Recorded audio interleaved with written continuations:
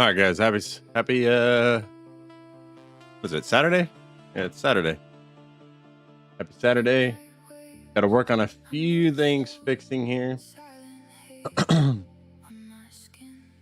Still having issues. Okay, so let's go ahead pull this down. After I fix some of these bars, I'll go ahead and put it up on the stream. Need to turn down the music though. Okay, should be good. Okay, I'm going to go through a series of issues that we are currently having. I'm going to need you to give me a detailed message to Codex to go ahead and have it fix it, along with our hidden applications page. It's still not kind of turning out to the way we want it to be. But go ahead and take a look at the first screenshot. As you can see, it totally rearranged my bar at the top. And you can see in the top left, the DestinyAI logo is kind of overlapping with another logo. Again, I think that's probably because maybe there's a separate logo. I don't know why it's overlapping like this. So that needs to be fixed. And the forge button needs to go back to in between the contact and the login. It was perfectly centered in the middle of both. Again, I don't need it touching that. Another thing I want to fix is on our main website on the home page.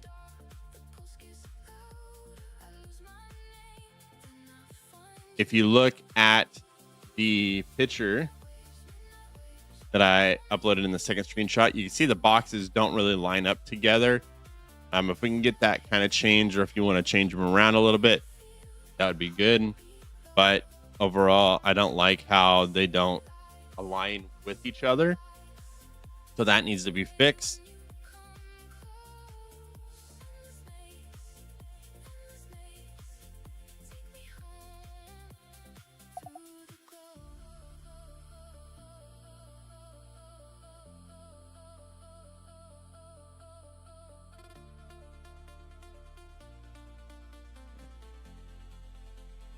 See, this looks good. Like, I'm not gonna lie. Third screenshot looks good.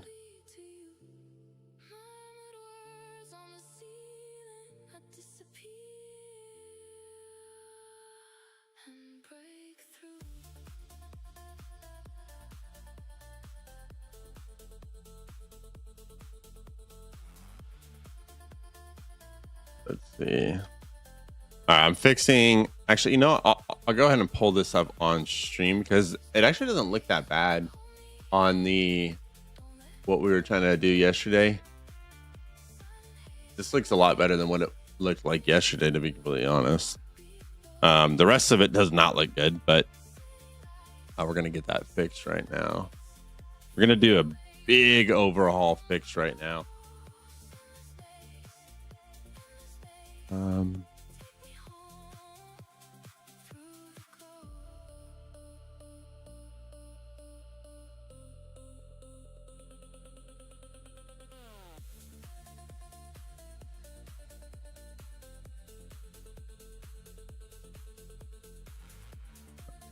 See. Okay, now if you look at the third screenshot, I do like how that looks.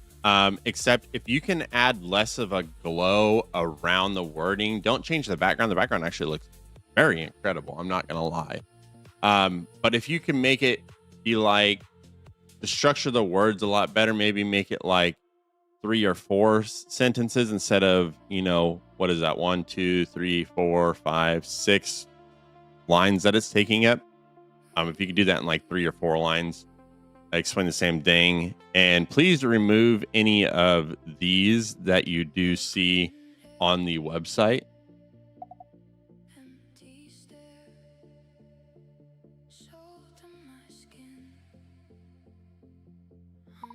I don't ever want to see that anywhere on a website. As well as if you look on the fourth screenshot, That doesn't really match the one that you sent over originally that I did upload over to Codex. However, I kind of want it changed up a little bit and change the colorings to kind of make it match yours. If we look at the fifth screenshot that I uploaded, it doesn't look anything like the one that you sent me originally. I want that one to match almost detail for detail. The same thing with screenshot number 6. I would like it to match it with that too. And screenshot 7 and 8 as well. Those all need to match what you sent originally. So if we can get that sent too, that would be a great help. Okay, now let's go, because we're having an issue here. Actually, I think all this is fine.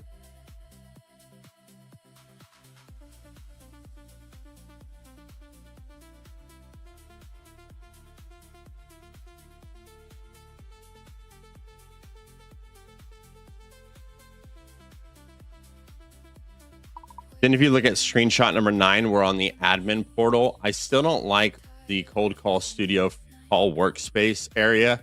Can you please redesign that page and make it more appealing?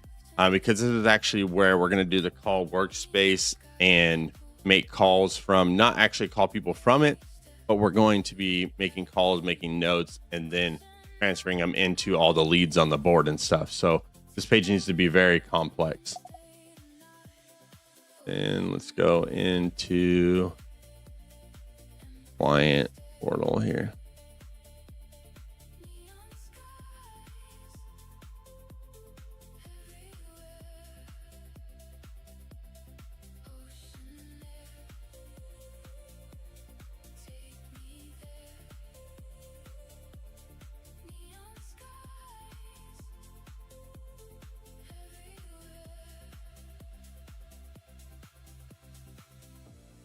What did I need to change on?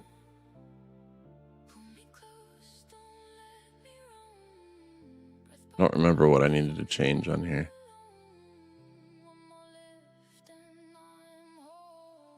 Maybe I didn't need to change anything on here.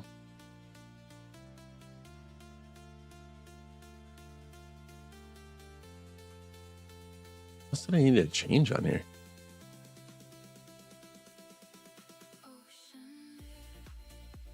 Well, that's gonna bug me actually.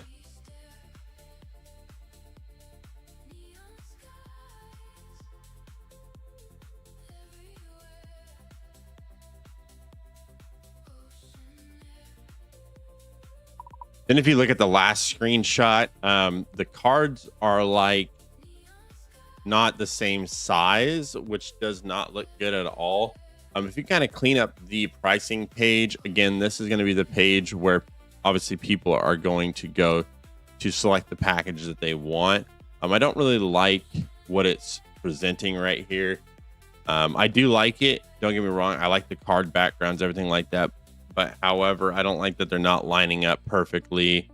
And they just kind of look, you know, they look decent, but I'd like to see what else we can come up with designing this page to make it a lot better. Again, this is going to be a big overhaul update. So I need the message to Codex to be very explanative and explain in detail to it exactly on how to do things.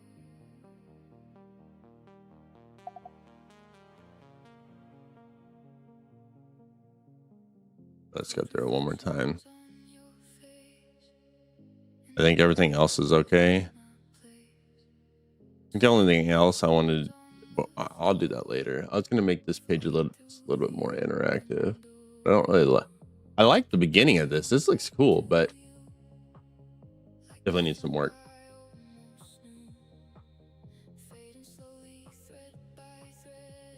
Okay, let's go through one more time and make sure I'm not missing anything here.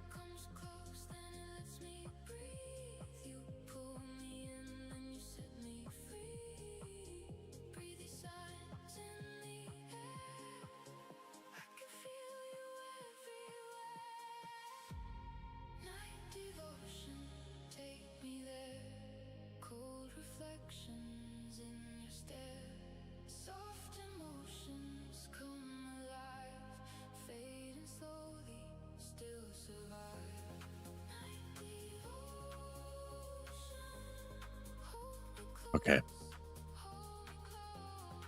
What else? I need to do something else, and I can't remember what it is right now. I need to open up Codex.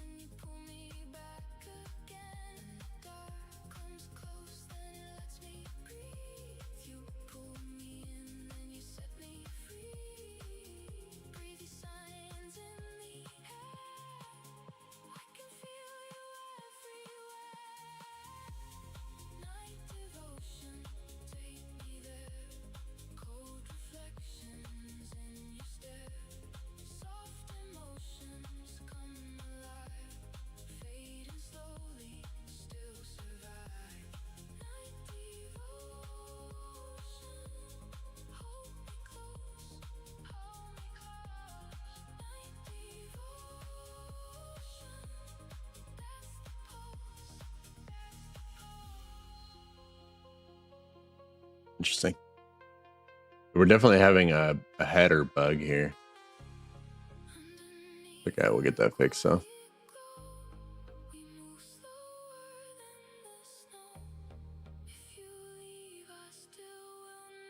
I actually do like this a lot better than what fucking Claude did. I mean, if we definitely do a comparison now, like this, like, I mean, this looks good, but like, I like how like fast this is. I feel like it started out like a little slow, but I definitely think like this page right here, I think it looks a lot better just because of the coloring. I mean, if this kept this color and this was like red, I think it would be good. I like this on how it's kind of laid out. I just wish it was more like stretched out. And then I like the logos that it uses here versus kind of what we're at. I know it's kind of like matches the aesthetic of the website. However, it can be changed. This is the only thing that I think looks poor, really like bad here is this. Like, I mean, I get where it's going, but like this should probably pop up right here if it's going to be like a menu like this. And I do like our bar a lot better here. This one I like a lot better on here. I mean, because I put why not just put REX? Like, why is it RX? Like, oh, I guess because it there we go.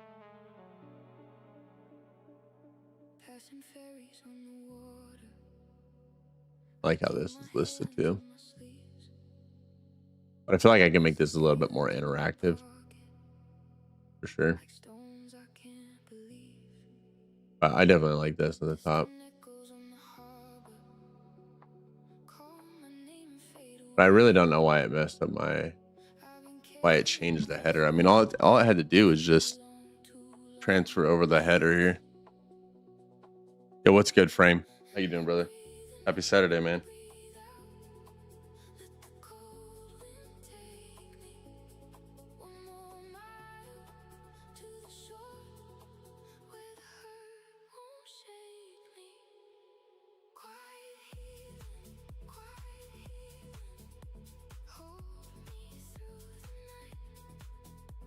Check out my portfolio website. All right, I got you, brother.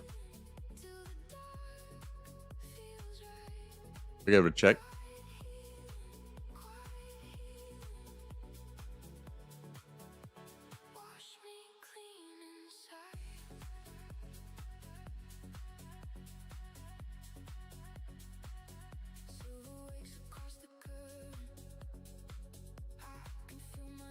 I definitely feel like with people using Fable and Claude, a lot of fucking websites are gonna look the same though. Like,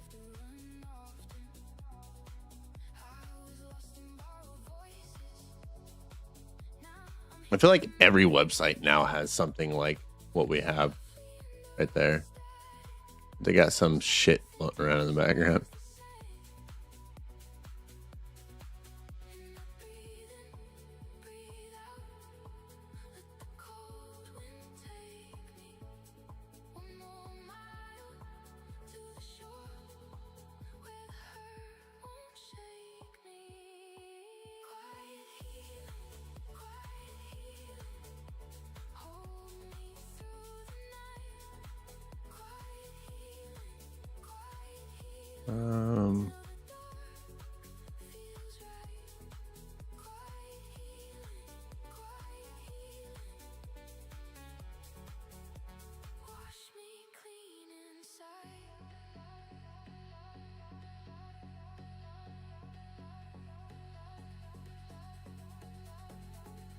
Redo a scan here.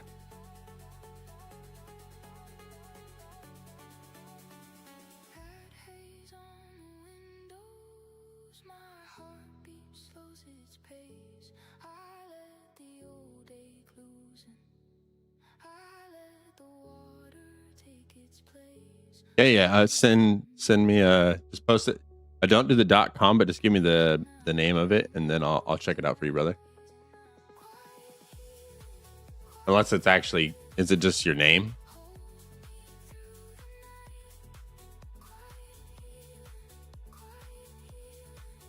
I'm assuming it is. Yeah. Maybe. Maybe not.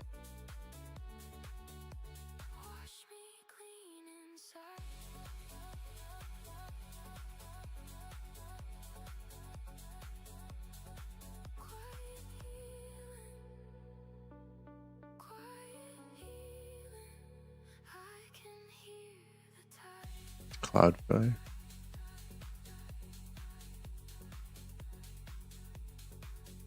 So it's your name and then .cloudflare, or what is it?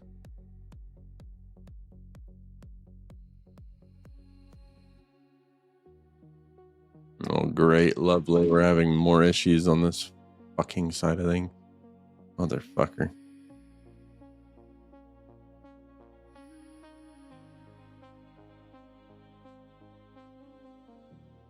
I mean, actually, that doesn't look that bad.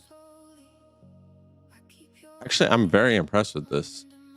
I mean, I know it said we had an error on something, but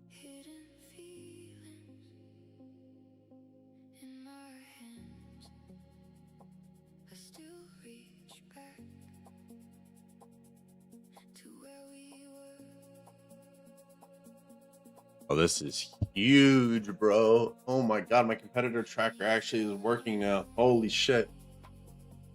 I do have Discord. I'll post it in the chat. You can add me. Well, we're gonna be creating a Discord for our channel today. At some point on this stream, we will. So I'm getting a lot of requests from people that want to build something.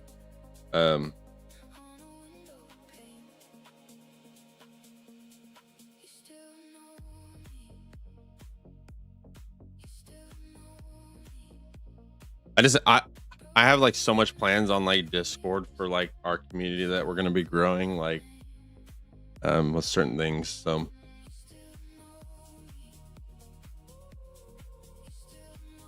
incorrect. It might be a capitalization. Don't add the capitalization on the G. That'll just be non-capitalized. That's probably what it is. But just this. Forgot it's fucking cat sensitive on Discord.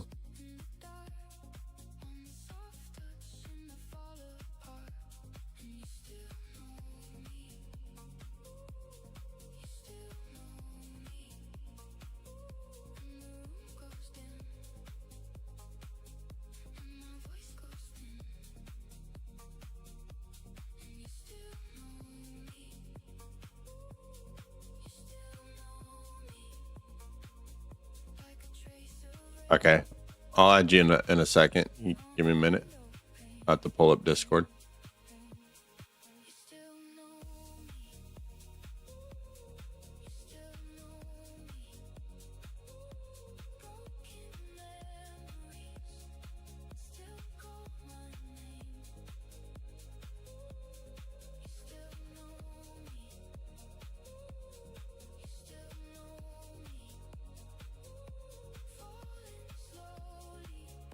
Gotta get all these pulled up 1 second.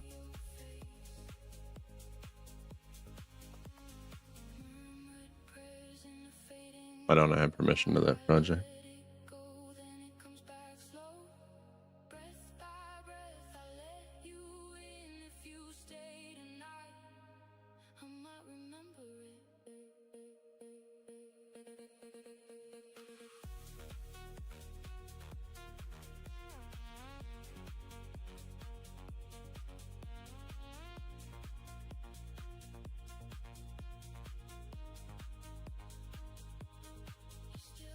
Okay.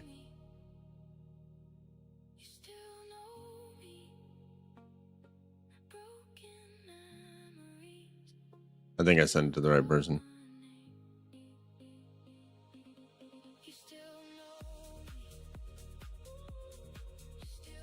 So we're definitely going to be doing.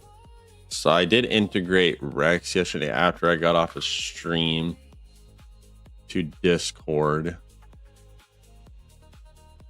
But need to deploy him.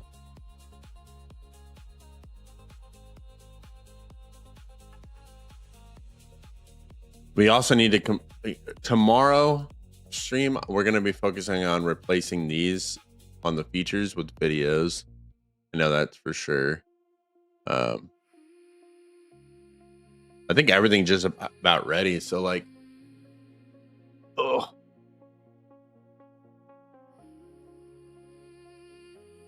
okay, how much?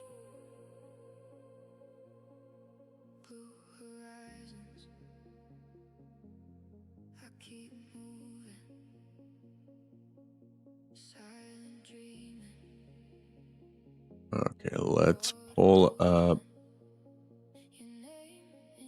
Damn, I did not mean to close out of that.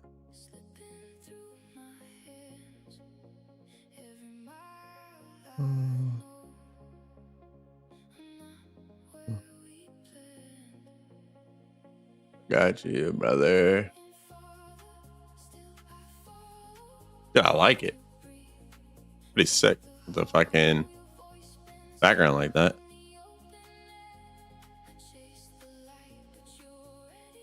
I like it. That's kind of like I can't show it on stream because it does show a lot of my a lot of personal stuff within Rex, but ultimately this was kind of like how I was trying to explain to one of the guys in the stream on how I built Rex's memory.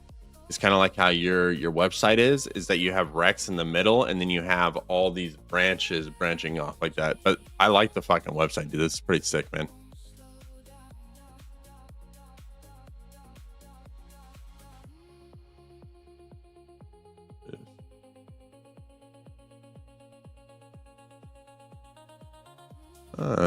From Pakistan. I like it, brother.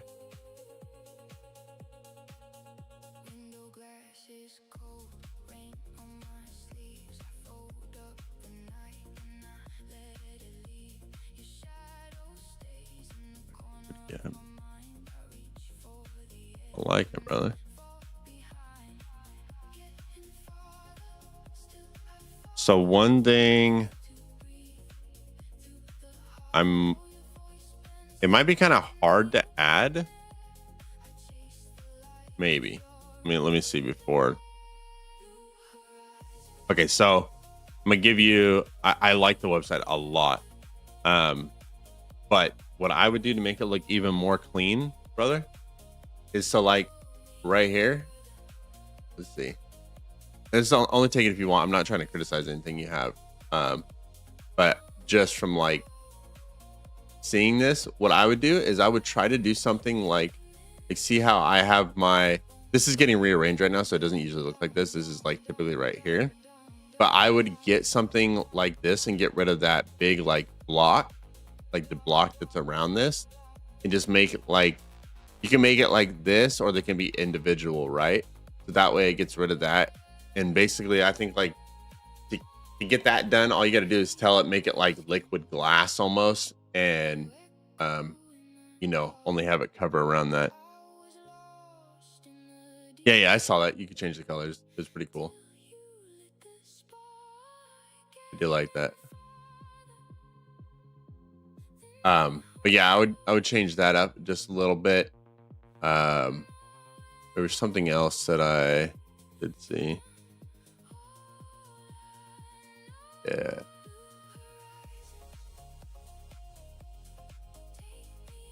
Yeah, because it's kind of like I said, it looks extremely good. Like probably one of the best ones that I've seen so far.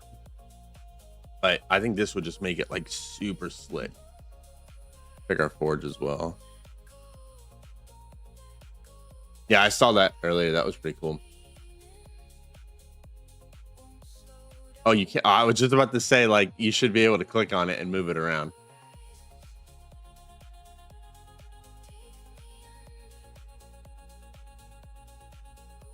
Like it.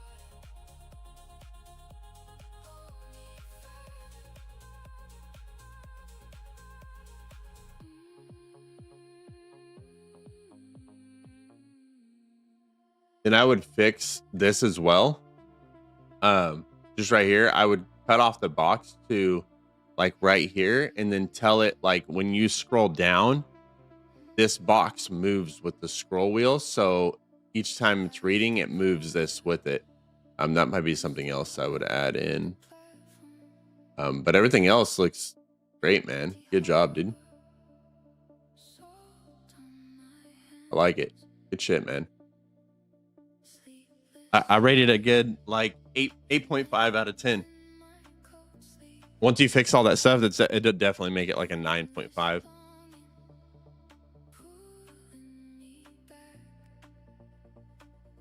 I'm very big on like interactions with websites, right? So I like that your website's very interactive.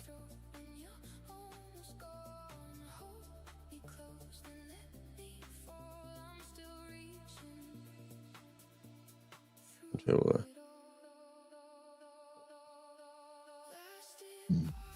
no problem, brother. Looking forward to seeing.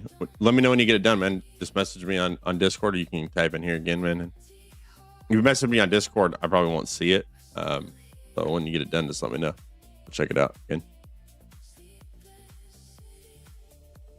Okay, I did this on onboarding design. What the hell is this at?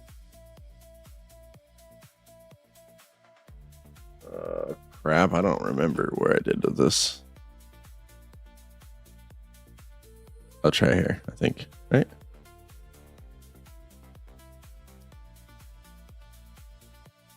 Yeah, it is. If you ever want to work together, let me know, because I've been really hard frame boost and I'm open. Hey, I appreciate it, brother. I'm always down. Like I said, when I get the Discord done, we'll definitely be building a big community to kind of everybody helps each other and kind of make sure we all succeed. I'm really big on helping people succeed. I've done it for the last 4 years on, you know, making things possible for people, and just kind of want to pass it on to a big community of people. And my knowledge with sales and stuff like that too. So, but as soon as I get it built, we're going to be building it today. I'm just trying to integrate Rex into Discord, which is very complicated because Rex is his own operating system, like GPT and Claude. There's a lot of API crap and whatnot, making him into a bot, and kind of a pain in the ass.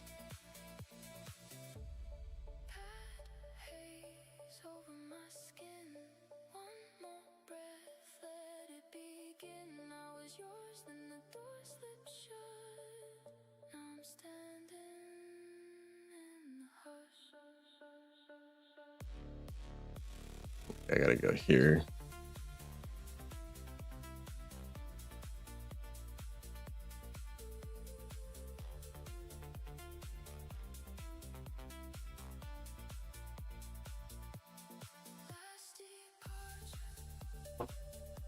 Okay.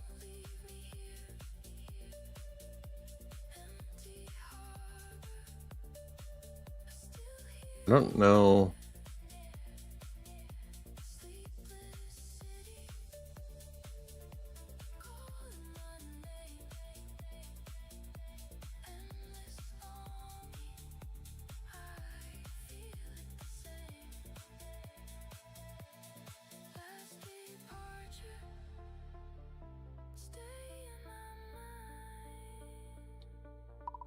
Okay, so I'm on the developers portal right now on the OAuth 2 page, and I'm not seeing this token you're talking about. I see client ID and client secret, but I'm not able to find this token.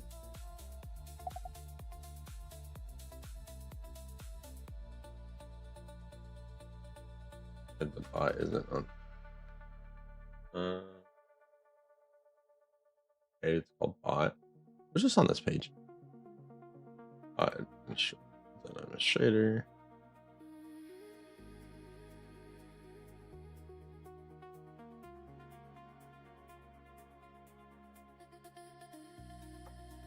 Okay, I see here. Here we go. Okay. Oh, we can totally change it. Oh, this is like huge, dude. Logo.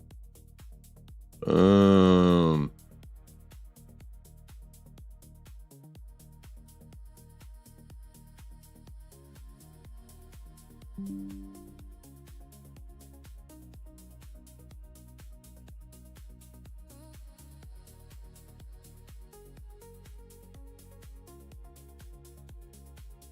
Okay.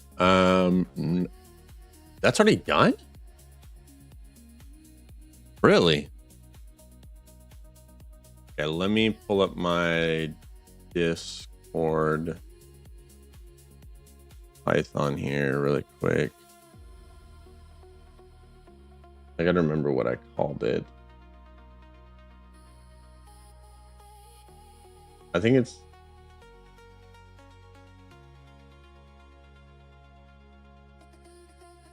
I think I did it on the back end. I did do it on the back end.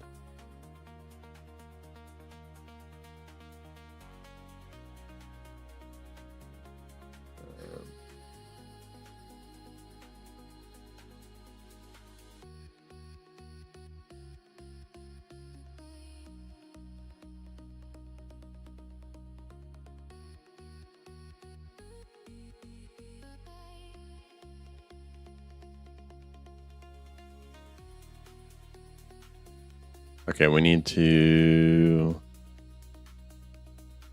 put up Discord. Putting chat.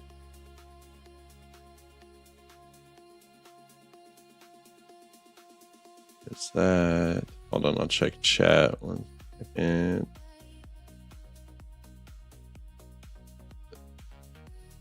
There's this. And I need to open up Python.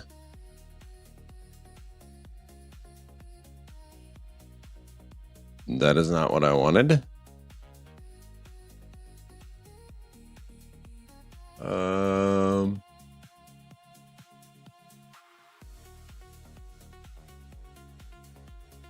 Let me see.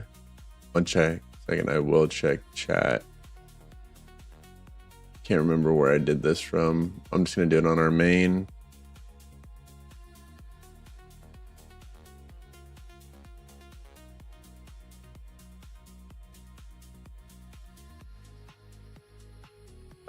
What are we working on today? We're doing a few different things. So right now, we're still working on some of our UI redesign on our website. And then we are going to be working on launching a Discord server for our community today as well. And then, oops, I need to save these changes. But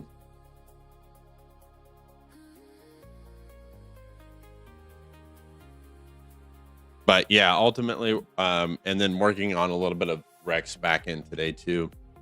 But essentially, we're doing a lot of. I want to get this Discord server up and running because there's been a lot of people have been asking about it, and what I have on Discord server right now is like very complex. Like, I'll show it right now. Like, it's got a bunch of this crap all over the place. Because I used a different thing to try to build the Discord and it didn't work out the way we wanted it to.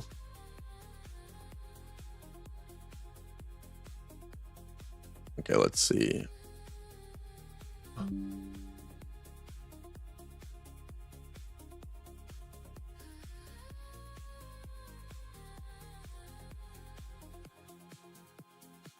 Let's see what it did as far as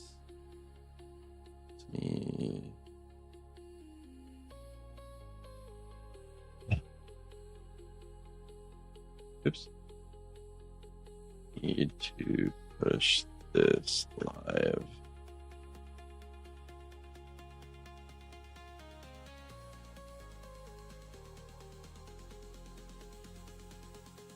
But ultimately, today's going to be a pretty extremely busy day for us. Because I'm going to have to go set up Nightbot and everything too.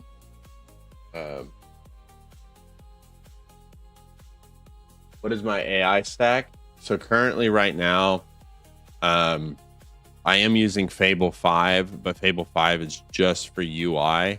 And I'm using Fable 5 and then giving it the codecs. Some people have kind of gotten irritated at me for doing that, but I think they actually work extremely well together. But my actual UI stack, my actual AI stack is GPT 5.5, then Rex. So Rex is the operator that I did build from the ground up. And he acts like he knows everything about the business, everything that he wants to do, anything like that. Like, he has his own operating system. So he's like GPT, Claude, and Gemini. And I use him to dissect the code that GPT gives us and make sure it's working towards the end goal of where we want DestinyAI to take it. So he reads through it, changes anything that needs to be changed that doesn't align, or if it's perfect, it'll send it straight to Codex, and Codex will implement it into our system. So that's usually what we've been doing.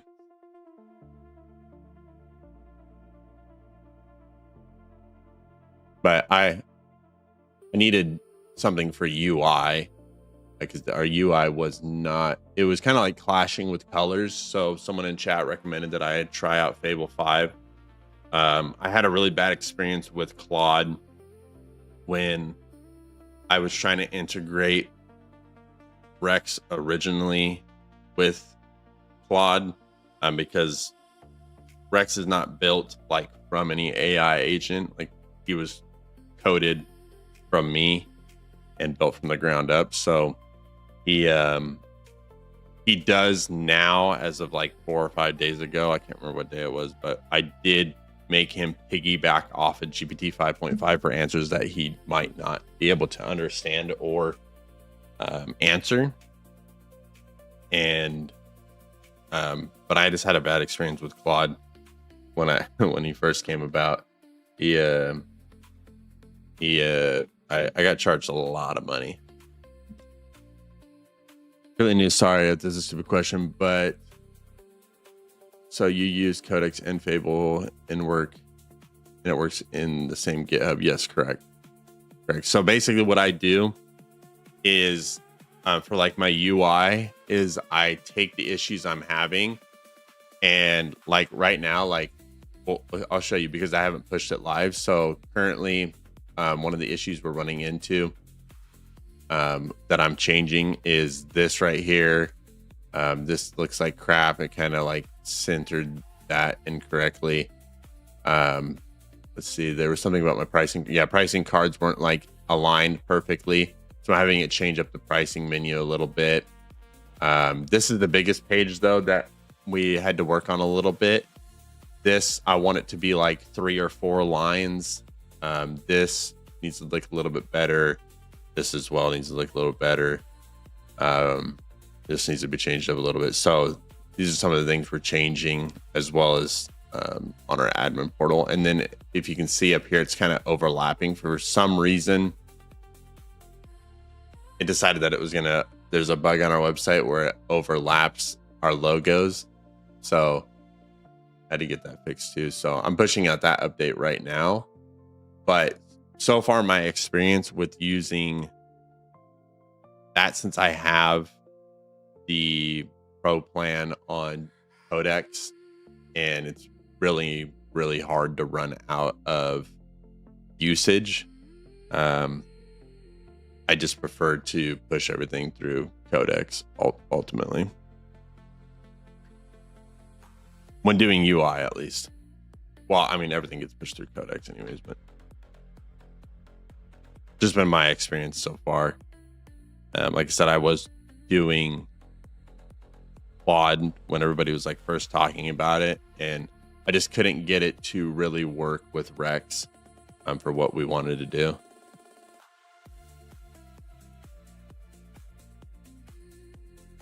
How did I come up with the business idea? So I ran a door-to-door sales agency for about 4.5 years. And I was traveling, and I've met a lot of business owners, and I've always heard them like complain and kind of have issues in their business. So over the years of just hearing it all, I just decided last year that I was going to start up an AI company to basically handle a lot of these issues for business owners. And when I first started the idea, I hired some guys in Pakistan to build the tool for me. And they didn't actually build Rex itself, but they were building like the website and everything, because I didn't have time, because again, I was still running my door-to-door company, and that's a commission-based only job. So like I was required to be out in the field all the time. So I was like never home. And then back in March of this year, the company that I was partnered with cut all my funding off and didn't pay me out any of my money that they owe me. So I had no choice but to just fully dive directly into this stuff to make sure that, you know, I keep my living and, you know, don't lose everything I have, I guess. So I did solar, roof, and HVAC. So I was out here in sunny California and going all up and down the state. I helped in 4.5 years. I helped over 380 families go solar. And that was just myself. That wasn't including like the people that worked for me. And I am like so glad to be out of it. Like, I'm gonna be honest, man, like door to door taught me a lot. Like it definitely made me more interactive with people. But like, I'm gonna be honest, man, like homeowners suck, dude. Like they say so much stuff that is not like true to try to get free stuff out of things, and like cause issues. So like just on that side of things, it was like such a stressful thing, especially owning your own business. Is like so many people were always trying to say stuff, and it was just like I'm glad that I'm out of it. Let's just say that. Like I wasn't one of those like Sunrun reps that just, you know, said things to get sales. It was just like, dude, like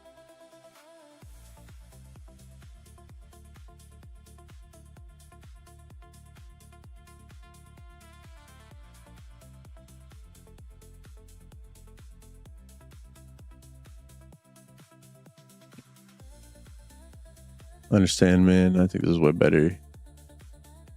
No, exactly. And that's the thing, dude. Like from doing door-to-door sales is like the companies, like I go door-to-door still and I'll present this to companies. Like I don't care. Like people locally, I've gone and I talked to them just to kind of get like their interest and show them. And like it's caught a lot of people's attention in my town. We haven't onboarded any clients yet because we've been dealing with some UI and back end problems. But as of tomorrow, everything will be sorted out and be fully ready. Because we build custom integrations where we integrate Rex into people's businesses and get rid of like their expensive applications that they're paying like every single month to, and we'll build a company's own custom program to their business with Rex. So we do a lot of different things for businesses. Ultimately, the end goal is for businesses to rely on Rex to do a lot of their operational headaches and run their business as they would, so they can spend more time with family, focus on other parts of their business, stuff like that. So that's ultimately the end goal. It did not move this back into the middle. Wait.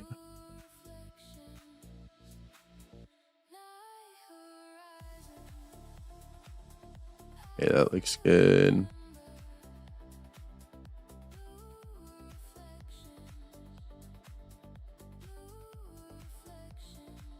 That looks better. I think it was something on the Forge page I needed to do. Maybe not. This needs to be like changed up a little bit. Okay, let's see. It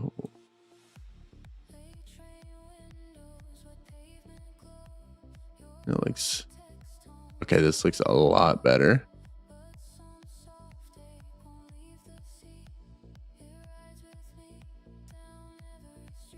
It's better. Oh, dude, yes. This is exactly how I wanted that.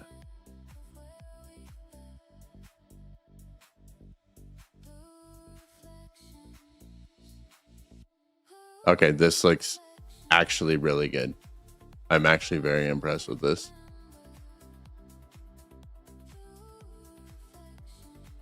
Was I missing a card there earlier, or did it just disappear? Oh, it did disappear. I was like, wait a minute, what? I think the only thing I would change is kind of like the positioning of the words. That would be what I changed on it. What would you sell though, like going door to door?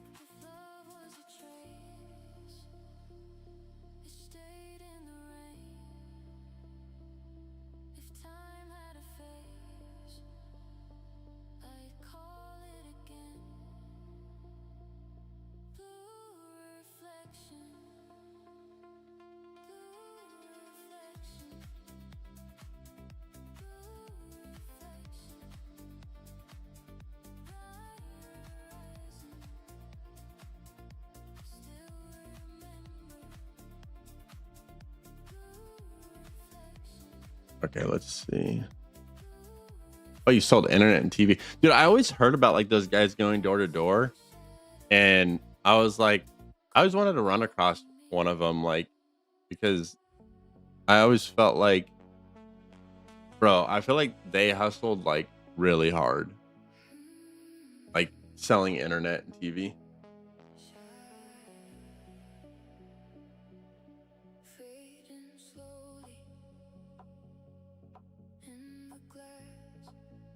Bro, all I can say, dude, is like, bro, do it now.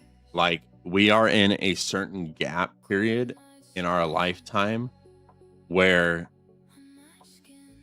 if you don't do it now, it's going to be harder to do because AI companies are arising everywhere right now.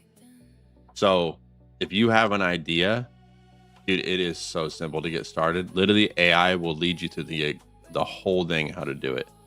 Like you can use like Bubble.io if you don't want to deal with any code or anything like that to build websites and whatnot. or you can have AI do it all for you, right?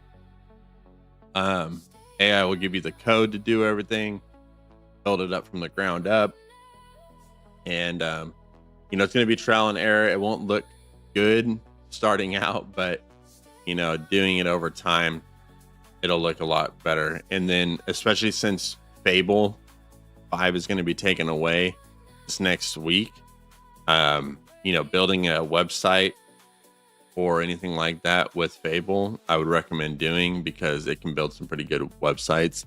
My website wasn't built off of Fable. This part of it was.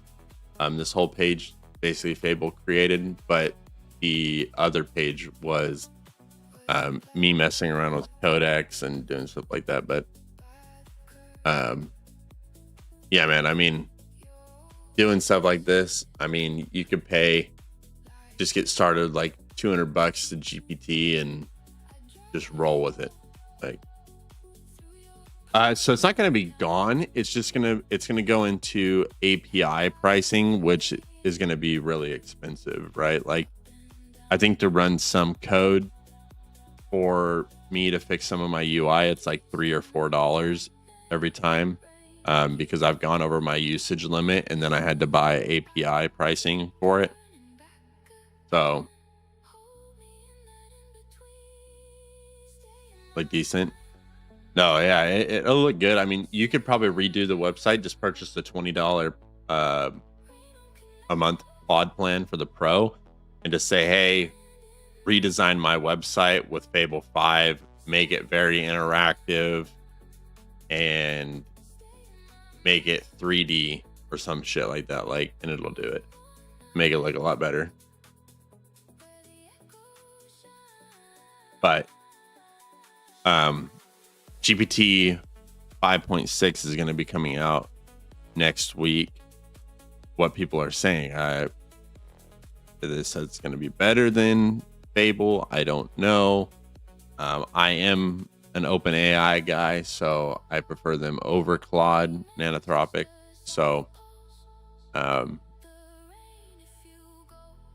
going to say it's probably going to be better. But yo, what up, Technoblade? Welcome back. I don't think I need Fable for landing page, but I want to automate my ecom and meta ads. Is where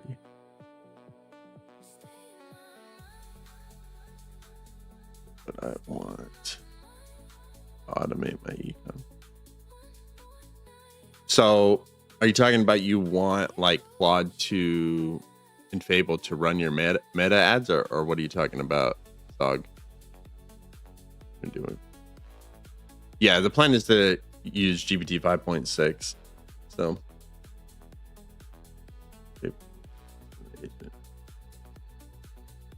So Rex is its own agent.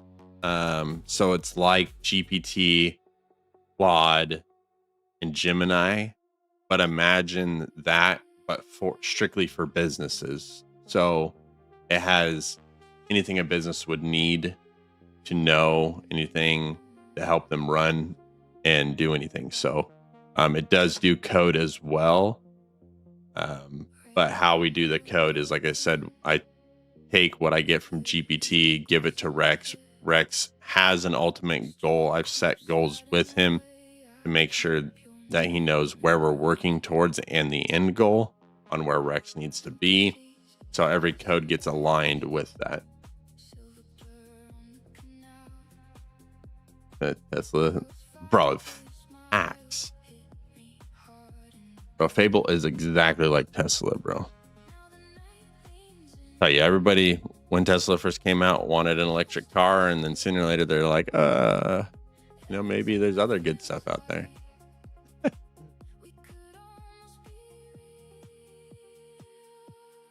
let's see. Watch for all good. A run. Python rebuild. Okay, let's see if this works now. Wait, need to do that.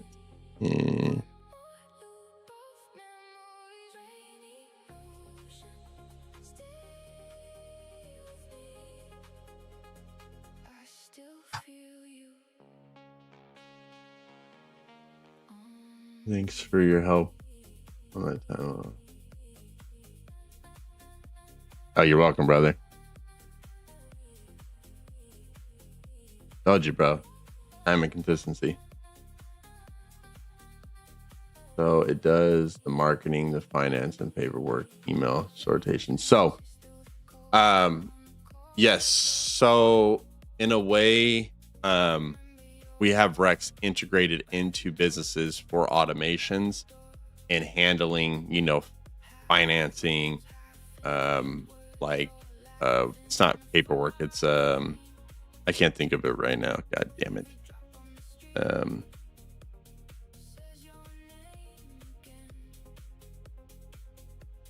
It's not financing. They call it something else.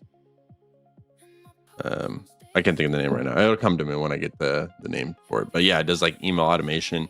It'll reach out to, like, for instance, like with restaurants, when they get low on inventory, my agent tracks their inventory and it'll reach out to their suppliers. And if they work with multiple suppliers, it'll get them the cheapest cost, let the owner know, and the owner will decide, hey, which route do I want to go? Unless they have it set on like, hey, Rex is fully able to take over the business, which they do at their own risk if they want to.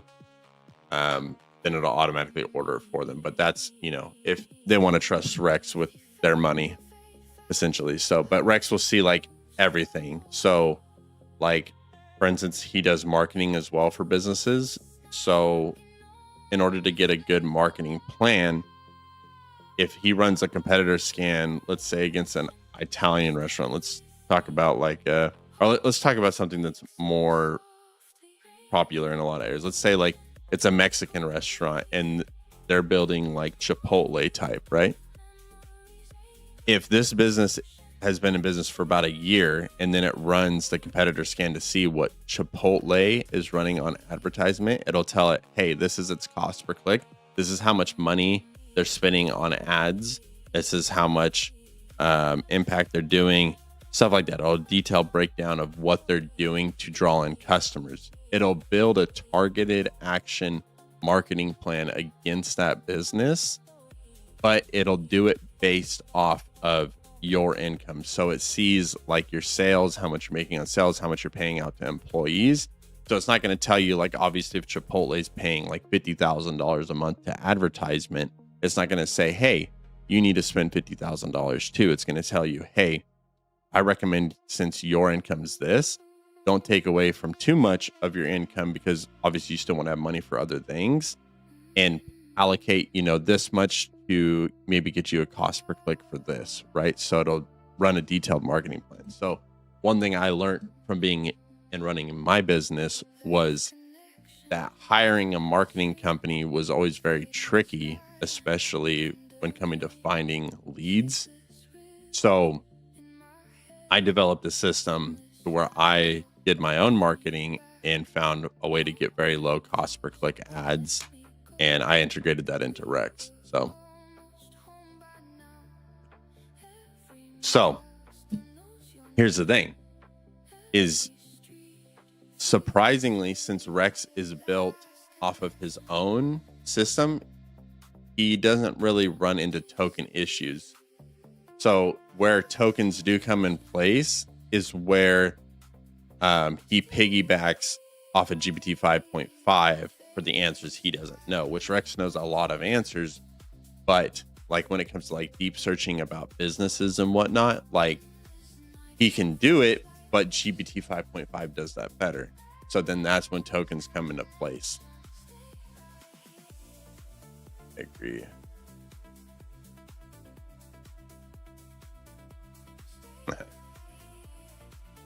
No, that's what we've been doing. I've been going door to door, and we have a lot of businesses that are currently needing Rex's help.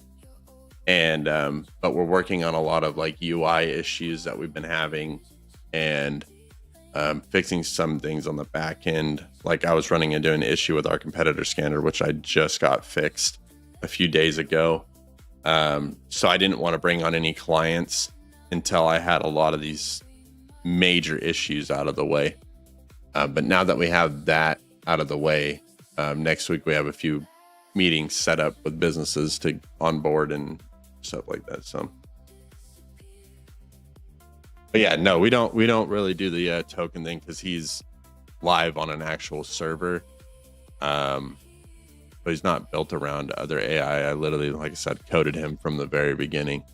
Like, so that's kind of separates him. I need to run these now.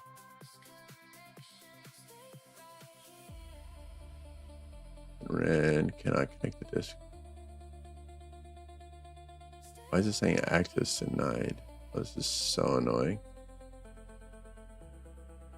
Let me try running it myself. Oh shit. Did not do that.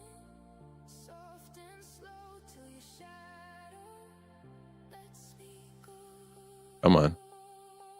Come on. Wait, is it doing it?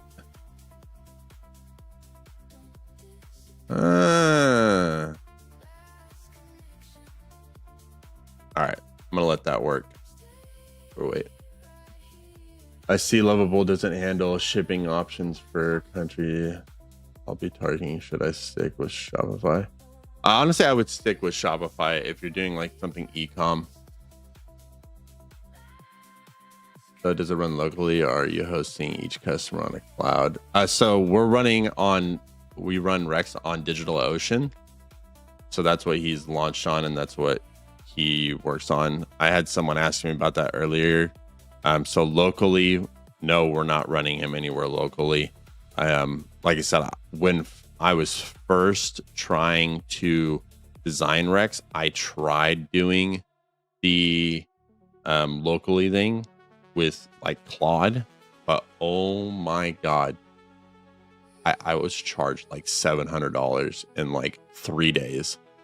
Like it got like, I was like, holy crap, like no. So I found a way to go around it and do everything without integrating any AI, like I said. And then I found out like, oh crap, like what if I piggyback off of like GPT 5.5 for like answers that Rex might have trouble with? And that's what we did. So do you have any prior coding experience? Yeah. I did a lot of coding when I was younger.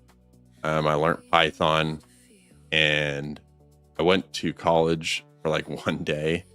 But I hadn't coded in probably, I'm 28 now.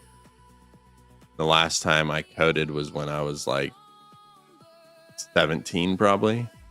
So but it all kind of came back to me. So like I didn't even know, like when I started coding Rex and making Rex who he is, I didn't even know you could use AI to help you code.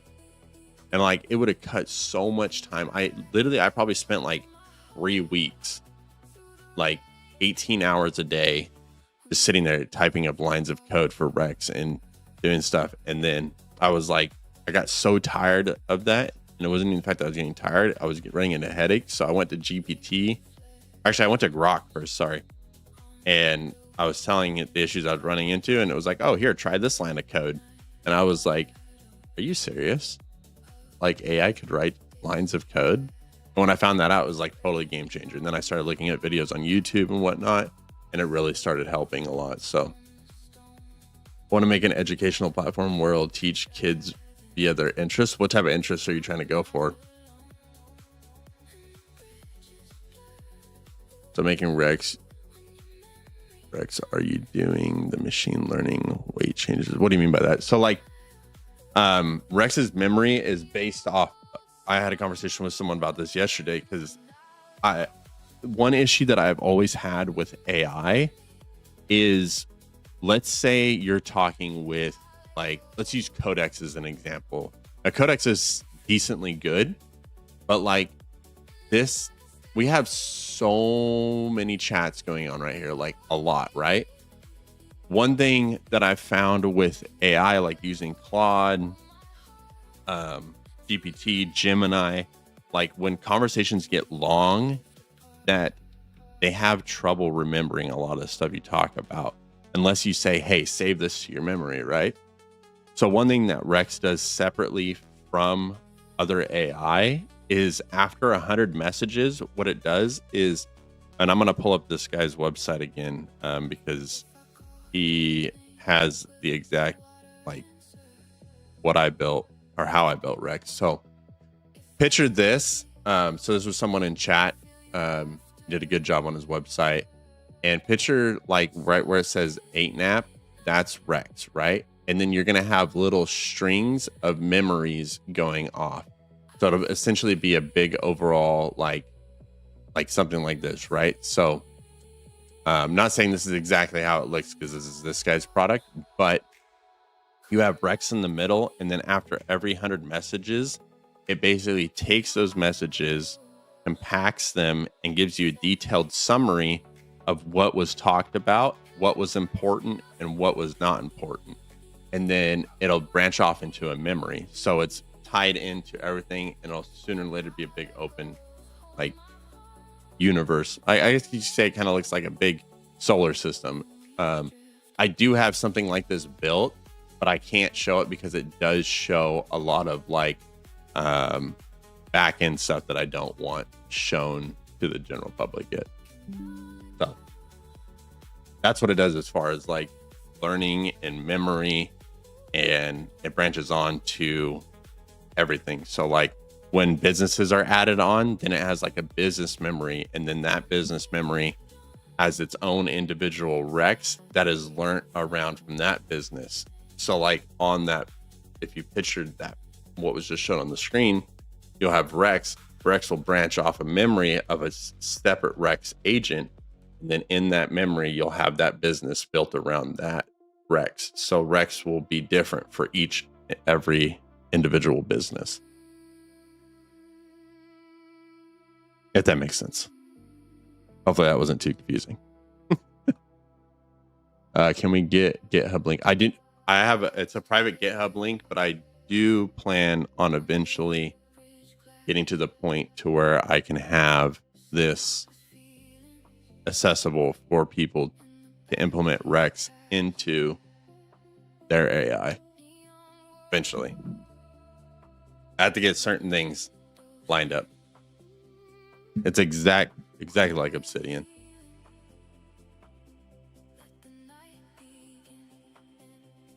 That's a better way to kind of explain it.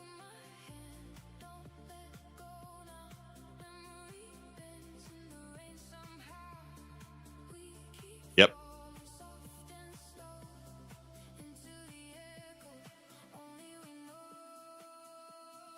So that's like I said, that's one thing that was kind of like always bothered me about AI. And I found like after 100 messages, like chatting with these other AI, that they would slowly forget. Like I said, when I figured out, like when this idea first came about in my head, and I talked to Grok about it like a year ago. I tried going back to that chat, and I remembered certain things that Grok didn't remember. And it was very irritating because it was like it was trying to direct me to go into a different path when I had already told it, this is the path we need to go into. So when I built Rex, I was like, okay, I had to come up with a system to where it doesn't do that. It needs to summarize, hey, this is what we talked about. This is the important things that he told me, so it remembers. But yeah, it was complex to do, but it was definitely worth it at the end of the day. Because yeah, I don't know where I'd be if I think of so much stuff that when I tell Rex, like there's some stuff that I don't even remember that Rex remembers now, which I'm happy for because it saves my ass. Okay, let's see. Started building. Okay, so let's see what it did with the Discord. Okay. Let's see if it did a good enough job.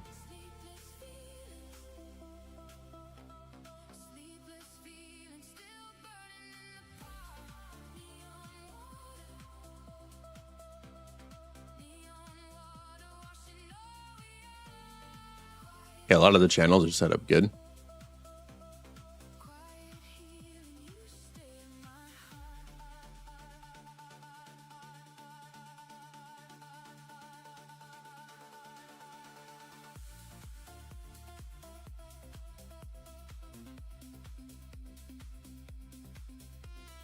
Like this.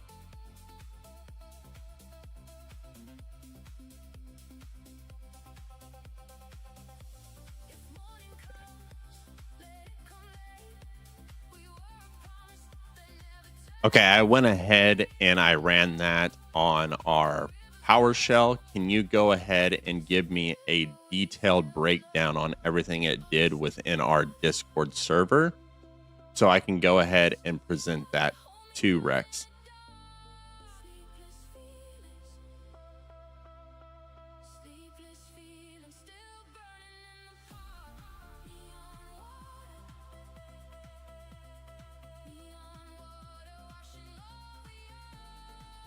Let's see. I was doing something else. What was I doing? I got distracted. Okay, this all looks good. Good. Okay, so we still wanted to do that. Let me see. What did it do with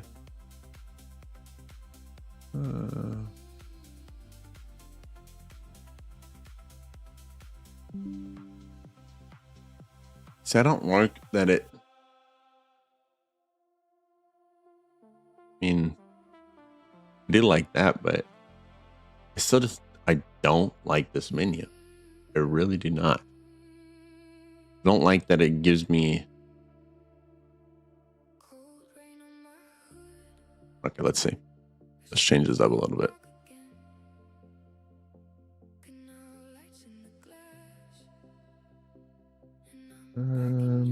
Right here. Admin.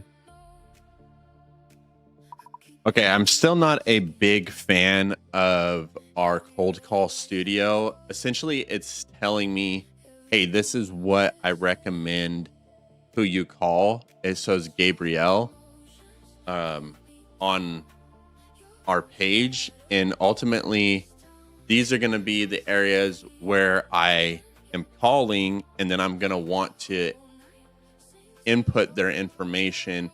So that way it puts it on the leads board.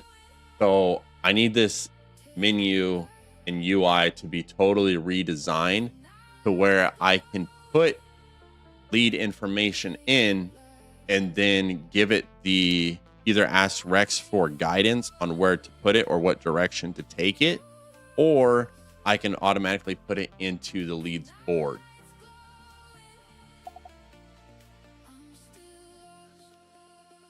So all this compute, and you're not worried about cost. Nah, I'm not really too worried about cost. Like I said, you know, for everything that I have on DigitalOcean, I'm already paying a certain price too, which is relatively hefty, but it does its job and it makes Rex operate the way I need it to. So I'm happy with that.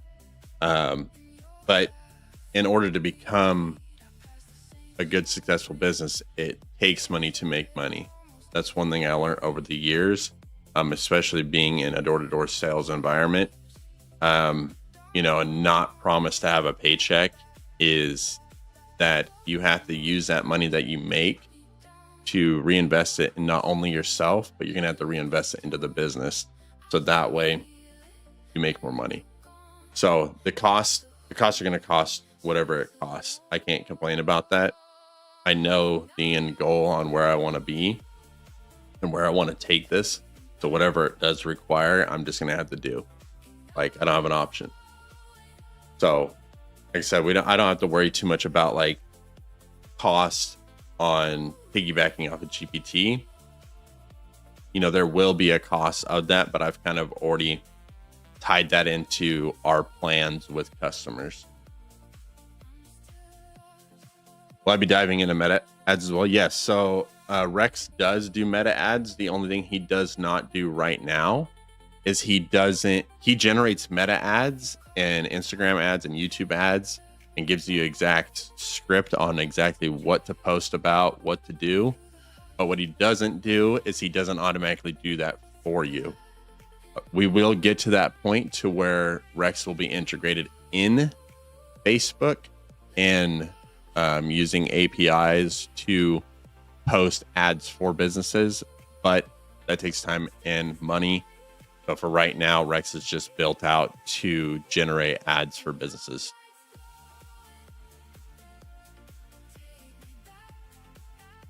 So, like for I can't think of the names right now, like ecom businesses, it's good to have like a Rex being integrated into that because it'll manage the inventory and get more inventory ordered when it gets low, so you're not doing it, not going back and forth.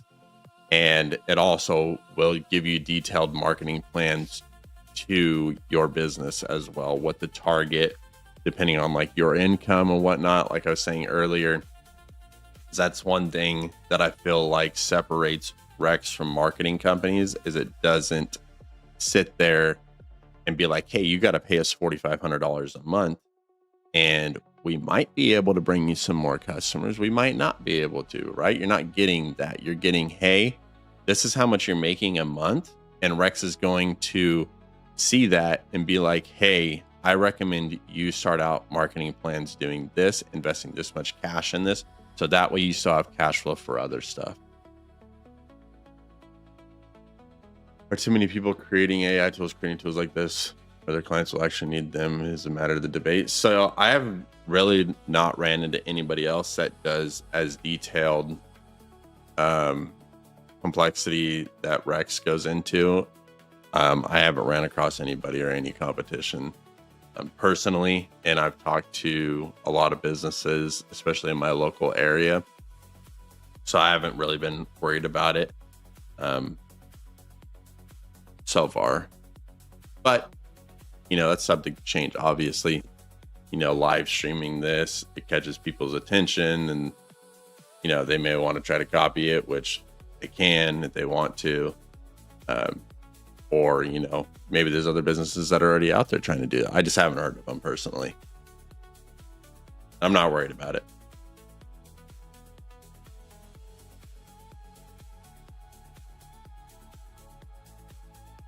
Like I always tell everybody, especially like people that are starting up their own business, is like, for instance, when we were doing cold calling on stream before I found out that I actually can't do that live on stream because I live in California, that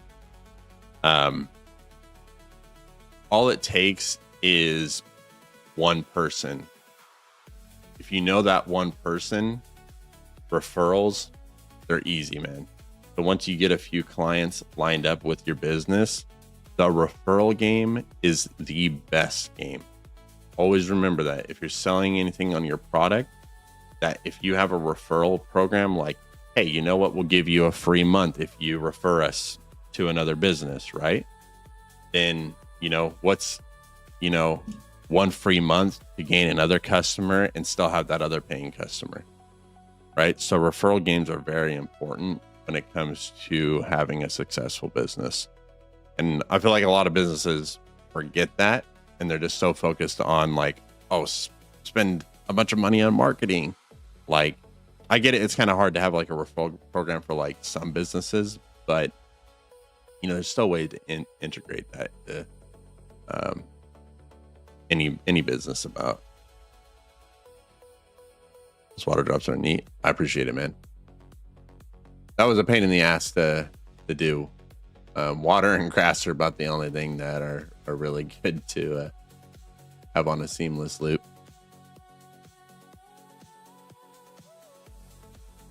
Oh, dude, man, don't be giving me those ideas, dog. If if I like added some like koi fish like jumping around in the water. I mean, yeah, koi fish don't really jump out of water, but or like some type of fish that jumping out of water, it giving me bad ideas. I can't do that. It was already a pain in the ass to do this seamlessly. Okay, let's see. Yeah, we need to. Okay, let me post this right here. And then put this here. Then recopy this. Oops.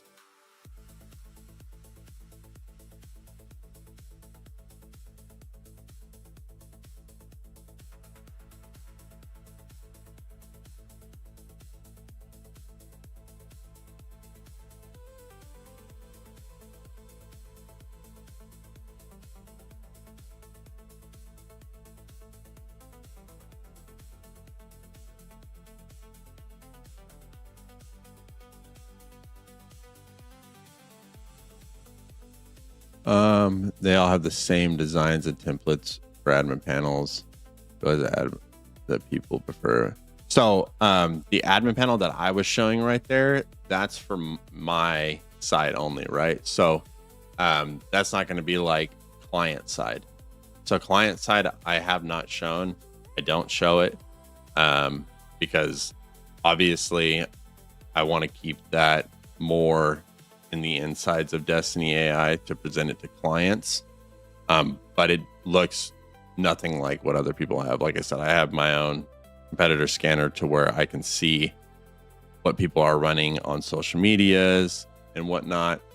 And then a marketing area to where it gives you detailed marketing plans, for SMS, social media, email, all sorts of stuff. So it does I have its own integrated system. And then for the companies that we work with to build them custom softwares for their business are obviously tailored to what they are looking for in a business and what they want to accomplish by integrating Rex into their business.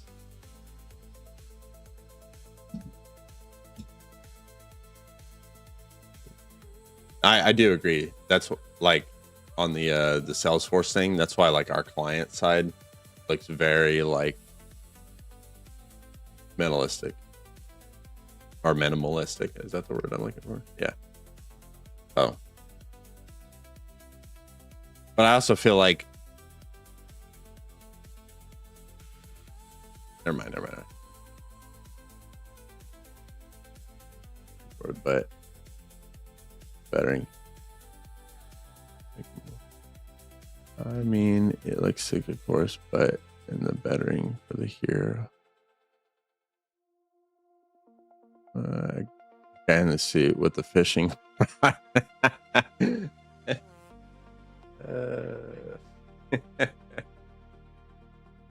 Oh my god. Dude, people would probably come to the website and be like, what the hell the fuck is this man doing in a fucking business suit fishing?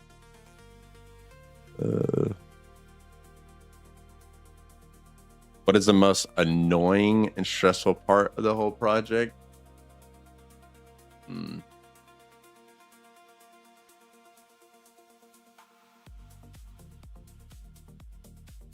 Honestly, like,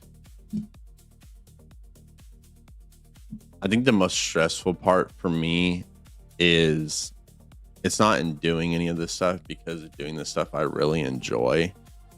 The stressful part to me is that I was running another business and the company that I was working for stopped paying me and they owe me a lot of money. So I think that was the stressful part, was that I got all my money taken essentially, and I don't know if I'll ever see that money again. So that's the hard part, and the most stressful part is because I have to make sure this works. I have to make sure this succeeds at the end of the day, because if I don't, then I mean, then I lose my lifestyle, right? And I don't want to do that. So I would say that's probably the most stressful thing, but I'm also glad that it happened because I feel like the direction I was going was the wrong direction. And I was so caught up in door-to-door sales that it was starting to impact the lives of people around me. So, well, a developer who builds a system for a client on Salesforce. Correct. I think there was someone else in the chat. I don't know if it was you. There was someone else in the chat that I believe they said that they build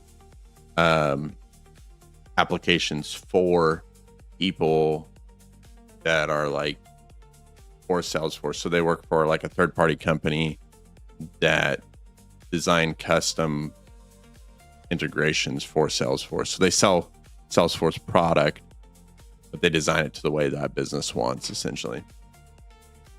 That's the cool thing. So Salesforce is its own tool, right? Like I've used Salesforce when I did work for Sunrun, and it's very like minimalistic and simple and easy to use. But the one thing that I've always struggled with businesses is, yes, businesses need a CRM software, especially if you're a sales company, but it's not always tailored to exactly what they need. So they're still going to require other apps that they need to use, right? Like, let's say it is a solar company. Like they're going to have Microsoft Teams. They're going to have, Salesforce, or like, I can't think of the other app. There's another app too that like Jobflow, or they're going to need like tools to manage and track all their inventory. And they're going to need a tool to where they can communicate with their dealers and whatnot, right? So like they have all these other tools that they have to work and use, and each of them costs their own, right? So one thing that I feel like a lot of businesses are lacking is having their own tool, right? Like you can build a Salesforce like application really easily and then integrate all those other things into one centralized HubSpot for a business, right? And that's kind of like what we do, but we go more into depth and we actually build these systems from the start and don't piggyback off of any of them, right? We build it tailored to the customer's needs, because that's one thing I learned in solar is every person's different on what they want and require in a business. So if you can find that that missing piece on what they're actually looking for, or you can find that issue and solve that issue, you have a happy client. So again, like Salesforce can work out for a lot of people, right? But if you build something fully custom to that business, they're going to have something that's more like, oh my God, like this is my tool. This isn't Salesforce. This is my tool. And I can do everything else as well. Like that's going to be easier to sell than I think Salesforce, in my opinion. Although Salesforce does have, the name big backing, right? And like the big buildings and stuff and whatnot. But, eventually we'll get there, right? So, okay, let me see here. I got to post this. This doesn't connect. Discord no longer community service. YouTube got right.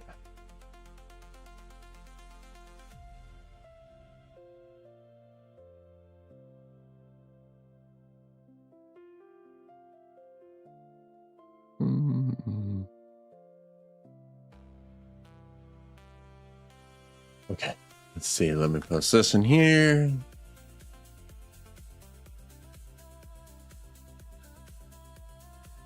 So now we need to connect Rex into Discord.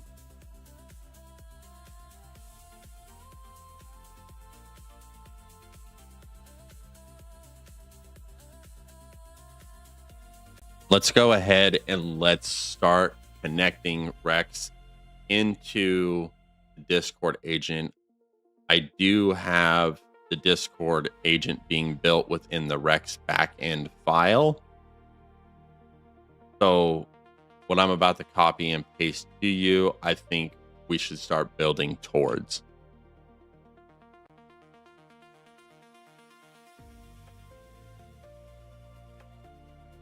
What's everybody working on right now, though?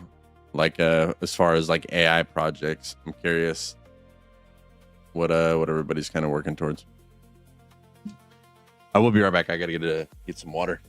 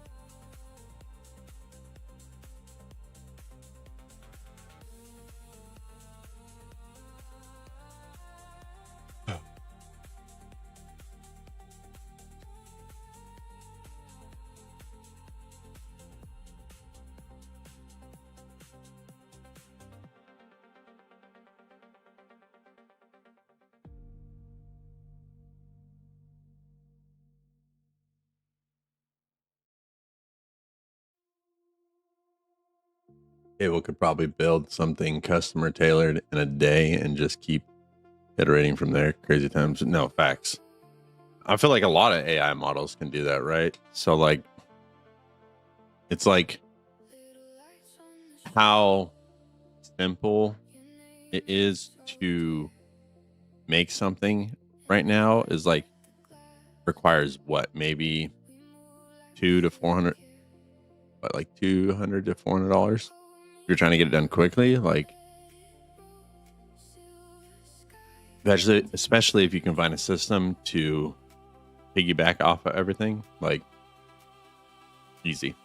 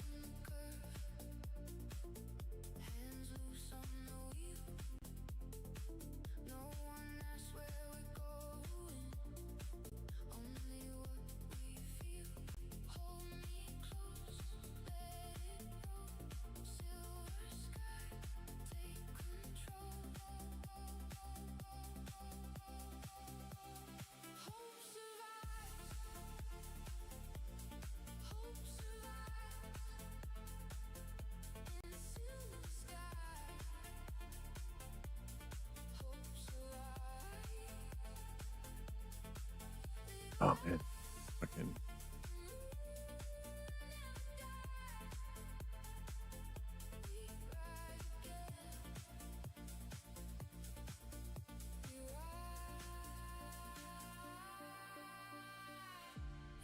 I still feel like this is really fucking bright.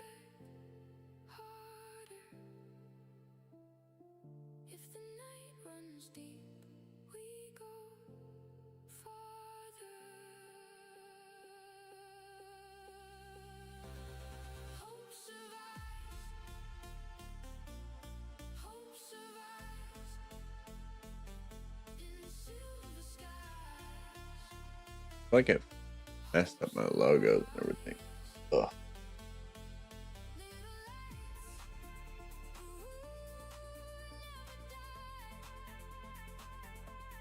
I need to change that once we get that back.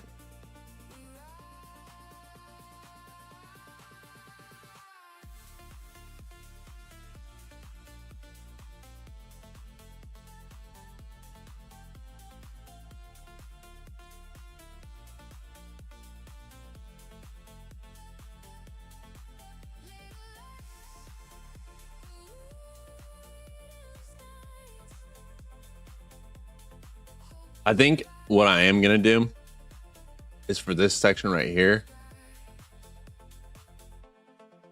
I'm going to make something like the obsidian type thing that, you know, people can drag around and play around with. But got to think about how I want to do that.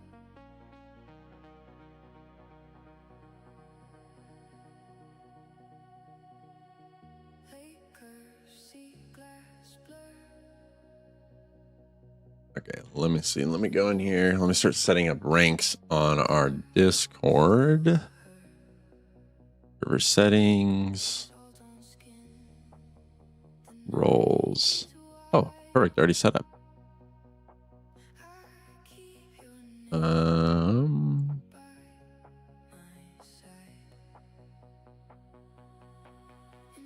Yeah, that's an issue.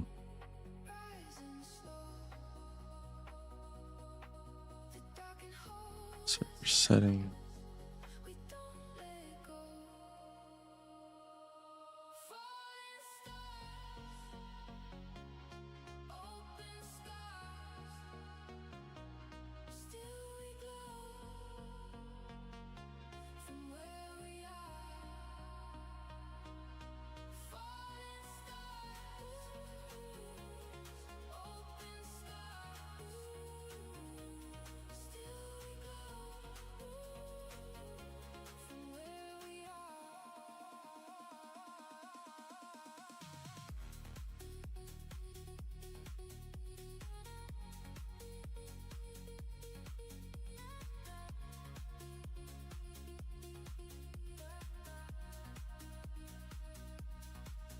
Okay, let's see.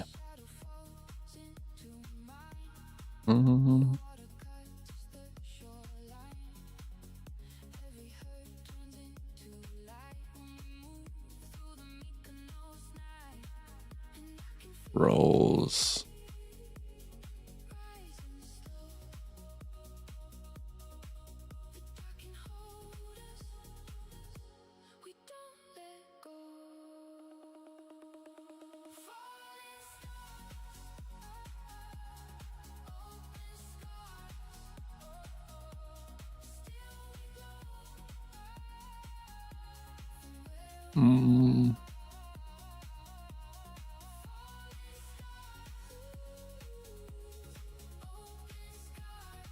Manage channel, create.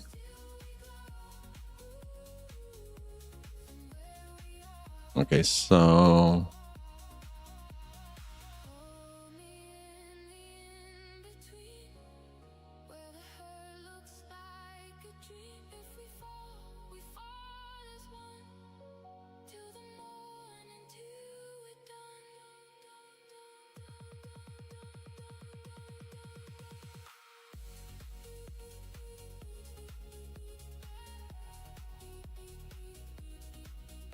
all right, once I get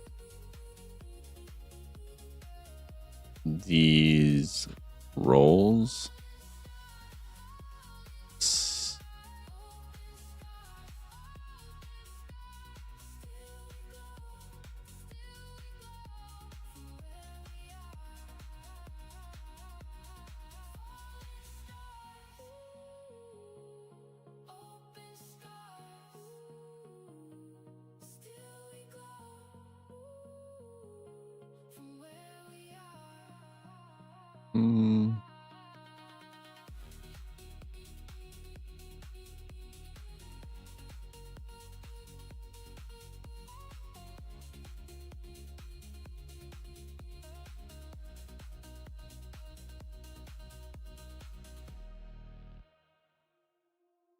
Okay.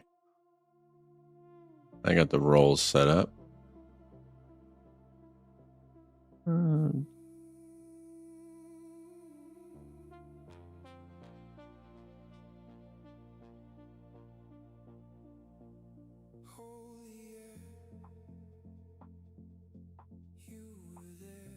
I can't. Okay, there we go. I was like, why the fuck can I do that?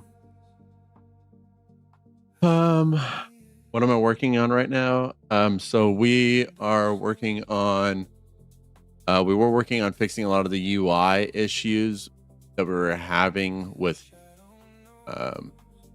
what I had built with Rex and GPT, and then implement them into Fable.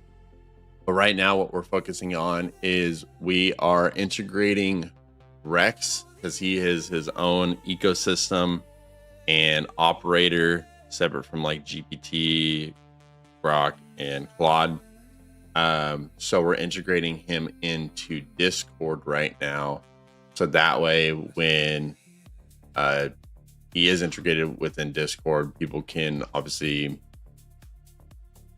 it'll be like a Discord moderator, but 10 times better in a way because he'll run and operate everything. So anytime I go live on Discord or anytime I go live, it'll post it. Like I do like the basic bot type stuff, but it'll also do like, when we start running like community events and stuff, when I started on stream, it'll also post it in like Discord and whatnot. So do a lot of different stuff. So it'd take me a little bit to do, but I'll get the server up and running. What subscriptions what am I using? So right now subscriptions, we have one to Claude just to use Fable, until it switches over to API. Then I'm canceling my subscription. And I have a GPT Pro Max account that I spent $200 on. And then I do DigitalOcean, Vertical, and Supabase for Rex. So we're running off of like 5-ish subscriptions probably. What is my app? My app basically is a secondary owner for a business owner. So Rex runs the business for business owners. So he does anything from operations to marketing to he does just about anything a business owner needs in their business, he does and accomplishes. Do I know a bridge mine? I think I've seen some of it on my YouTube. I've seen them pop up. I haven't personally like been in or done anything with bridge mine. I feel like I heard of it. He's like the vibe coding or something like that. Maybe had. I don't know. I typically just kind of stick to my own thing and don't really like. I have my own mission and what I'm trying to do, and don't really like look at what other people are doing. Unless they want like my input on something, then I'll be like, oh yeah, I'll give my input on something. Okay, let's see. Space one.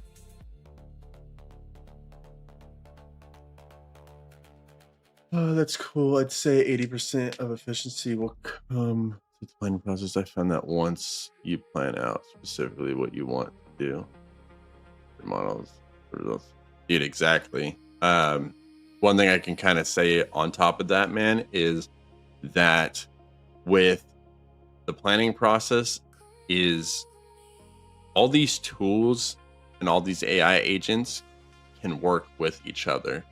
So like each agent is good at doing a certain type of thing and a certain type of project that they can do, right? So if you can find a way to, we'll use as an example, like Fable, astonishing on UI design.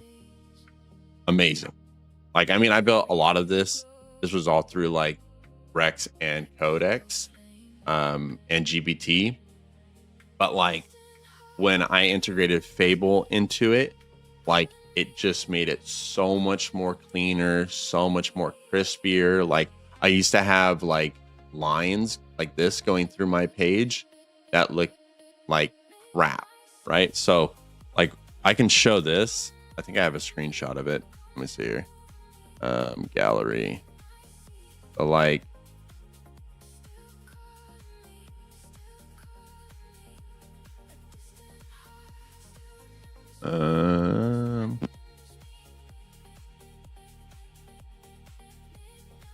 what the hell?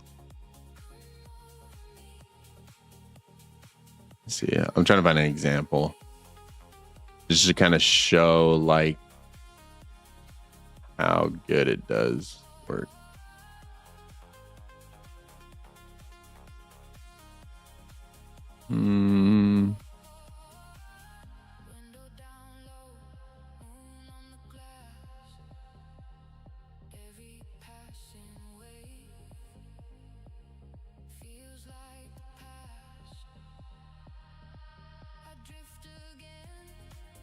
Damn, bro. Dude, I take so many screenshots. Holy crap. Okay, here we go. So like this used to look like this, right? So like before I implemented like Fable, like it had these like graphic, dude, these lines pissed me off so much. Like I would get so mad. Like I tried getting around with it, and like the same with the colors, right? Like it made like these crappy like colors, like, and they weren't lined up with each other or anything like that. And it really irritated me. And when I got access to Fable, because someone in the chat told me, hey, you should really like look into Fable about like your UI. And like I always wanted it to be like a black background with like some tint of blue, and it was able to help me get there to where I wanted to be. So if you can like find a way to get these things to work together, and that's using Claude to write the code and then giving it to Codex, right? What am I building here? So right now we're building a Discord server for the community, but basically what we've built so far is we've built Rex, who is a business operator who helps businesses run their business, from marketing to inventory management to just overall becoming the second owner that the business needs. Once set up base, honestly, top tier models like Fable absolutely crush it once they see. No, exactly, they do. Fable is weaker in design compared to Opus. Honestly, like I didn't use much of Opus because I've been using GPT and then taking my prompts from GPT and giving it to Rex and then designing it straight into Codex. So I never got to use Opus to see and compare it to the difference between it. Want to go an extra level on the page, I'd recommend checking some trees, frame, or spring automations into it. You have an example, Prime Bifines? Sure, UI, scrolling animations work nicely. No, I agree, they do. Do you use Codex? I use Codex. Codex is what I typically use. I was coding everything myself. And then at one point when I found out that you could use AI to write code, I would take that code and then put it into my code. And then like a month and a half ago, I learned, oh, wow, can use Codex to do everything for me. Oh my God. Like, this is amazing. This is nice. Like it took so much like stress off of my plate. I was so happy when I learned that you could do that. Like I said, I don't do much of like the like looking on YouTube on what everybody else is doing. I just typically kind of just try to do things my own, and then people that give me recommendations, I always check it out, try to see, hey, can I use this? Can I not use this? I might test it out and whatnot too. So the way that Rex does work, just for some of you guys that are wondering, is Rex is his own agent. He is not built off of GPT, Grok, Claude. He is built from the ground up. So he does not use tokens. He is on his own server that I pay money for every month. And he works the same way, but for business owners. He does, as of 4 or 5 days ago, he does piggyback now off of GPT 5.5 for answers that he might struggle with, or if he's trying to check his answers, he will check it with GPT 5.5 through an API, but it's strictly piggyback only. So like anytime he has issues, he'll run it through GPT 5.5. But he is built to self-diagnose himself, and he does have a whole complex memory that's way different than any other AI. And no, it's not available on GitHub yet. I do plan eventually on getting him there, but there's certain things I have to make sure we do before I get him there. Because I don't want, I want people to eventually be able to use Rex to help them. And that's the whole reason we're doing this, is to make people's lives easier. So here you have some examples of top tier pages. I've seen many people even use create award tiers. Yeah.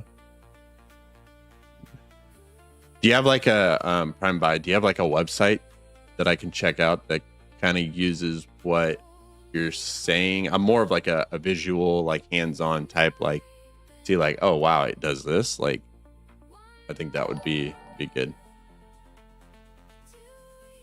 Whoever just subscribed, I do appreciate it. I don't know why it only does that every once in a while. I know I get people subbing, but it just does it every once in a while. It kind of has its mind of its own thing. I'm into vibe coding. Yeah, I agree. GPT models, they do have a bit of an issue with UI design.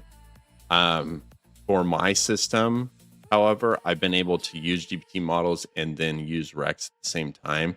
So like this video at the top right here, this was designed with GPT, Rex, and then Codex. They kind of all did this together. So was possible, but it did take multiple fails and I wasn't able to one-shot it. So I feel like with Fable, it does a lot better at one-shotting things with UI. And am hoping that 5.6, when it comes out, I really, really hope that it outdoes Fable, because I don't want to pay API prices for Fable. I've already had to do that right now, and I've already spent like $300 or $400 just on API prices to get my UI done, because I'm very impatient. I don't like waiting for the 5-hour resets. I'd rather just pay, get this done. Let's accomplish this. Let's keep rolling. Let's keep doing and changing things. Upper link has a ton of. Wait, the upper link. I didn't get a link. If you put like .com, it'll probably delete it.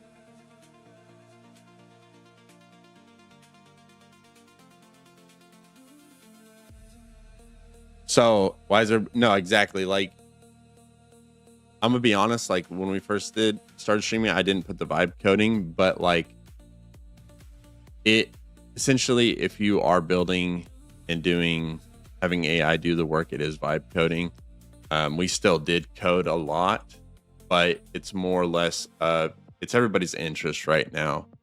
And having an MMR is like showing results. So like you're obviously making progress as you go. So a lot of people I think like to see like it's built in our human nature, right? So like if you see like, hey, someone started out streaming and then by day 30 they had, you know, this amount of MMR.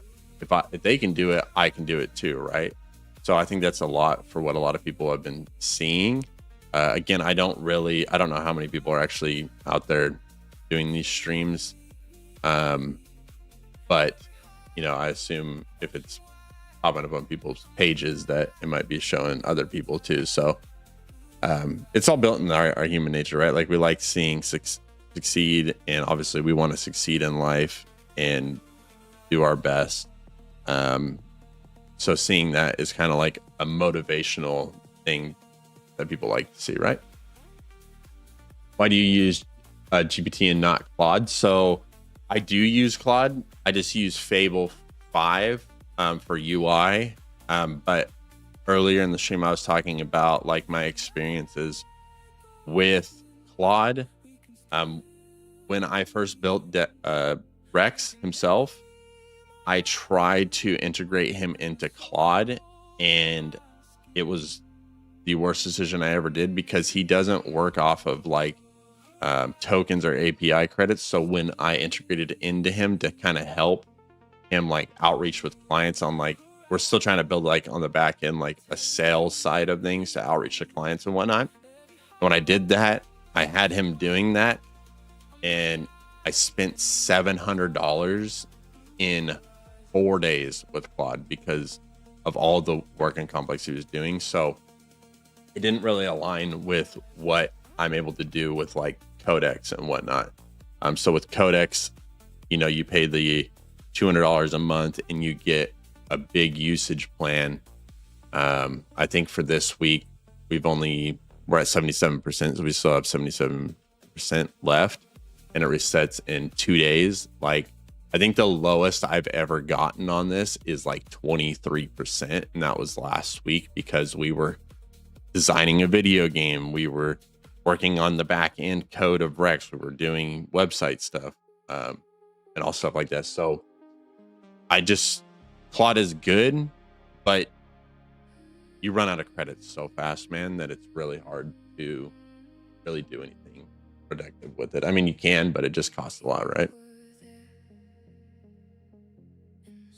Codex, you get like double the value compared to, yeah, you do get double the value, exactly like you guys are saying. Like that's the plus thing about it. So that's what I like about it. You get a lot more in it, and I don't have to worry about, you know, even now using Fable, right? Like I just in the Fable came out on the first, I've already spent $300 to Fable just on trying to get our UI fixed because I don't want to wait on the 5-hour mark for our, you know, for it to reset our usage or whatnot, right? So I'd rather just keep going, keep the stream flowing, you know, pay the prices, get it fixed, move on to the next objective, right? Like I don't want to focus too much time in one area. I want to keep going, keep vibing, keep rolling, keep the stream going, keep the excitement going, and that's kind of what we're doing. So, but right now we are building a Discord server to kind of bring everyone together. Again, on our Discord server, I just want it to be more or less of a community to where people can come together, help each other. I help the community, you know, we kind of help each other out. Like I think one of the biggest things on becoming successful is, you know, it's okay to do it alone, but it's better to do it with people and making sure that, you know, everyone can help each other, right? So, and, you know, have that motivation to make sure that no one gets left behind, right? There's some type of slogan that said no one gets left behind. I can't remember what it is. I think it's like the Marines or something, but that's ultimately like, you know, what we're working towards on the Discord. But integrating Rex into Discord is kind of a pain in the ass. Damn, it's still redesigning this right now. So a lot of the website was built around, like I said, Rex, Codex, and GPT 5.5. But this side was built from Fable and Codex. So that's another thing that I do like is I'll have Fable write the UI code on how to design things, and then I give it to Codex and it does it. So like you're not worrying about like paying expensive ass money to use Fable, right? You use it, write the code, and give it to Codex, and it does the same exact thing, man. Like as long as Fable's giving you detailed instructions, like earlier we on this chat, let me see if I can pull it up on stream. Here we go.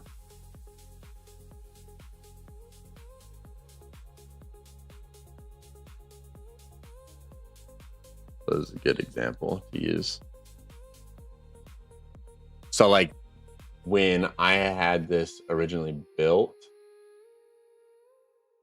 this is what Claude did, Fable 5 did on the left. And then this is what Fable 5 and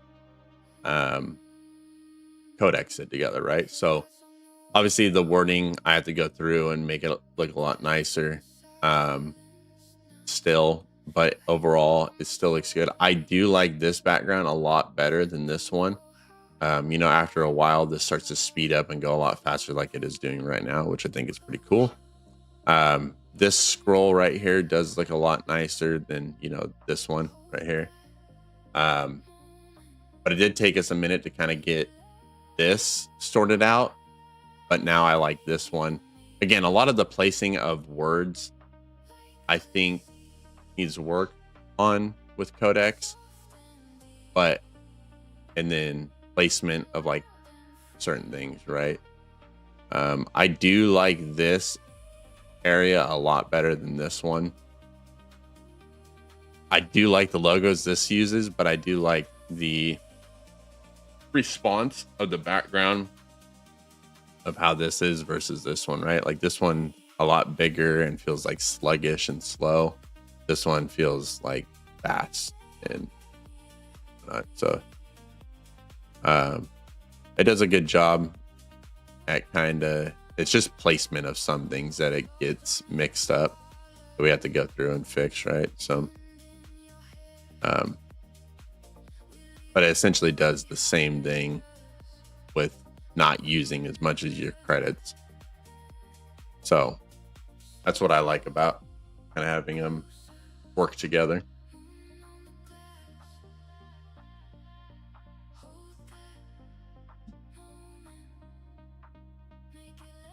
Is anyone WeChat API? WeChat API? What is that? I'll look that up.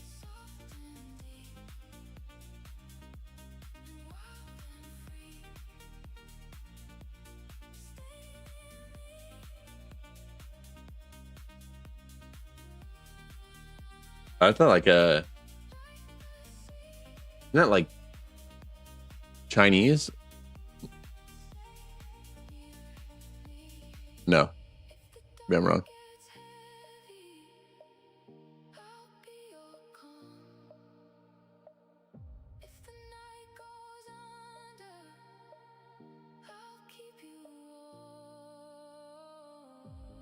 Okay, this might help you. I don't know if it might help you or not. I'll just go ahead and I'll post it in the chat. See if it helps you or not. I found this on Google. I don't know if it's gonna help you or not, but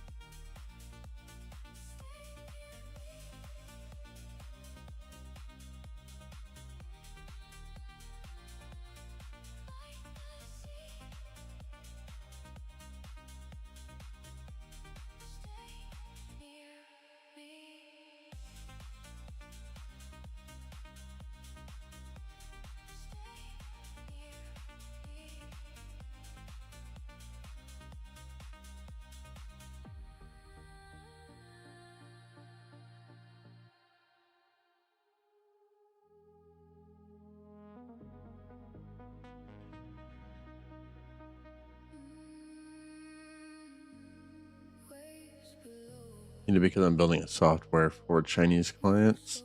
That'll be huge. I don't know if that link will help you, but that's just what I saw when I looked it up. So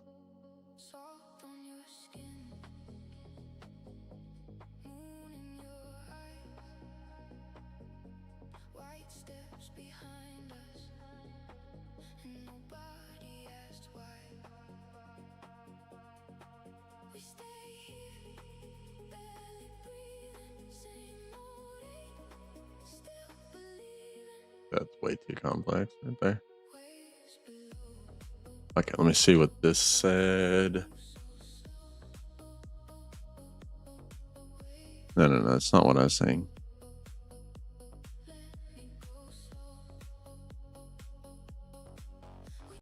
Please reread the message I sent above. That was not what I was asking. I wasn't asking you to go ahead and give me the line of code to post in Python. I was asking you that this is something I would like to work towards in adding to Rex.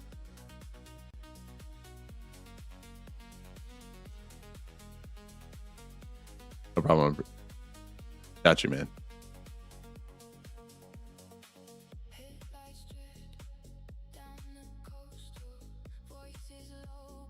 Let's see.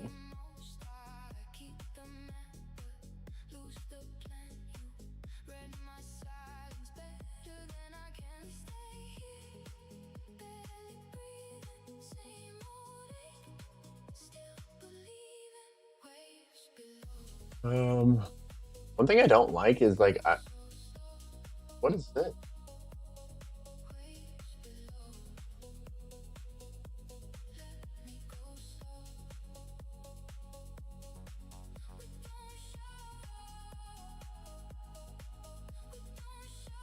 Let's start fixing this. Hold up. Who am I selling DestinyAI to? Any business, honestly. Any business can implement Rex into their business and start using it. But majority of people that we are targeting right now are restaurants, just because Rex, our software that we built, does benefit a lot of restaurants. And then like, you know, property management companies and stuff like that too. But it targets a lot of people. But way I like to work and operate is when I did door-to-door sales, I learned that targeting and allocating a certain area is very important when it comes to selling. So that's what I did with this. Was I'm allocating one niche that I'm going to target, and I'm going to target restaurants. And once, you know, we get a big enough name for ourselves in the restaurant industry, then we'll start moving to other industries. But we also build custom applications. So I have a few customers lined up for that as well, which is just going to help grow our portfolio even more.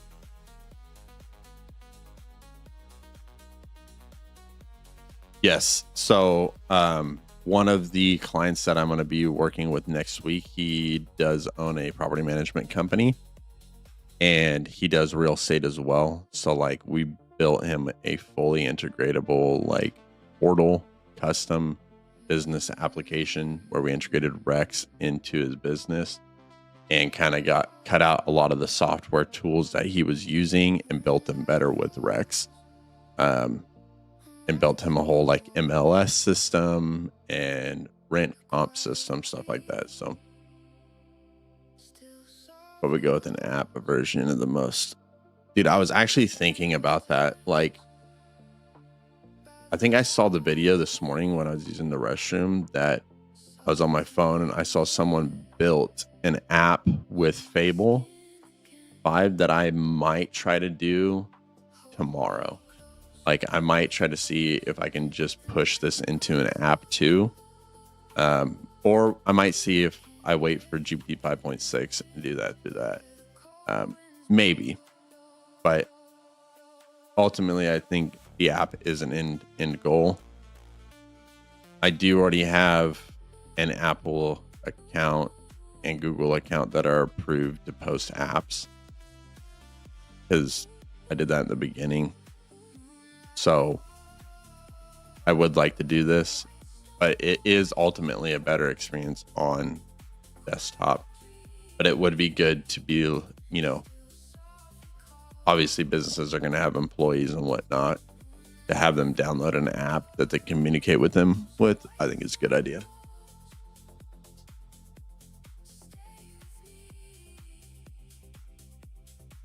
Curious, see how good Quad Code is making apps made in MAI. I saw, like, I think that was what the guy created, was like, he does like what did he call it, like personal training, and built himself an app for his clients so he can automatically upload like what are they called, like routines and diet plans and stuff like that.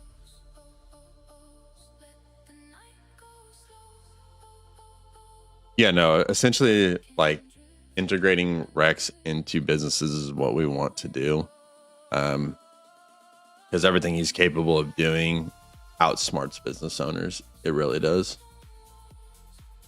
If I was so nerfed and bad right now, it's nothing compared to the version. I never got to use it a month ago, so I wouldn't be able to tell you, but so far for what we are doing, it does work good with just UI design, and that's what we've been using it for, is UI design. I haven't used it for anything else. I tried to implement some stuff, but it didn't work with Rex very well.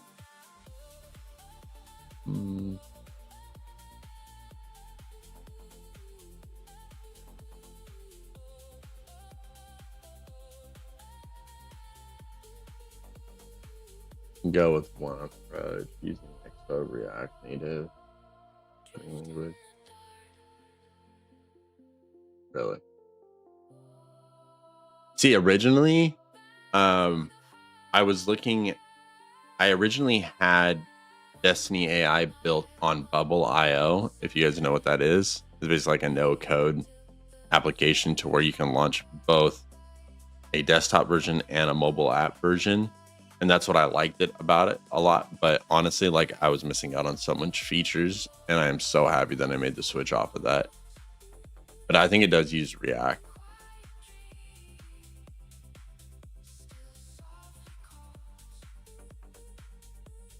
We're building the Discord right now, so I'll have the link up shortly. I guess I can go ahead and I'll post the link. Actually, no, I'm gonna wait, because I just want to make sure all the guardrails are set up correctly before.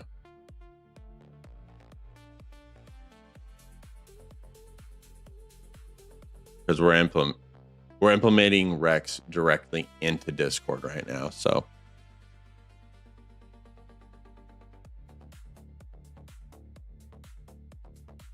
What I might try to do is, let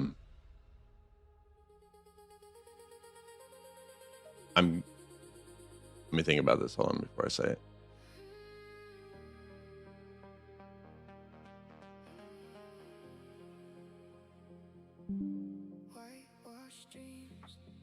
I think eventually what I want to do is, for my community of people that we grow, I'll make Rex accessible for like helping you guys with your business through Discord. Maybe I have to look into that. See if that's possible. Should be, but I don't want to oversay something and not follow through with it. Okay, let's see what it did with our cold call studio here.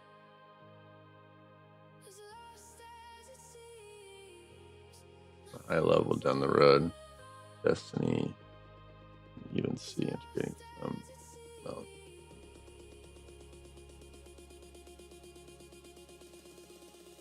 did exactly.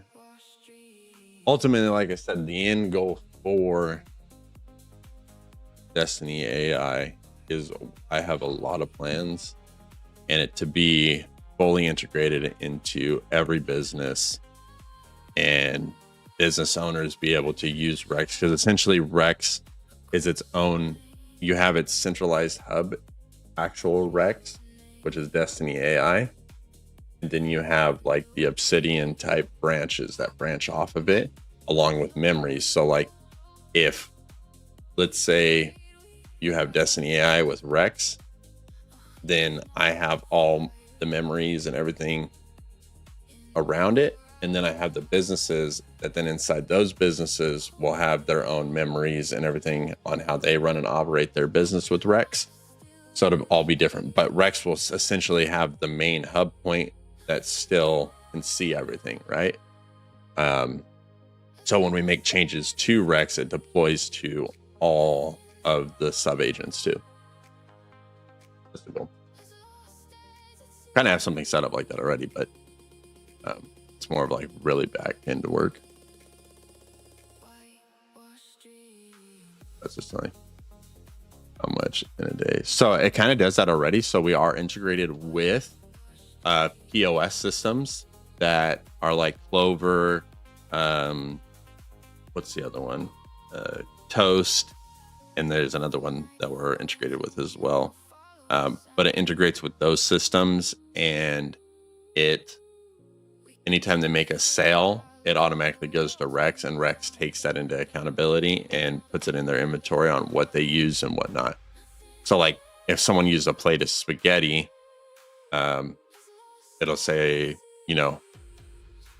they did a spaghetti. So obviously they use probably like a package of noodles, and it'll deduct that from their inventory. The question is, it's inspired by Bridgemine. Someone asked me what Bridgemine was earlier, and no, I have no idea. Destiny AI was started about 1.5 years ago, or no, about 1 year ago almost. But yeah, I don't. Someone asked me about Bridgemine earlier, and not very familiar with it.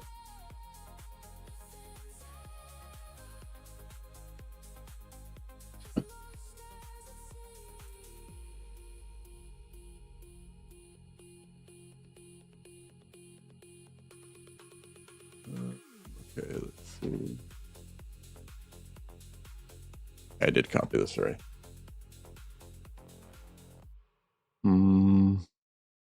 Okay, I'll come back and read this. Give me the code.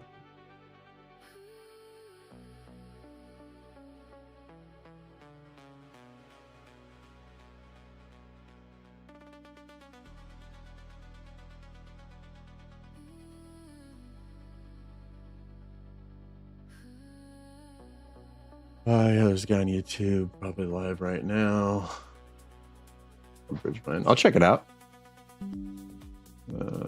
Cool idea. So I think with like cam integrations, eventually it's going to run into a lot of security and privacy laws. Might be a little bit harder to do, just because obviously if you have an AI watching you, people probably might get a little uncomfortable. But it's definitely something to think about that can eventually get there, right?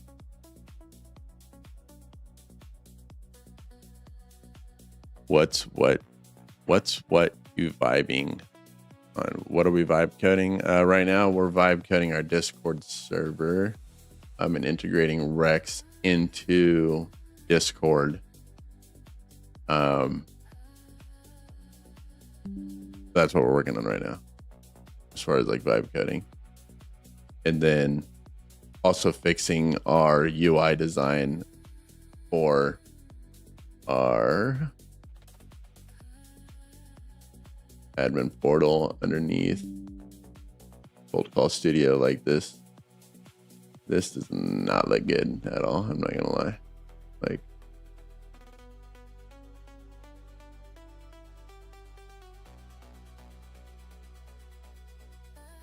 so I'm changing this around right now, but this is essentially like when I cold call a business, I want to be able to type in their information, and then either get Rex's guidance on it, on what he recommends we do with it, or put it in our leads board, essentially. So,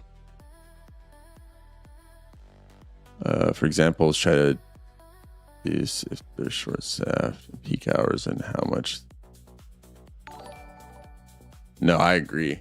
That would be a good implement. And like I talked with a business owner a few days ago, and he was like, dude, if you can find a way to like integrate him into like a dash cam, so that way if someone goes in like the toll, like he ran an RV company, and if you found a way to know if someone's in the toll lane when they're not supposed to be, and we can charge them for that before they drop off the RV, that would be good. So I was like, oh, you know what, that'd be something, we'll probably definitely do. But that's very complex, right? So like, again, then you're building Rex into cameras, and it runs into a lot of security issues and compliance laws with the government and whatnot. So how do you like Fable? I like Fable for UI. Using it in other use cases for Rex, it doesn't really align too much, but his UI, I like it. But how we're using Fable is we're having Fable write the code for the UI, and then we're implementing it into Codex, and Codex is still doing it for us. And I've found that to work very well together so far. Okay, let me push this live.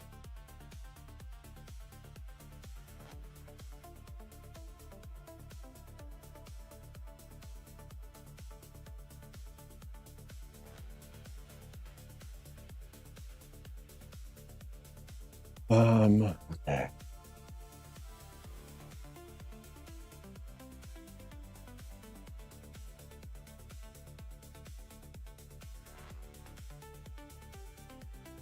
I appreciate it, man. Thank you, Trailblazer. A lot of work, but at the end of it, it'll all be worth it. Another out without cams is with sensors. Add the use. Didn't watching cam, which made sense. Placed weight sensors on each seat and shoot.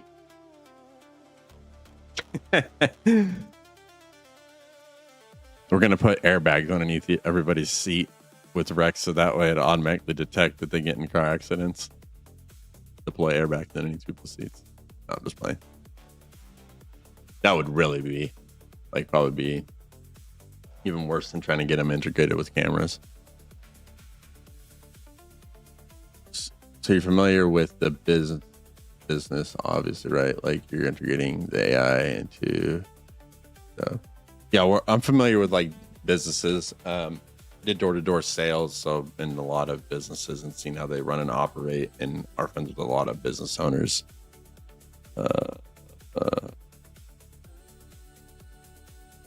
I did not mean to run that. I was sidetracked. I really hope that did not mess things up.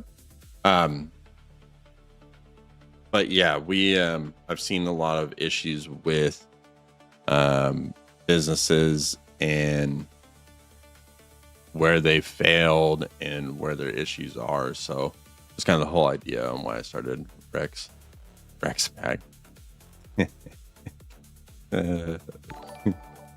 It's so funny. I'm also a vibe coder. Just launched my first app. Can I ask how long ago you launched? So we're sort of launched. We are launched. We have presented to some people. But I would like to say we probably launched back. I think it was on Mother's Day. We launched, and I haven't onboarded anybody yet, just because we were running into some issues with some UI. And then I had an issue with my competitor scanner, which shows other businesses ads, that I had to get fixed, which took me like a week and a half, because it was a very complex system. And removed the APIs that I was working with and all that stuff and made Rex do it himself. So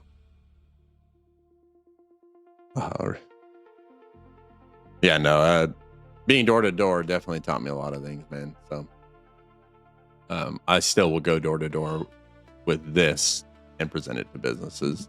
Like, I don't care. Like, I'm not one of those annoying Sunrun guys, but I am pretty persistent on what I believe in. So I will be right back. I gotta get water. Be right back.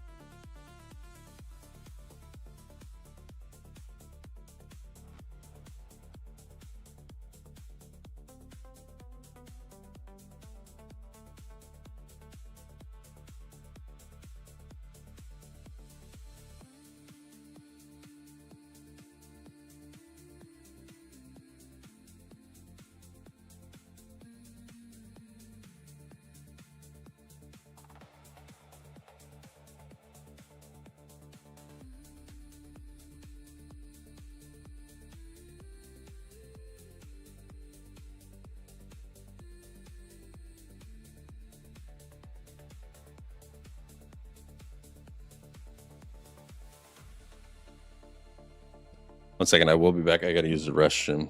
Need a restroom break really quick. Sure. Okay, I'm gonna reload this and we'll see if it did a good job. I'm not gonna look at it until I get back.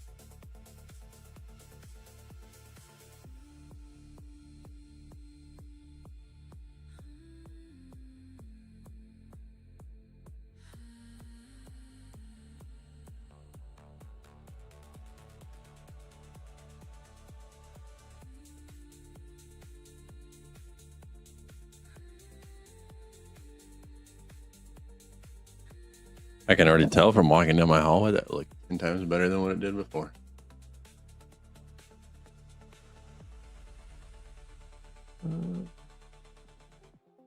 You have a team around you, or potentially do you think you might hire devs or other department people? So I do have I have 2 salespeople working for me right now.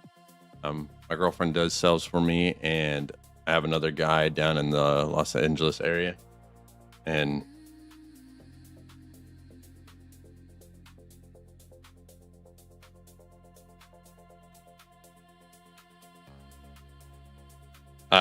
so yeah, we have those are my sales guys right now. I might have another guy that works for me too, but yeah, we'll eventually, we will hire, obviously, like other people once we start catching traction.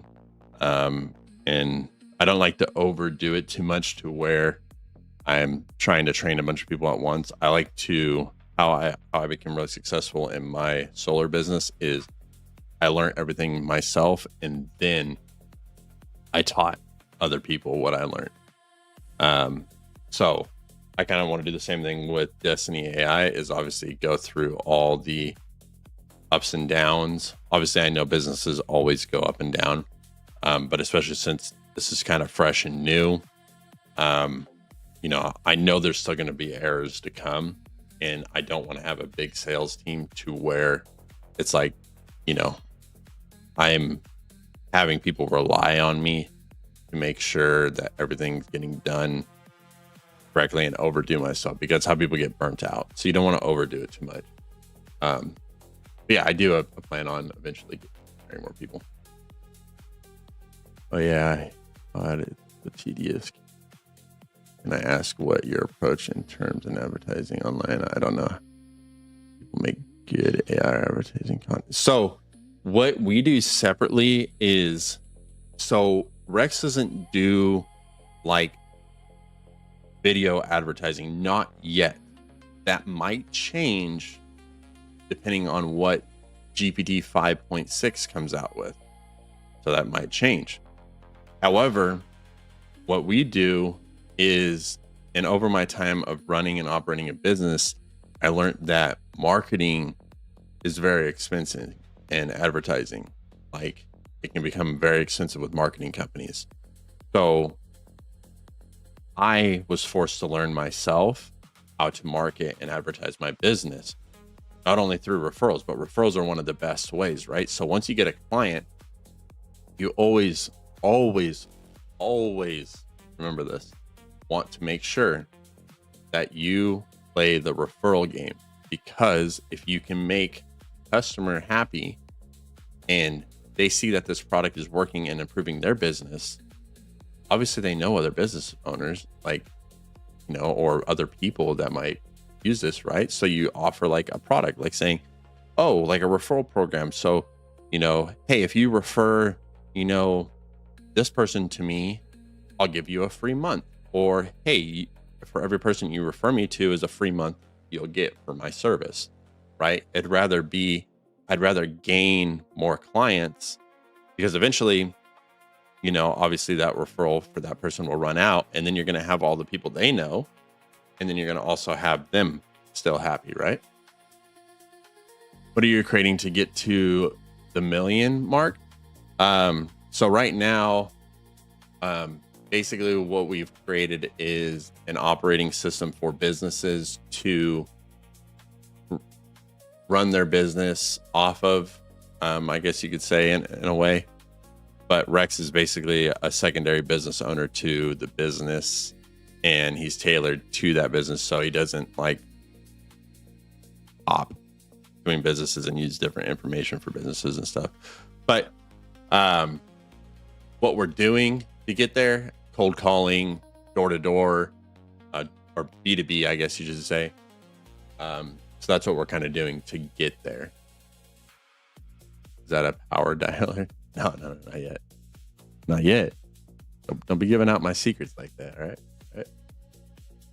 Eventually. No, this is just what we came up with right now. So you like this a lot better.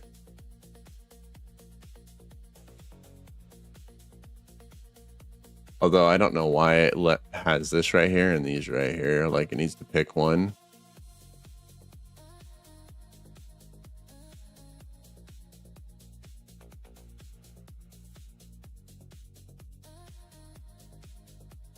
New call sheet. What's this? I don't know what that does. It doesn't click on anything.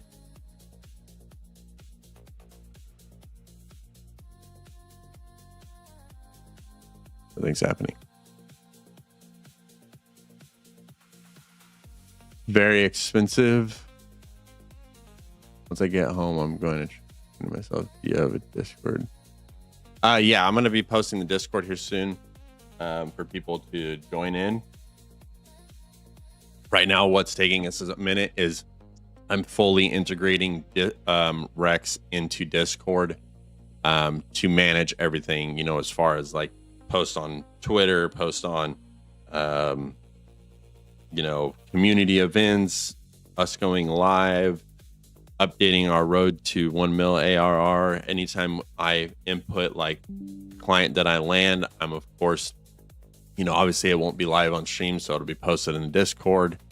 When people get hyped up, whatnot, running community events. Like one thing I want to set up is like if I'm running an event on stream, I want it to also be a part of Discord and whatnot. So I have a lot of plans for Discord. So I would say probably in the next like hour and a half, we should have everything up and running for our Discord. Very expensive. So actually, I would say yes, Rex is expensive, but one thing that separates him from a lot of other AI is he doesn't run off of tokens. So I built him from the ground up, but he doesn't run off of tokens because I don't believe in the token system. Like if businesses are using them, they should be using them. And it does run off of GPT 5.5 on a piggyback system.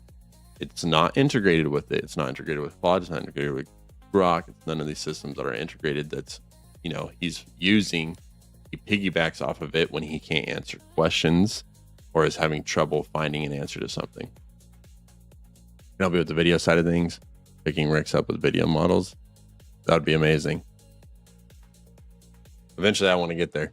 Okay. Are you familiar with Glencoe? More making Power Auto Dialer. Honestly, man, I have so far this has been the most I've cold called ever because I did so many door-to-door sales on knocking on people's housing. I never called, never did anything like that. So I'm not really familiar with a lot of cold calling things or anything like that. Why did it turn off my Stream Deck? What the hell?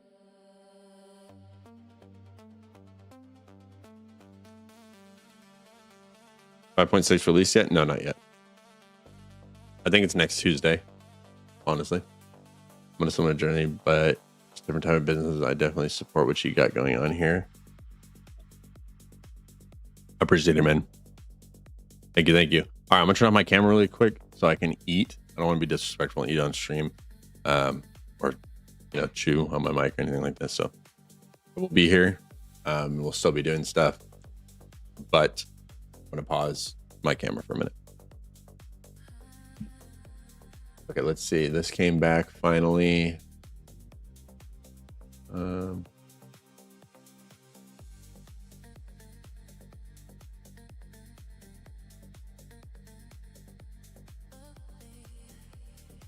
So just for some of you guys that are joining right now, how we kind of do things here is, since Rex is his own operating system, that basically how it works is we work with GPT 5.5, and then I give the code to Rex, and Rex dissects it, make sure it's going towards our goal on what we're trying to accomplish with the business. And if everything aligns with that, then he gives me a message back to Codex, and I post it in Codex and go ahead and push it live to Rex or the website or whatnot. But we are using Fable 5 for UI right now.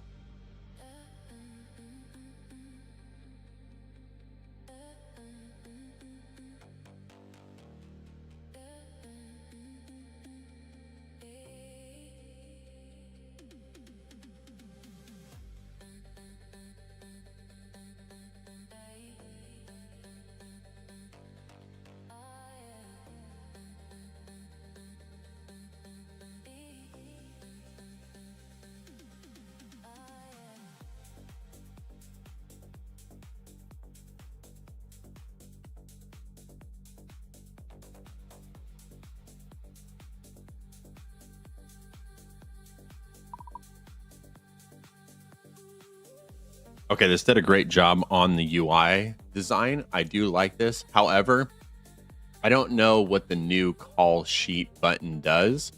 So can you please make sure all these menus are routed to the exact menus that they need to be? I know the log call is good, but even the Ask Rex I'll go ahead and upload a screenshot. It looks like it overlaps the menu UI, so I need you to go ahead and fix that as well.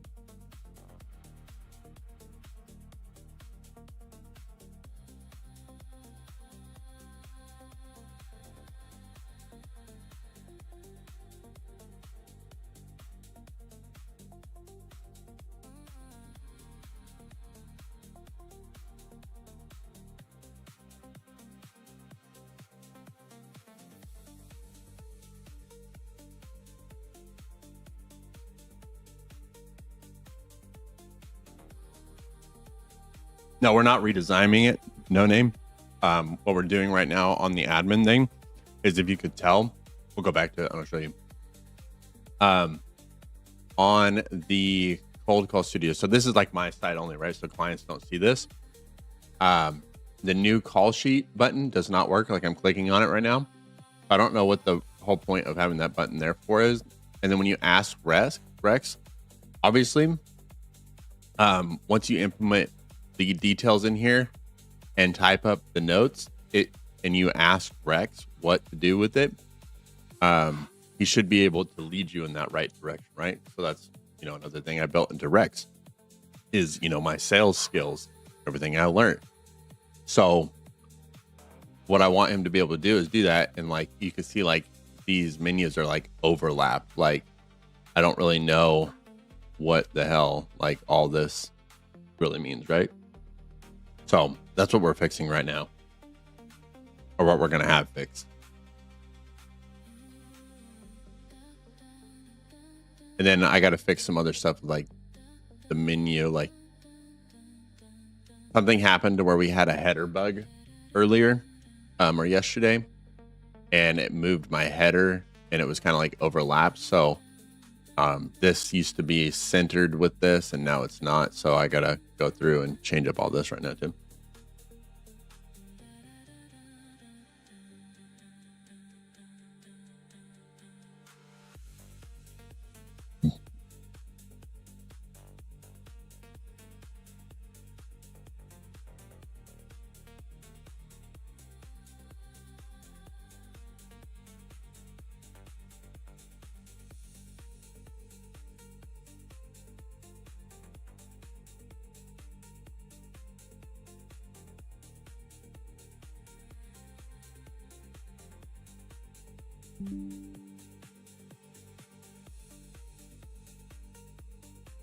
Let's see.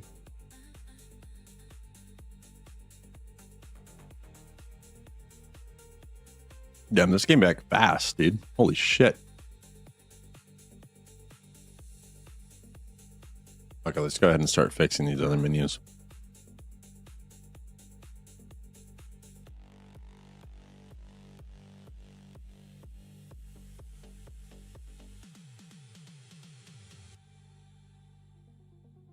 We're using fucking credits now, dude. There goes another $100 on the trade.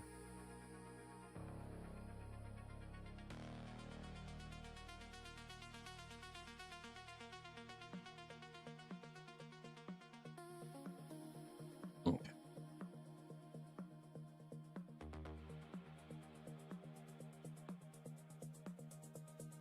Actually, let me retake a screenshot of that.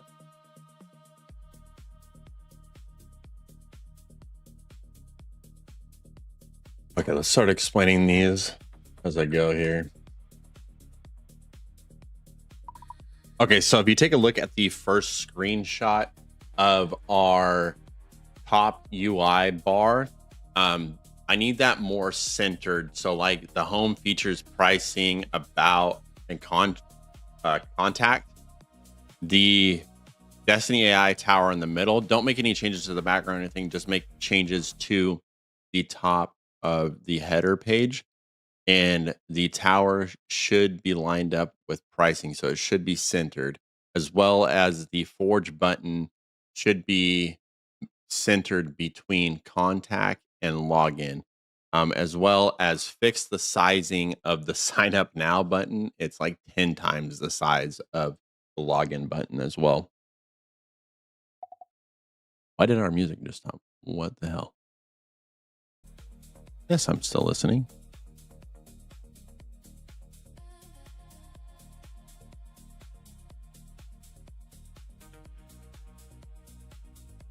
Kind of threw me off a little bit. I was like sitting there talking, and then all of a sudden I stopped hearing stuff in my headphones. I was not expecting that. All right, let's see. Now I need to fix this.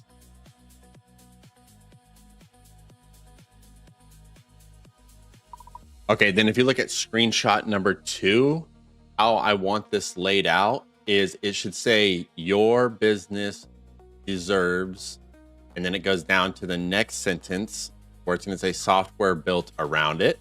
And then it'll go down to the next sentence. And then it should say not the other way. And then next sentence around.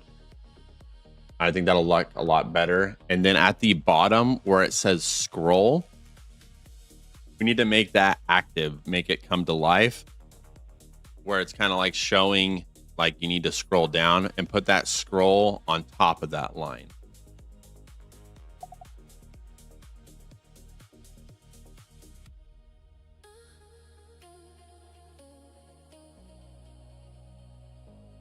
I don't like how this looks. Let me think of what I could do on this.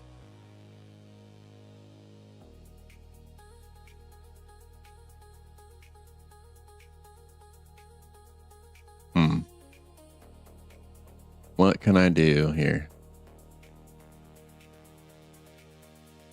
No, that's like the third comment that I got. I have no idea what BridgeMind is. I don't really watch like other streams. I just kind of do stuff myself. And I was trying to SharePoint. What the hell is SharePoint? What's SharePoint? SharePoint.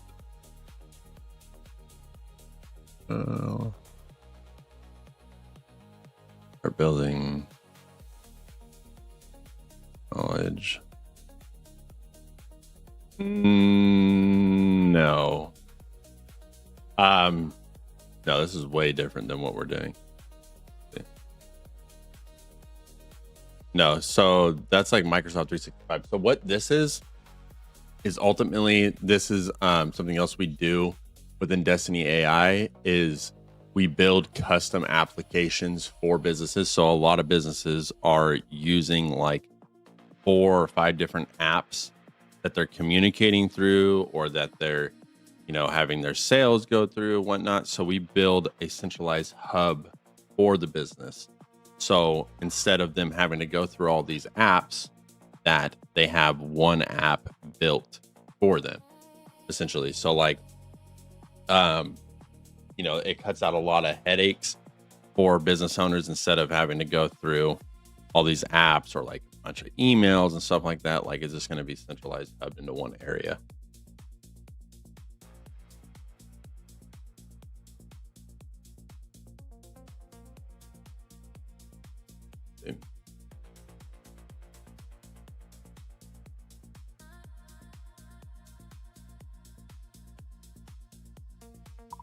Okay, then when we're looking at screenshot number 3, where it says most businesses run on a pile of tools that were never meant to work together, I don't really like the structure of how that sentence is on, it's like 4 sentences almost. So can we restructure it to make it look more presentable?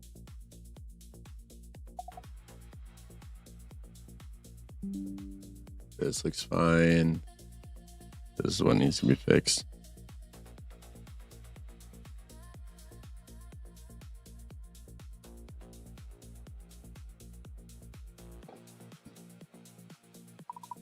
If you look at screenshot number 4, you can read, obviously, like our systems don't talk to each other. If you pay too much for industry software, you can kind of see how it's going down in a line, and then it has 2 separate sides. Although that 4th one you see, it doesn't line up. These need to line up next to each other and fit in a straight line going down, or not in a straight line going down. Sorry, that's the wrong context. Is it needs to go on 2 separate grids, basically, within this same area. However, not overlapping to where it pushes one down on the bar below. I explained that so bad.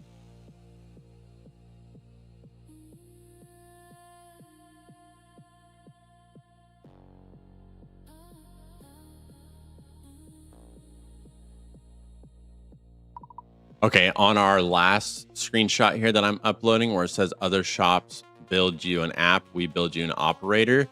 I don't like the way that's presented right there. I like what you're saying. However, I don't like how the sentences are like 2 words per sentence, right? So I need this to be fitted in together and overall look way better. If you have to push down the recs inside your custom builds down to line up with every custom build ships and make this centered, you can do that to make it look better.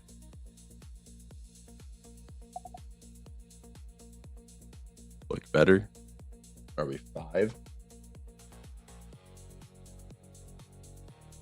Make it look more professional. Apparently I can't spell right now. Okay. We got our Discord back. Wait, did I post this?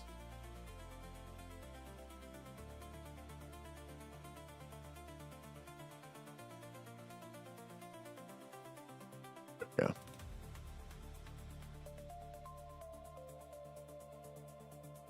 Yeah, I'm just gonna eat up my credits, dude, so much. I think we're almost maxed out on using Fable. Yep.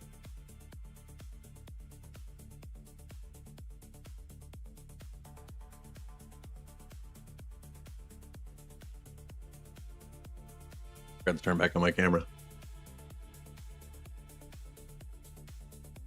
Okay.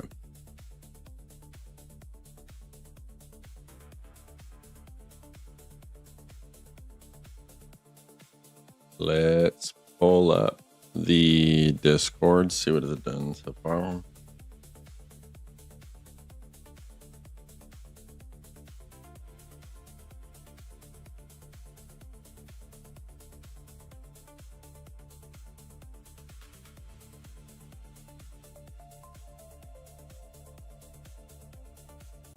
Another thing I would like to do is also have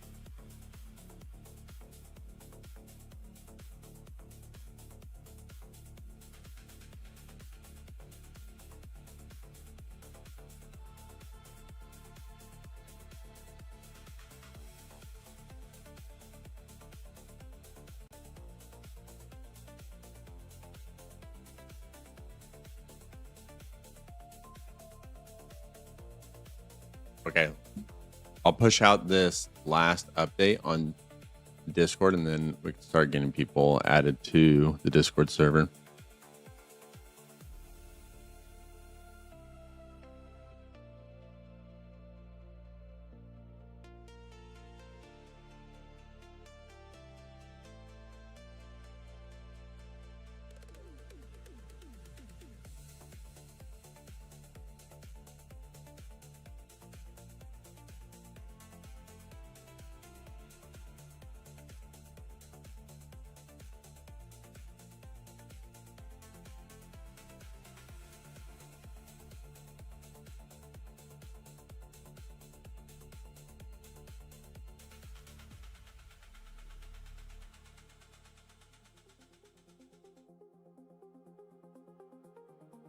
Okay. Need to read about this really quick. Whoa, whoa, whoa, whoa, whoa.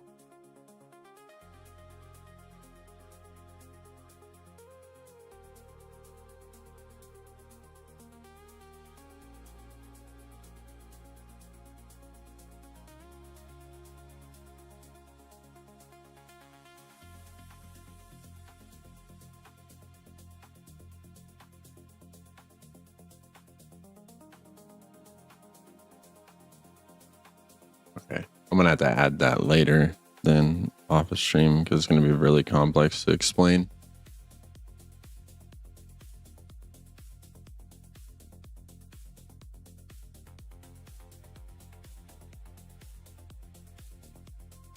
Hi, Booba. No. Watch out. Watch out, Mr. Conehead.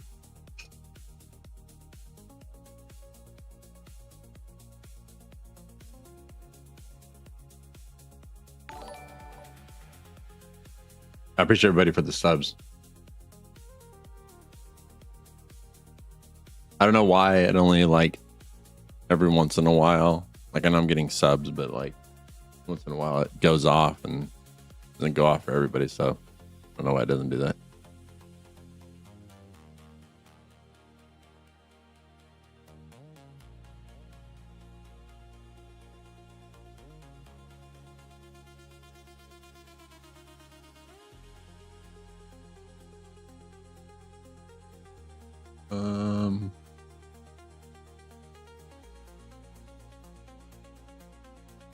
Not my dog opening up my damn.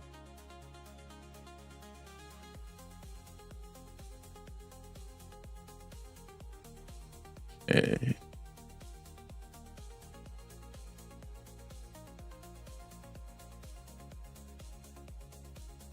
This is the Forge page. We're good. Back on the marketing side of Fresh Eyes. All 5 of these real layout telegraphs.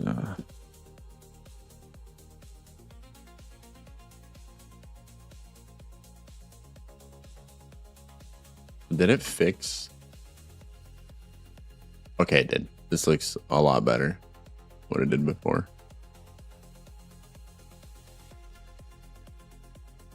Actually, this this needs to be changed. It's like so small. We'll get that changed though. I think everything else is good on it though.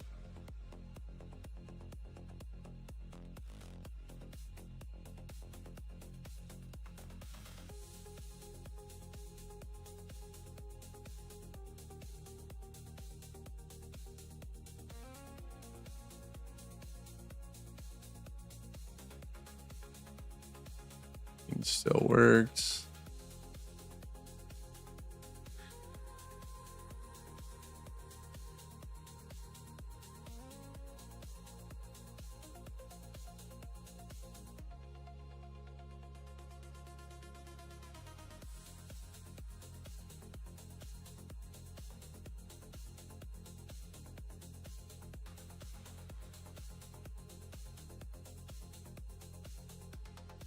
My damn fucking.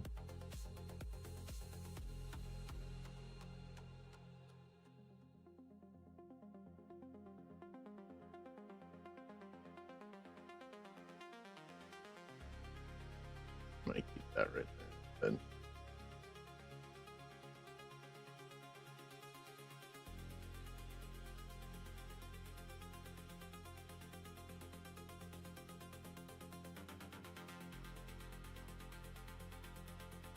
Get it diagnosed.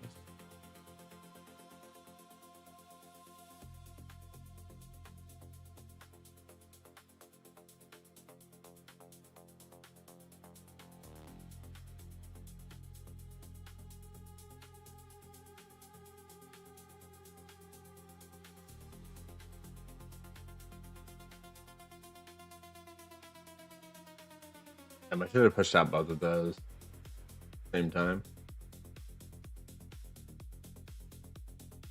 Well,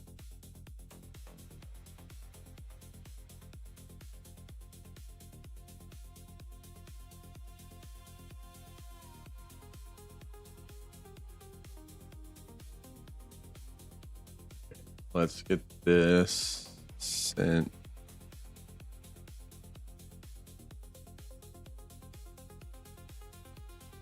Okay, as soon as this gets back, we will post a link to the Discord. Oops.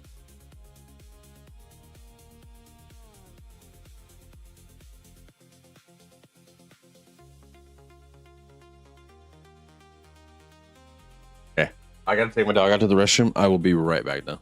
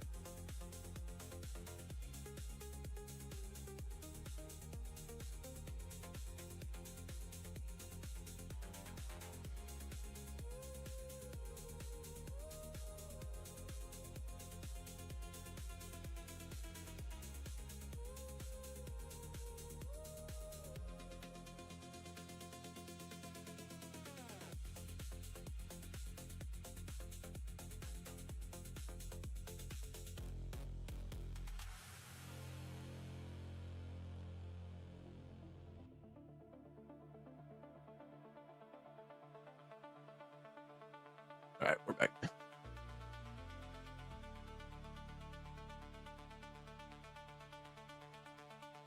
That's fine. I agree with the decision not to push the front end alone. The front end depends on the new back end Discord routes.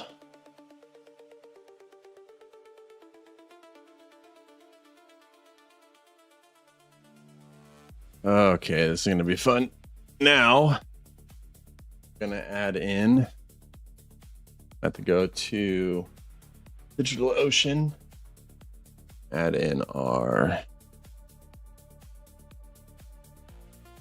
information.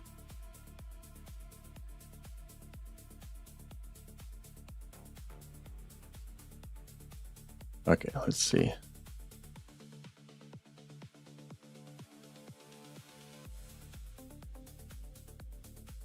Let's go ahead and push this. Push this. And then go ahead and commit. Perfect. Now Push the front end command to the back. There should be nothing. Oh, shit. Oh.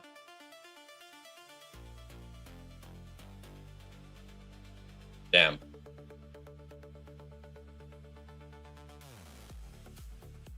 That sucks.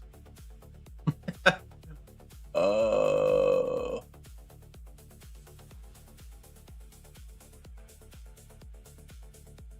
Can't believe I just did that on my front end and not the back end. That is actually so funny. Oh, shit. Okay, hold on really quick.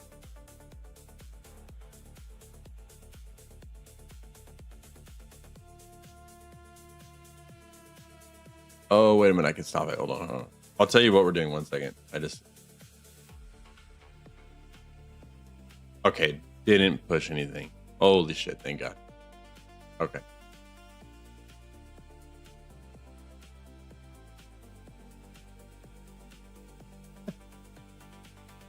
Sorry. I didn't fully set up the Nightbot. I forgot I actually integrated Nightbot. I don't know what you put, but what are we making? So I made an AI that basically runs businesses for the business owner. So it gives them more time to focus on stuff that really matters. So like our AI does marketing, it does inventory, it does email outreach, does just about everything that a business owner does to make his life easier, as well as we also built Rex to be integrated into businesses. So we build custom applications for businesses to integrate Rex into their business to run and operate their whole business for them. So it's kind of like a little did I post? I did post that. Okay. It's kind of like a little brief about us.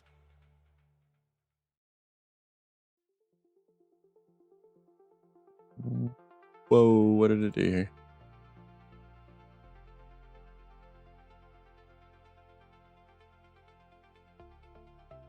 Yeah, so it is a lot of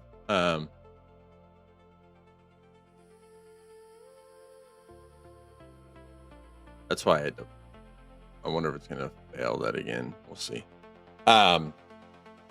It does a lot of stuff for businesses ultimately, like, you know, we just want to ultimately create a AI agent that really helps businesses and ultimately becoming an ecosystem for businesses to rely on our AI to run and operate their business.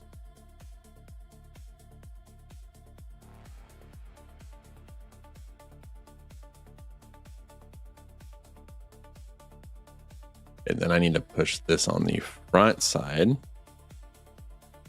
Okay, there we go.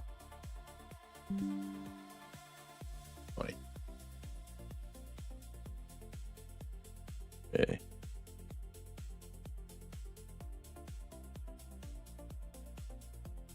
Go here to, I'm going to be adding stuff to DigitalOcean, so I'm going to do stuff off stream really quick.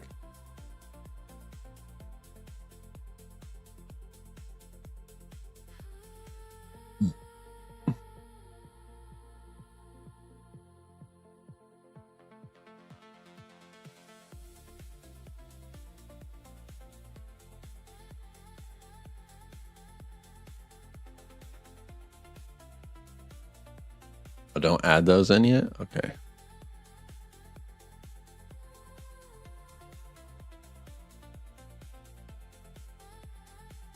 Oh, shit.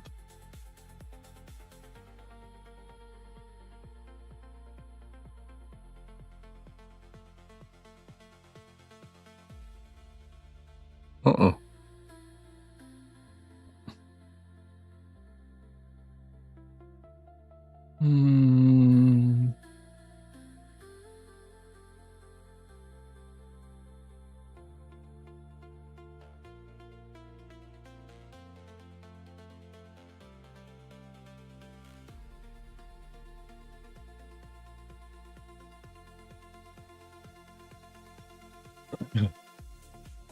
This was the message I got when I tried to deploy our Rex Discord agent on our DigitalOcean. Please get this fixed.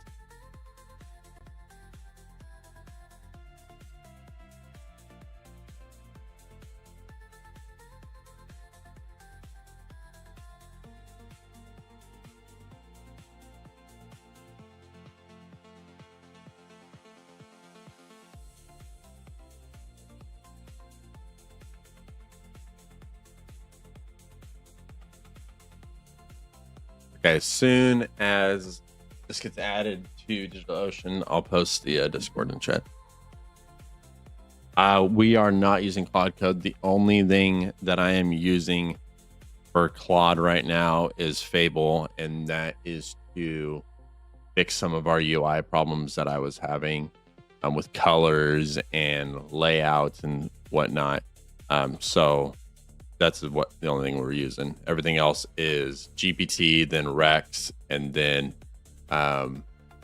Codex.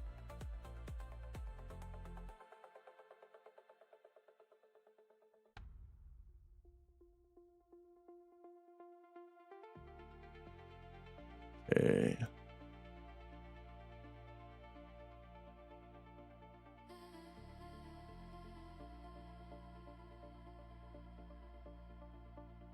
Why do I use Codex over Claude? So for a few different reasons. Hold on, let me post this. Get the issue test now.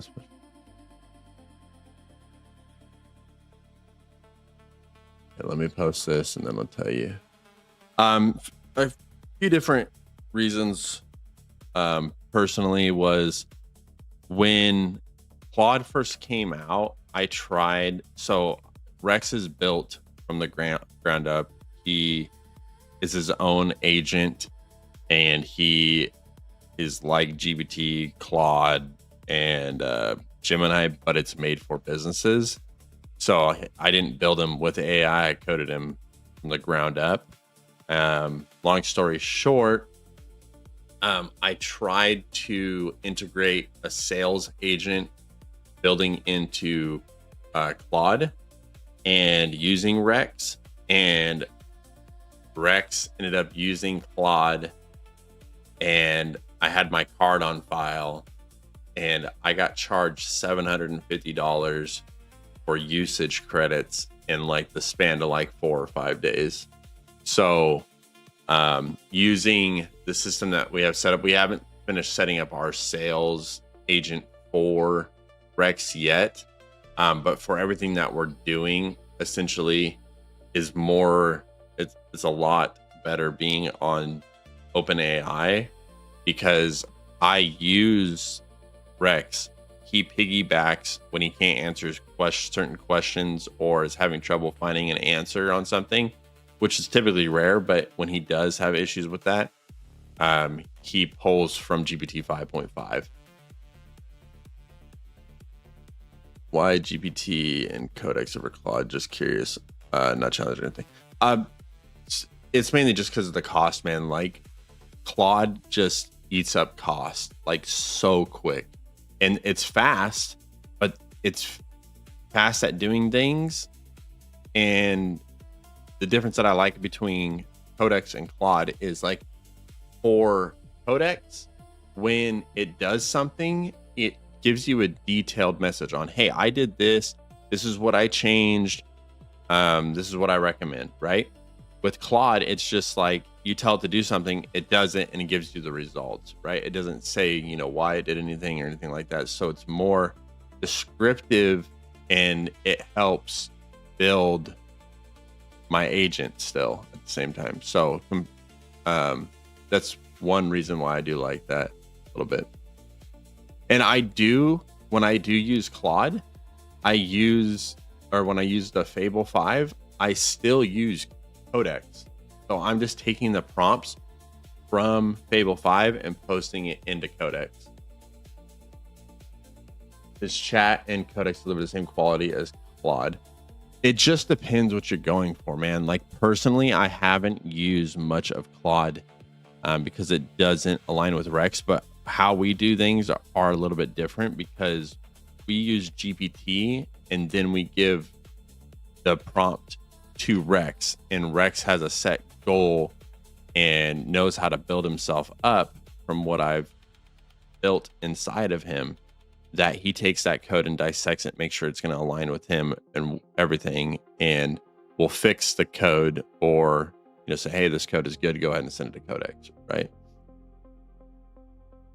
GPT 5.6 is expected to release soon. It's a huge improvement, so it's exciting. No, I'm very excited for 5.6. Definitely going to be pushing the hell out of it and seeing what it does, because ultimately, OpenAI has a lot of what's what I'm looking for. They need to uphold a lot of what they've said, and I'm really hoping that this fixes a lot of their issues with like UI design and whatnot. I mean, the benchmarks say so, but somebody can say something and just to sell a product, right? To say anything just to make it sound better. I want to use it and then be like, hey, you know what? This is better. I did a bunch of products and any huge products where senior engineer Claude is way better. I still can't experience that Fable token wasting. I feel you, bro. Like dude, I bought the Fable plan within like Claude, or not the plan, but the $100 plan. And I used up all my 5-hour credits, and I've already spent an additional like $200 or $300 just trying to, and I'm just working on UI. That's all I'm doing. And it's like, I mean, it's doing the good job and I don't mind, but it's like, it's just eating my credits like a mother right now. On Windows, you use WSL. What does it sound familiar? I don't think so. I thought you were saying WPS. Sorry. No, I don't use WSL. I don't think so. I do have any clients or customers. I do have some set up, yes. But we're just finishing up some UI and fixing some little small bugs before we get them onboarded. That's the only thing we're waiting on. Oh, perfect. Just came back.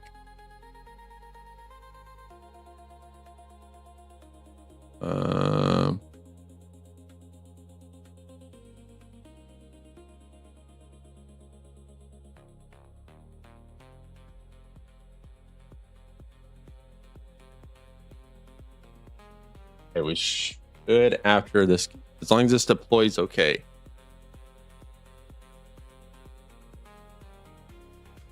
Discord will be up after I push this live.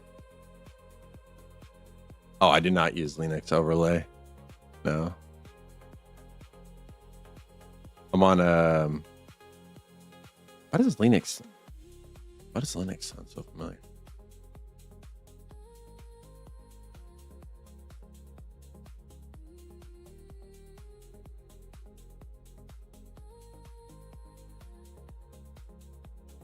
Are you talking about this? You're talking about this, right? Vital? I think I spelled it wrong. No, I spelled it right, actually.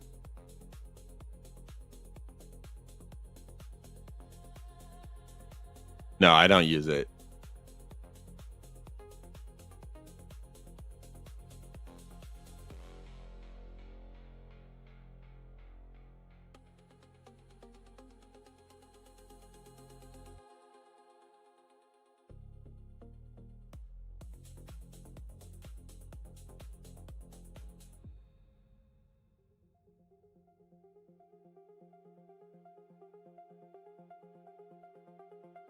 Nothing is self-hosted, so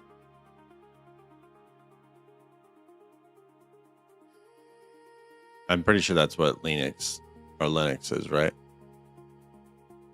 Or no, they are a cloud provider. Wait, right?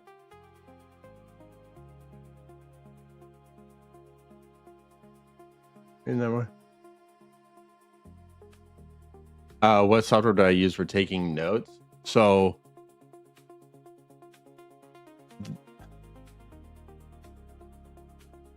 typical notes, like things that I'm adding into Rex or anything, I typically just take that and I put it in my notes.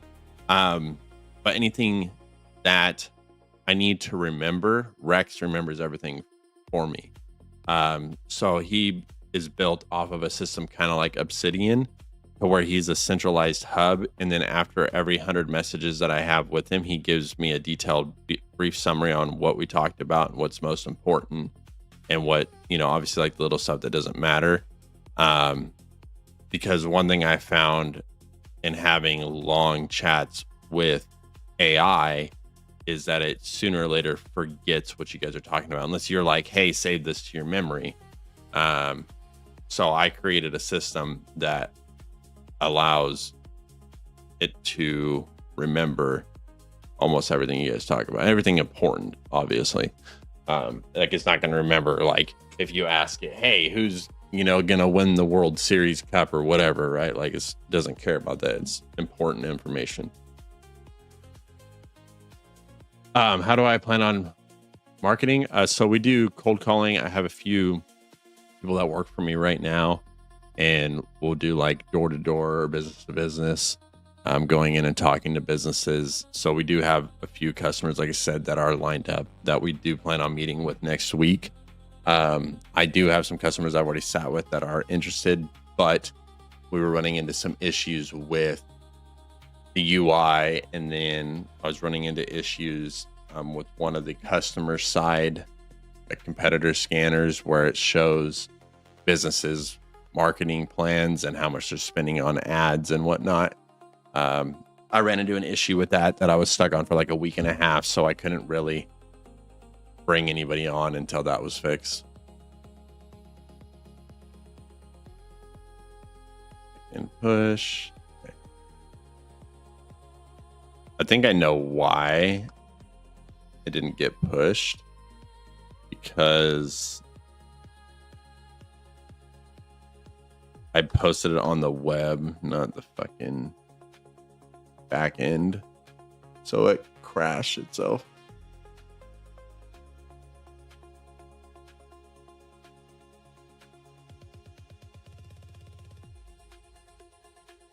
I just feel like we're zoomed out a little bit.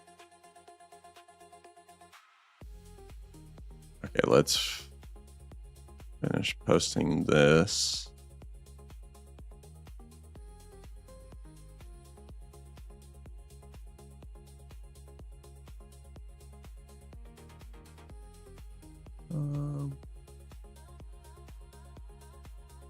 Wait, that's not the one we want. Here we go.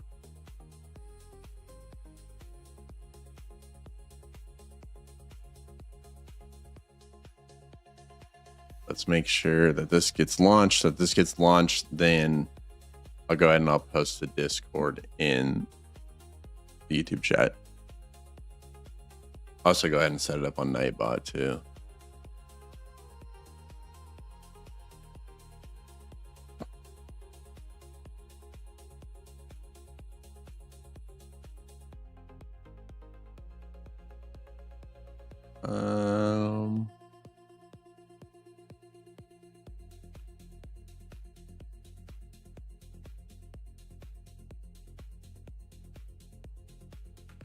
And that's retarded. I have that on. I have that on. Locked words and Facebook, that's fine. Timers, we don't want that. Commands, here we go. Exclamation mark, Discord.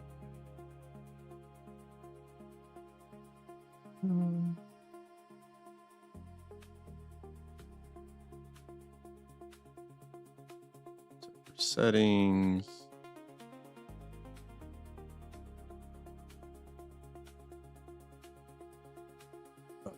Let's see.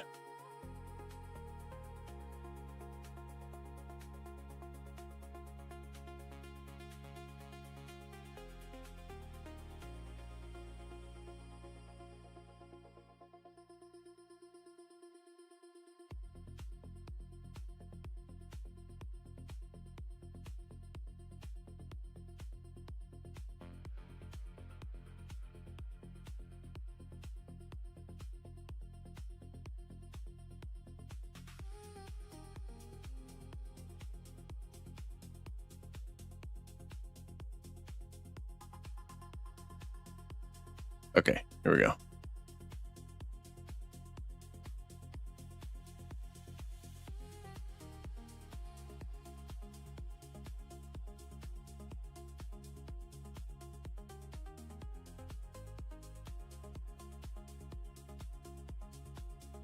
Perfect. Let me make sure. Oh my god, it failed again, bro. Oh, there's no way.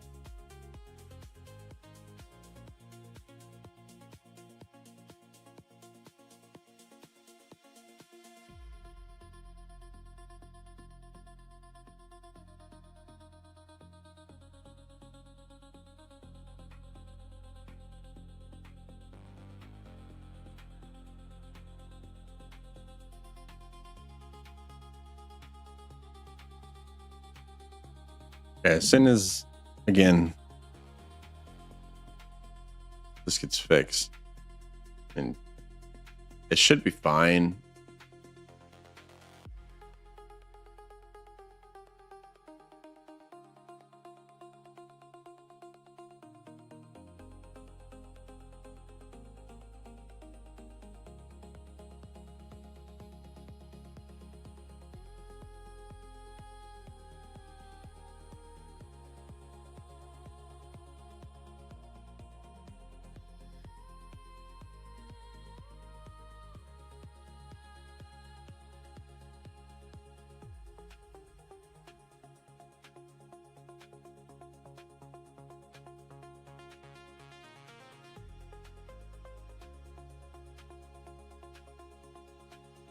Here we go.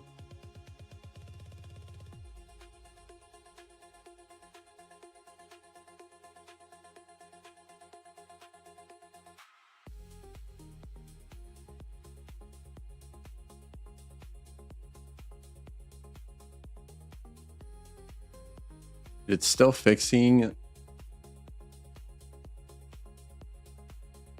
this fucking problem. The overlay. Oh, I guess because it's building a new menu, so I guess that makes sense.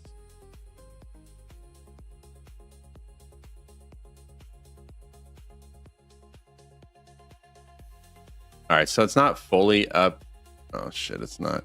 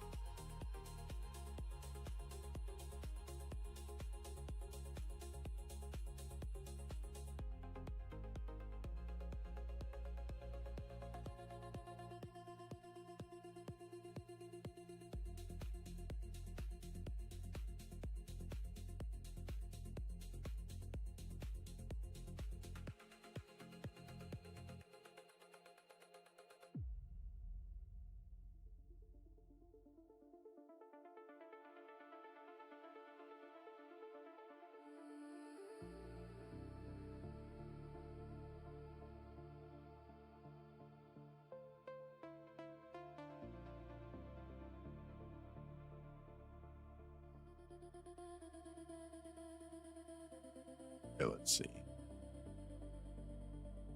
Yeah, I just tried to invite someone to the Discord and didn't do what I needed it to do. I think that's partly because running into a DigitalOcean error. So I needed to get fixed, and then I'll go ahead and do it.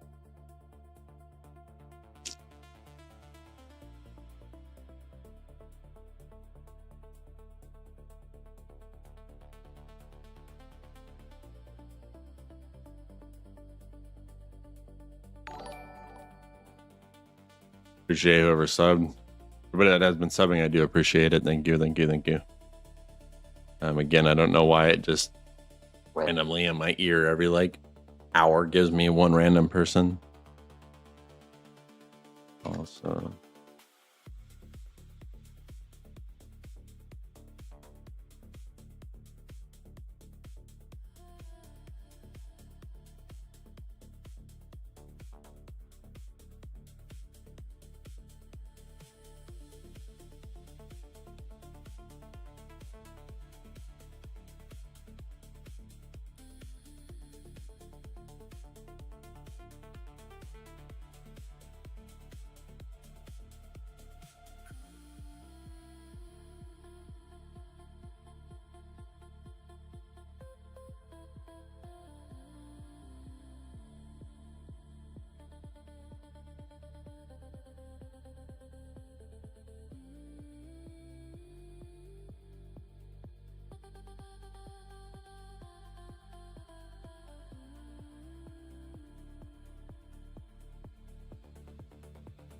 yeah, I cannot forget that I still need to do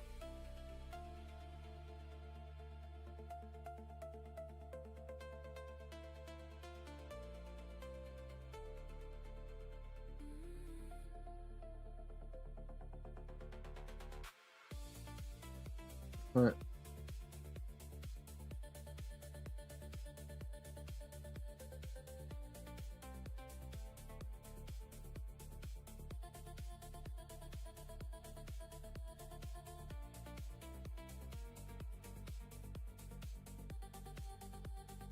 It's not even on the. Why the fuck does it say?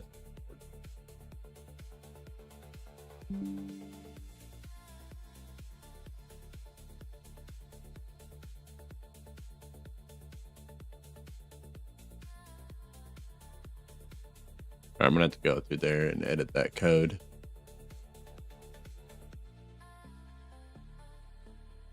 Let me go ahead and post this live. See if this works. Hopefully this fixes our issue that we're having.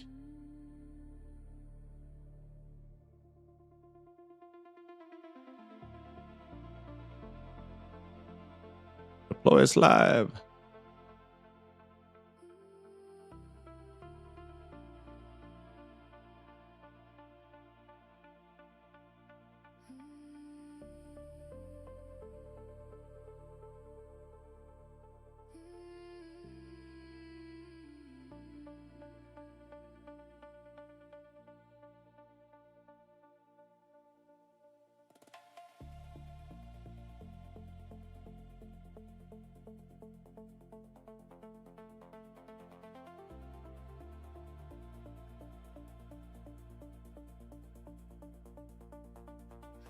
One second.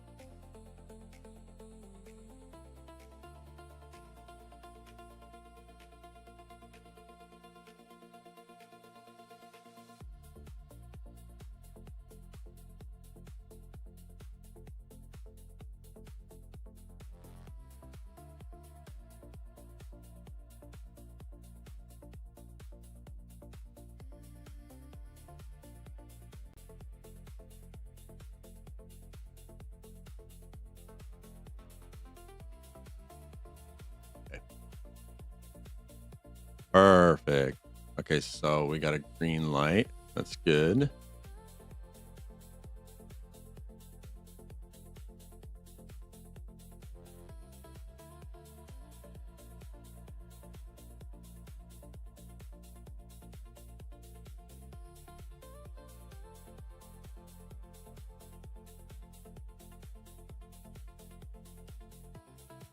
Okay.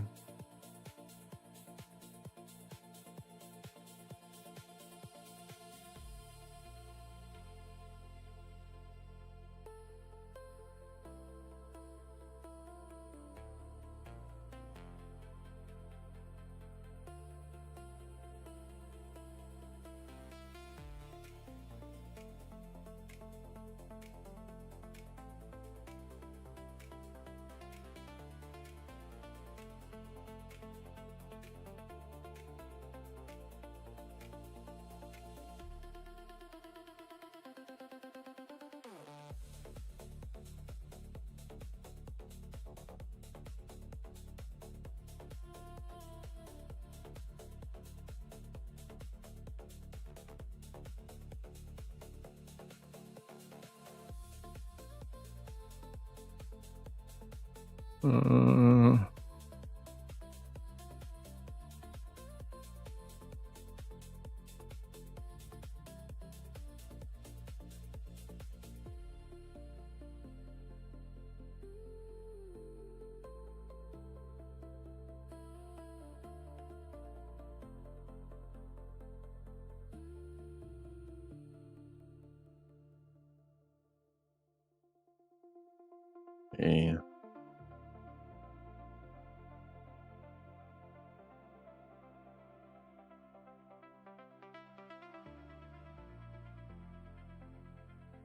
Why?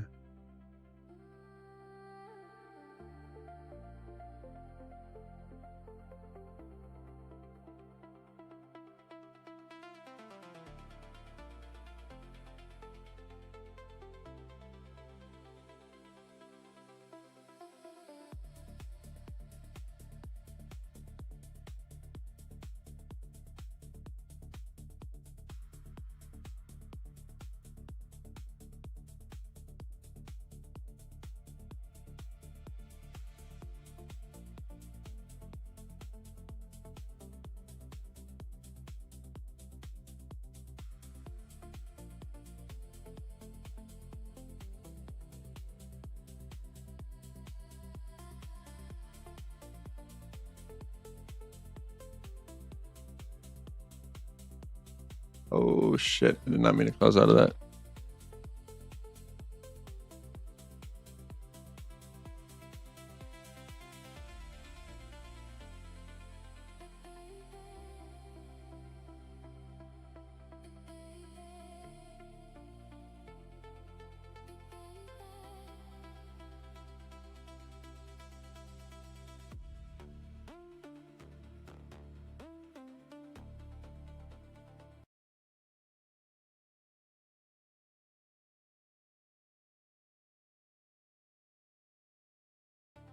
You damn pausing my damn music. Okay.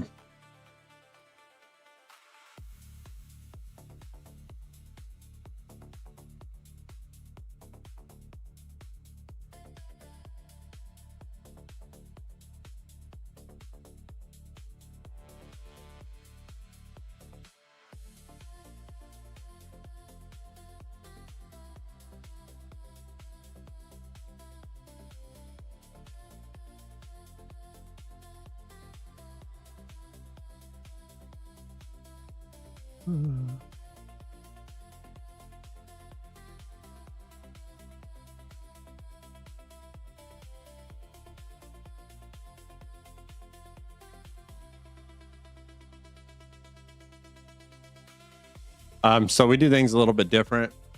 Oops AI are all taken. Sorry, I thought I said oops AI taken. Sorry.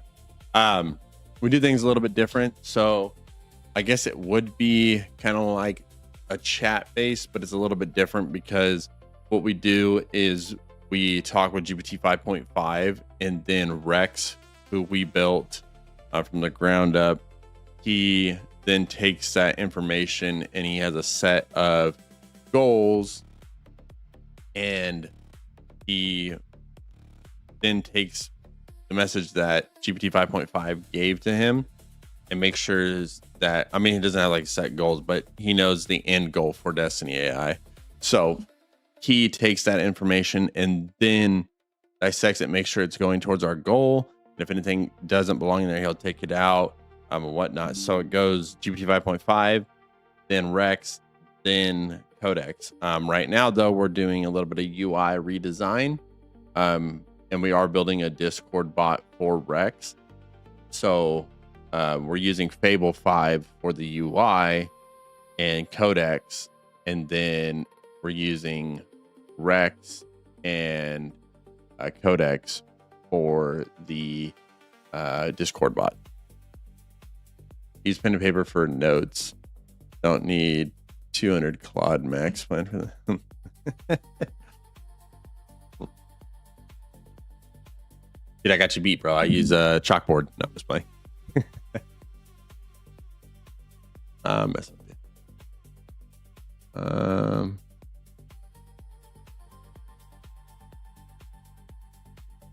144, you're taking.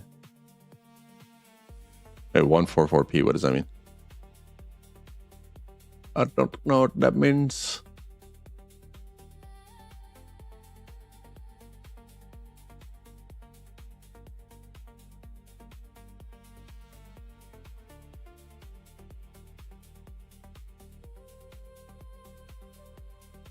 So like this, what I just copied, I just posted that into Rex.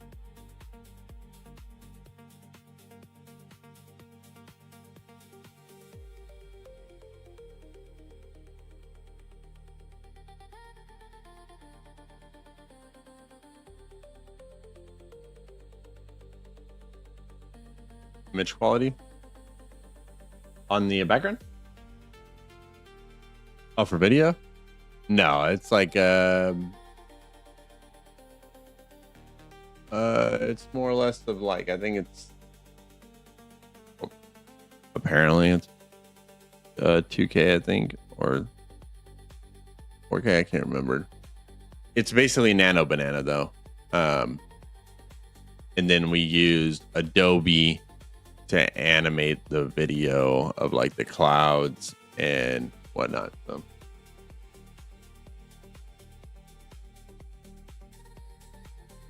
oh, it's not?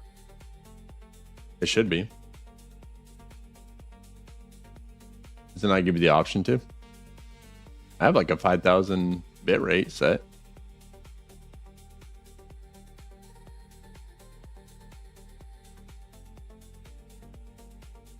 It should be good. I don't know. Let me check.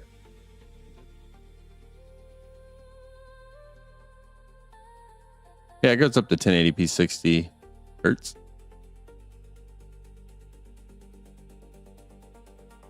For me, it does.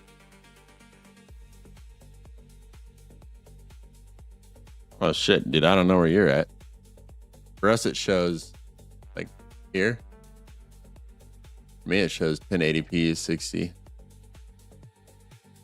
I thought you were talking about like video size. That's why I was like so confused. I was like, what? Shit, where you at, Busy Slim?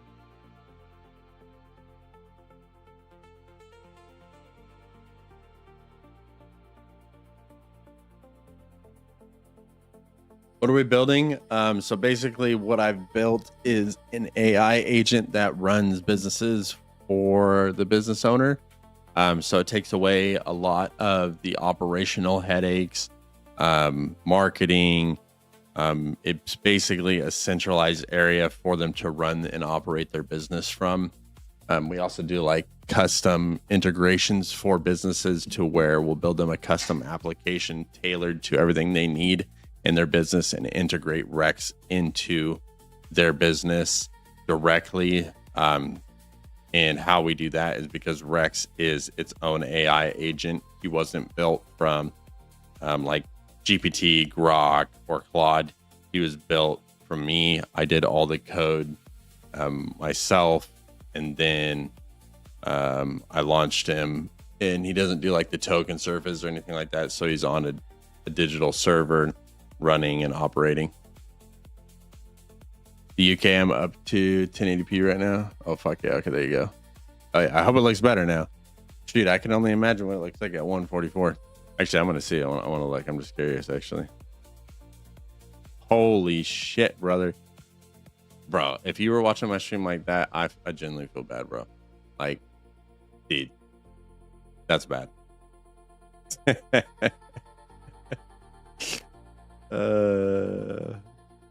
He just robbed me of my job in data scientist. I pretty much do this for more and less. Gotcha. No, that wasn't the goal. That's not the goal. The goal is just to help businesses, right? So ultimately, I just want to create a software for businesses to run their business off of, right? Yeah, 144, bro. That was pretty scary, bro. I'm not gonna lie. That was pretty bad. Okay, commit the backend files. Let me not mess this up again. Then do it on the front end. Okay. And PowerShell, do not post your real.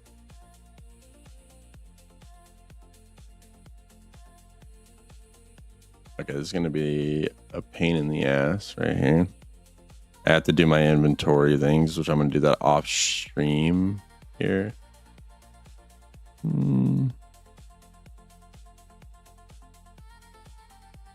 But can I post that?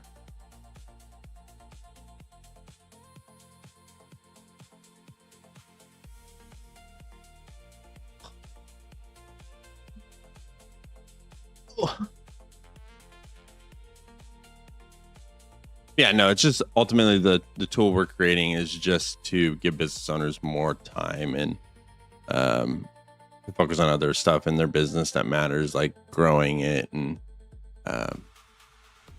you know, family and whatnot. So okay, since I had this, it'd be good to have would be good for people to join the Discord.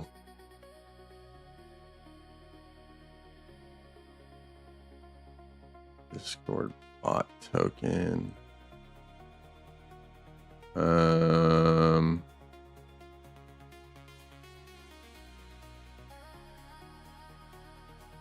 shit.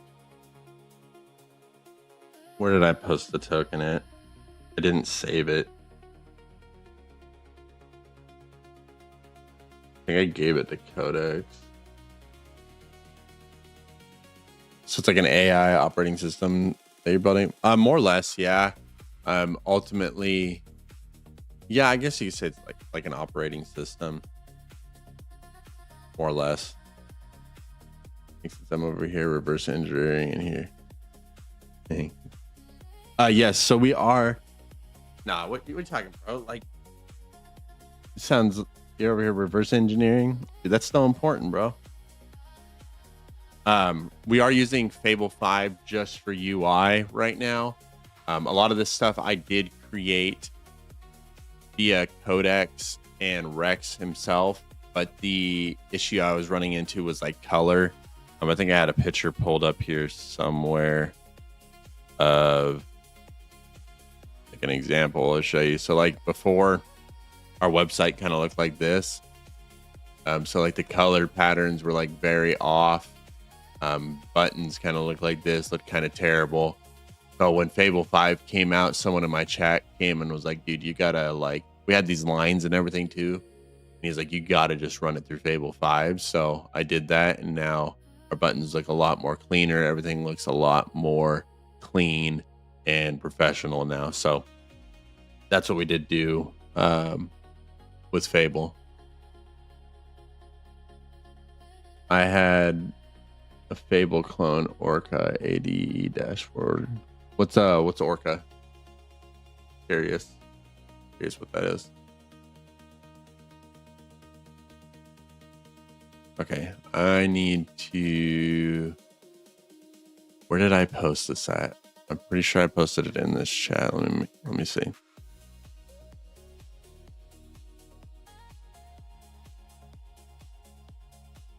I have to find it.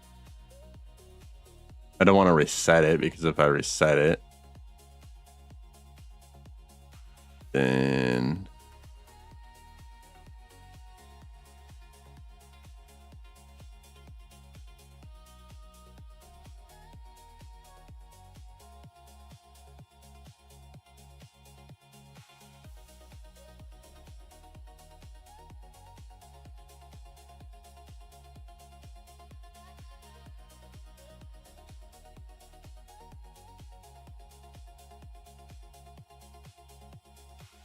okay, you know what? I think it's Orca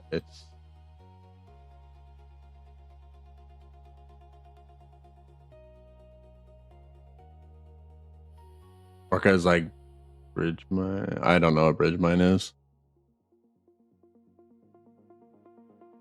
I haven't seen it yet. A lot of people have been talking about it in chat. What does bridge mine do? Like 12K star Orca is the ADE workflow with the fleet and parallel agents running code. Oh, okay, that makes sense.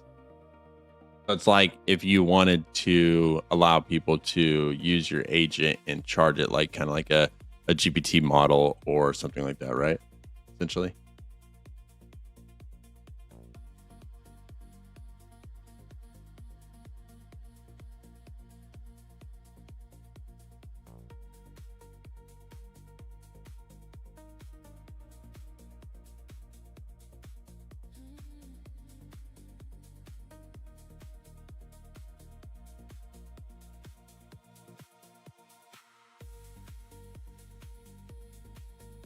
Dude, where did I do this at?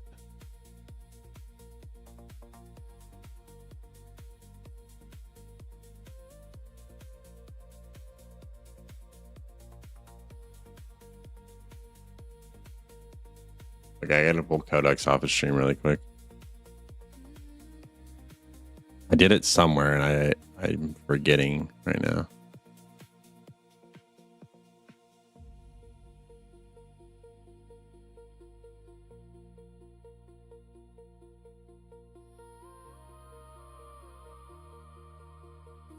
Okay, here it is. I found my token.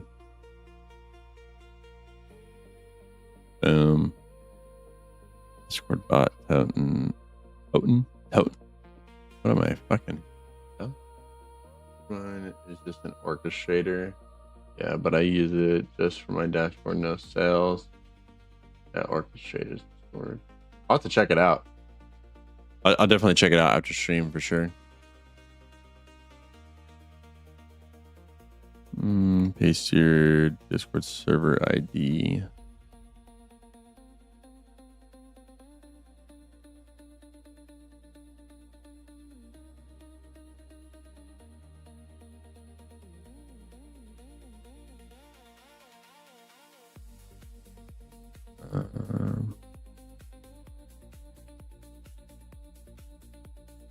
Where the heck do you find the server ID?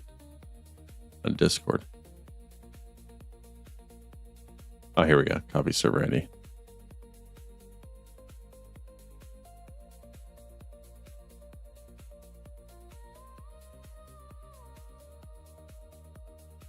Okay.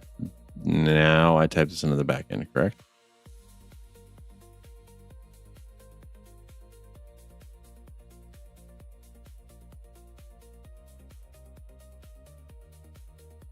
Okay.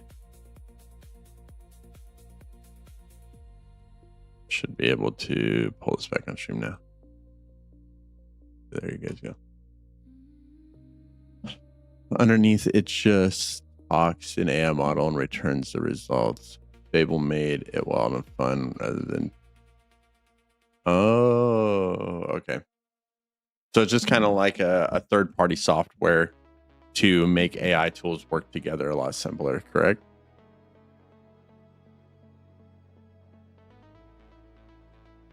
I guess that's pretty cool.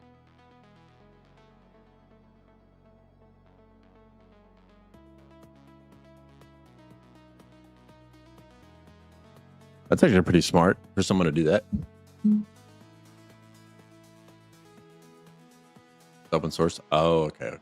That makes sense.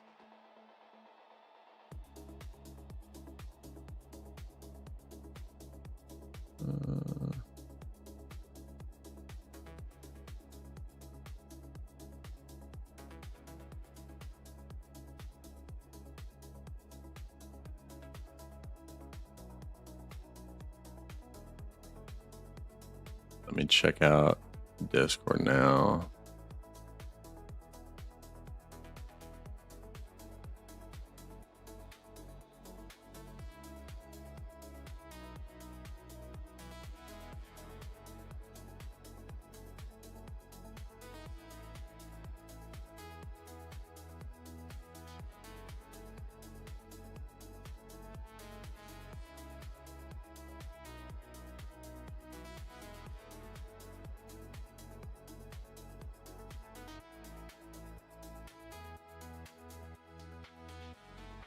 Okay, as you can tell on our Discord, Rex was able to do a welcome and rules message, but the announcement channel doesn't really have anything. Introductions doesn't really have anything. Roles doesn't have anything. So just an area to kind of explain what each channel is, I think would be good going down. Obviously, because there's a lot of different channels, so they should all be used for a different thing. And especially for the roles, if people don't get assigned their member role, they should be able to automatically click it on in here too.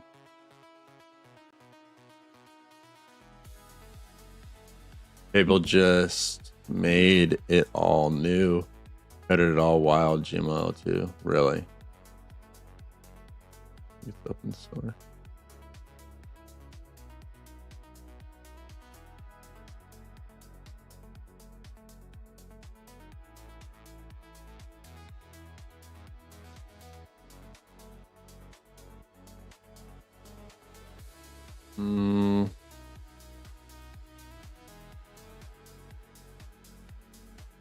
Okay, I gotta go in here. Let me put these on DigitalOcean. Then we're good to go.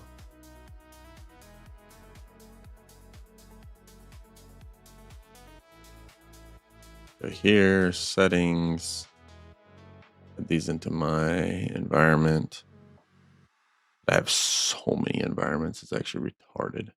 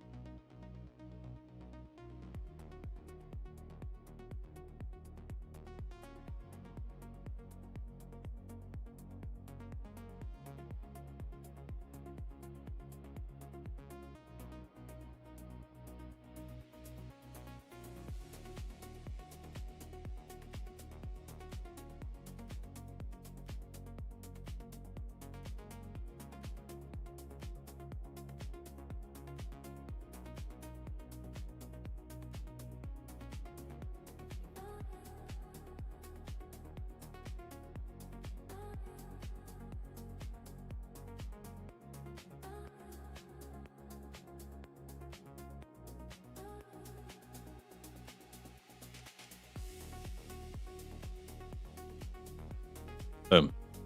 Okay, let this redeploy. Then I'll post Discord in a Fable web generated high level project plan followed by a detailed jumpstart plan packet. Send it into Hermes, which leverages GML. Pretty smart, man. I like it. I like it. I like it.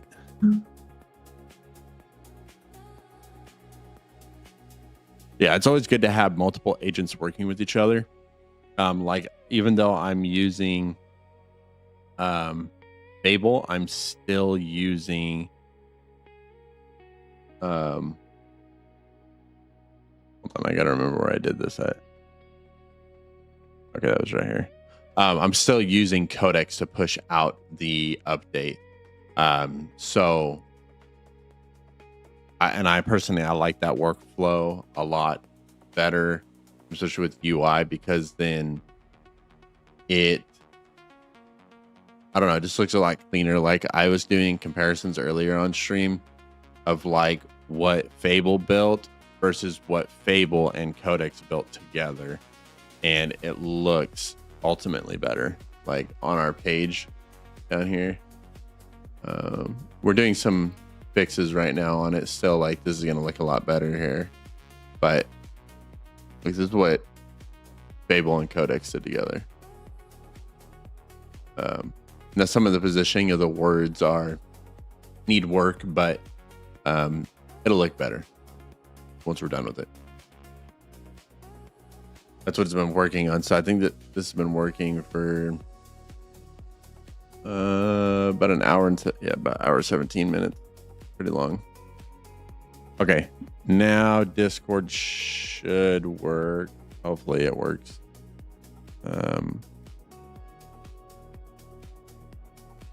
Maybe.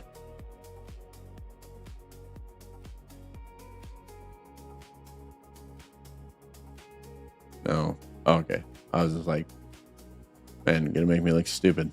I don't know if it's gonna work. If Rex has been fully, no, it didn't fully work yet.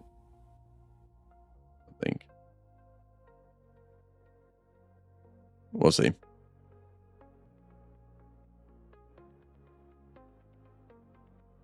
It's still supposed to be updating and adding stuff. Holy shit.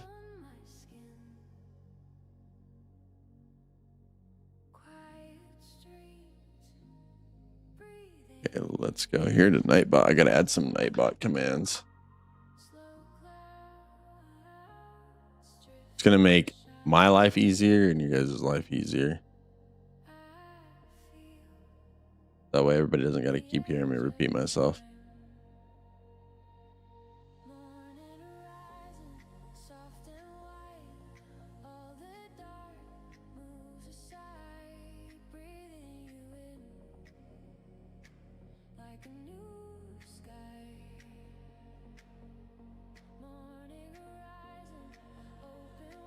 And this is where's it, Rabia? This is the worst AI will ever be, and that's wild to think. No, exactly. It's only gonna get better and better and better. Like, that's the crazy thing. Only gonna get better from here. Oh shit.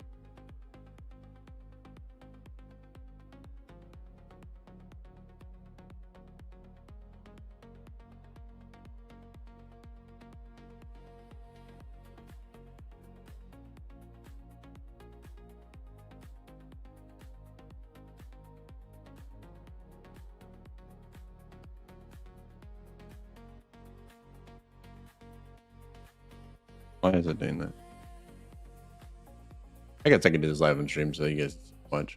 We're just setting up commands right now from what Rex is telling us.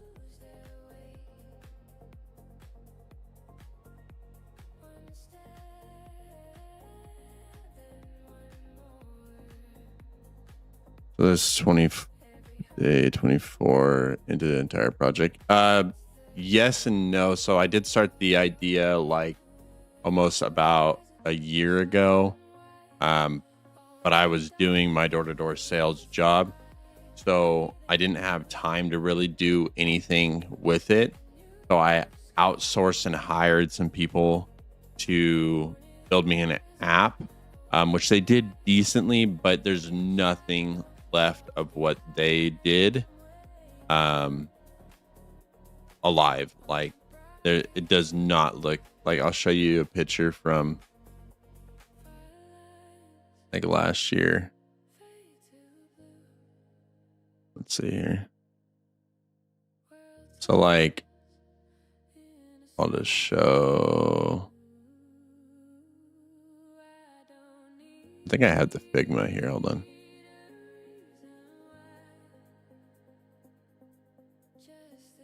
Like it's huge difference. Like this is what, like when I outsourced and hired someone to do, like this is what it was originally going to look like, right? Like, you know, it looked like this, right?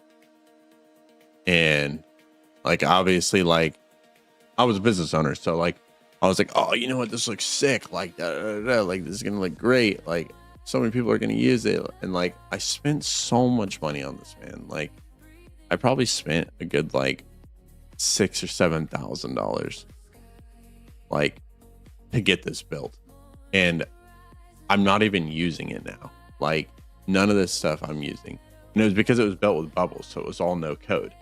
So now that everything's being done in-house, I would say I started in March, doing everything myself.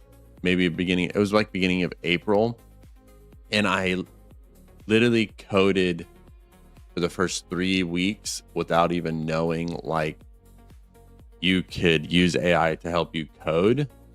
And I coded Rex all the way up, and then I started using AI to help me finish Rex's code, and then got Rex operational and working, and then I started the stream, and then I started, you know, doing the website, doing all that stuff. So this is just, if you look back at like our original streams, like on what our website and everything looked like compared to what we're at now, it's like it's crazy to see what I've accomplished in these 24 days versus where I was at when I started. So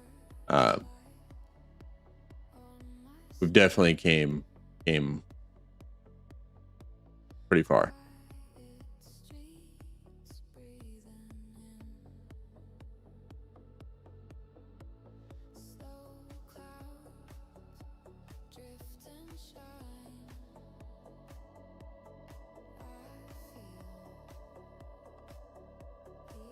And this music's fucking with my headphones. It sounds crazy.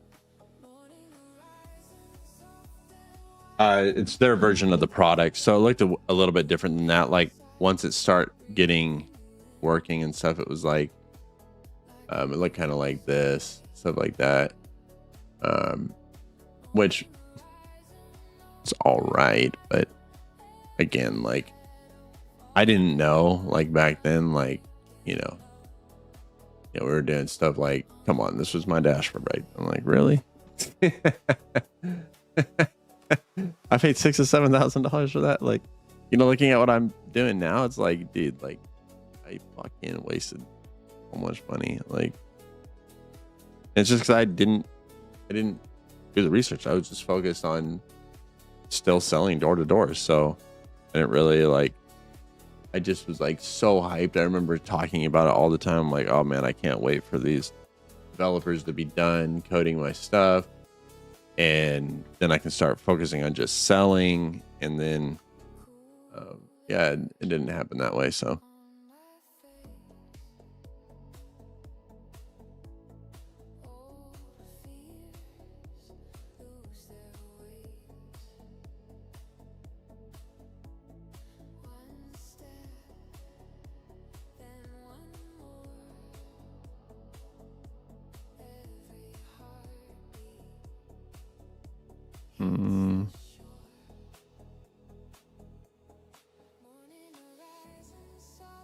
Okay.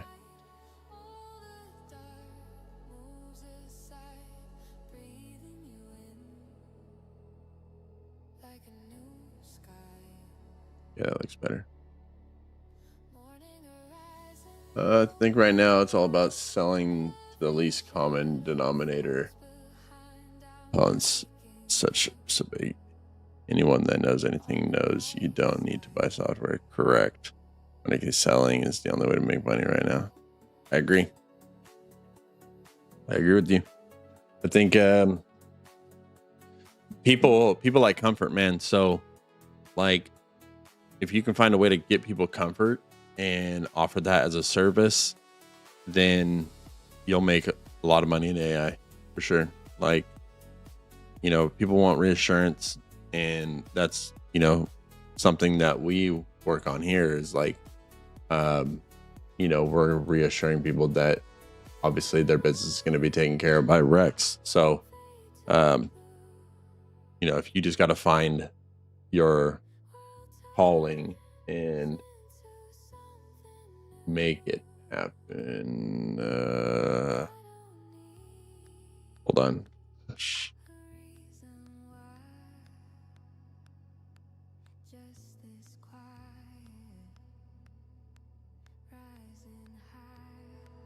I kind of cut myself off there. I wasn't done talking. The Bridgemind kid, he's selling a T-Mux launcher to morons. No shit. What's T-Mux? What is that? Well, I'm gonna look that up. Hold on.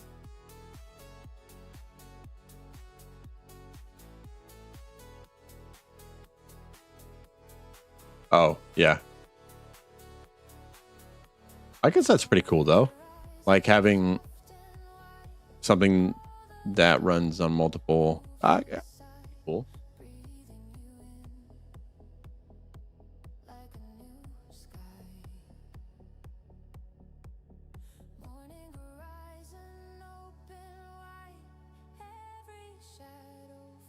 Full easy parted. That is true. That's why it was like more or less I wanted to target business owners, because it was like, instead of sitting here and like streaming and like trying to sell to like community, it's like I want to be able to bring my community together and help them get to the goals that they want, right? So it's like, versus a lot of these people that are, I mean, I haven't watched other people, I'm just going by what other people told me in chat, is like that I feel like a lot of these people are just streaming to sell their product to their community in a way, and it shouldn't be about that. Like, I'm streaming just purposely as educational purposes, because I've been doing sales for a long time. I've ran a business for 4.5 years.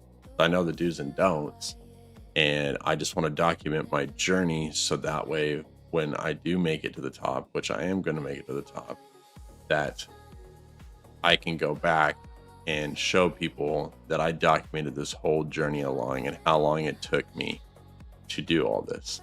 Like last time when I ran my business to become very successful, it took me 5 months. 5 months to become very successful. And, you know, it's going to be the same thing here, probably like 5 months. I could probably be at 1 mil ARR in 5 months. It's pretty possible, I think. And actually, it is possible. Anything's possible. Shit, I could probably get there. And I want to say, if I was just focusing strictly on sales instead of doing all this stuff, like I could maybe get to 1 mil ARR in 2.5 months. Like, because I would be out selling and going to every single business. And the way I work and operate is I'm not going home until I set appointments. I'm not going home until I close deals. Like, I'll be out. When I did door-to-door sales, like I was out door knocking until 8 o'clock at night, 9 o'clock at night. I didn't give a fuck. I was knocking in the dark. Who gives a shit? I'm out there to make money. I'm out there to make sure that my family has a place to live and a place to, and food to eat in their stomach. Like, when you get paid on commission only, it teaches you a lot that you're not promised to get paid. And that's how I see this, is like, I'm not promised to get paid at the end of the day. Like, if I build a good enough tool, strong enough tool that is offered to businesses and they're happy with it, and that creates the safety and security that they need to run and operate their business. Which tools do I use?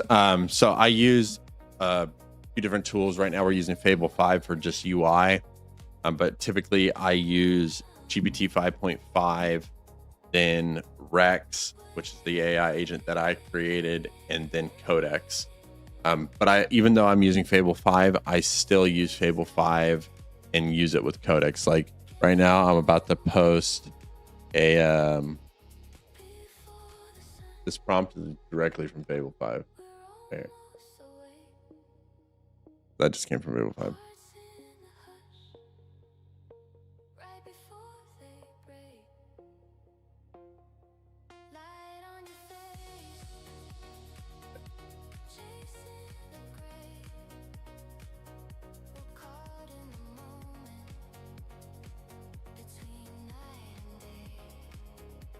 I don't know much about your software, but I think your business wants anything unless it completely automates a business action. No software that will help has any value.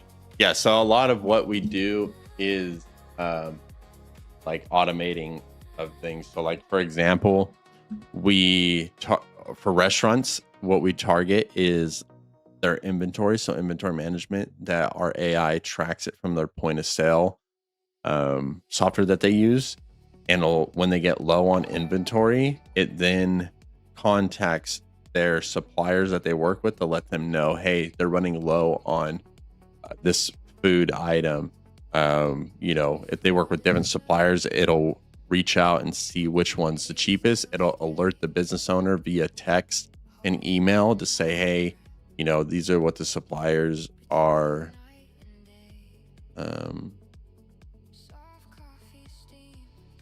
at. Hold on 1 second, I'll finish that. Why did it just say everything was up to date when it's not?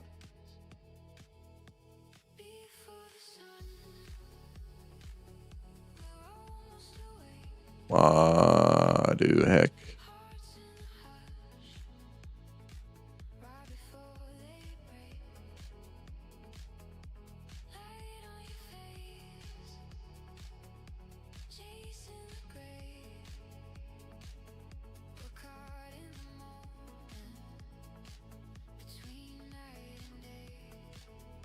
But yeah, no. So it basically automates like that, and then like a lot of companies hire marketing companies. So one thing I did learn when I was running my business is hiring a marketing company is expensive, man. It's like $5,000 a month to hire a marketing company that maybe brings you 1 to 4 deals a month, maybe. Um, that they, it's ridiculous for the pricing. So my AI, what it does is it'll scan your competitors and tell you what they're running on ads as far as like their cost per click, how much they're spending a month in ad revenue, what they're targeting, what their social media ads are saying, a detailed marketing plan on how to beat them if you want to steal and take their customers.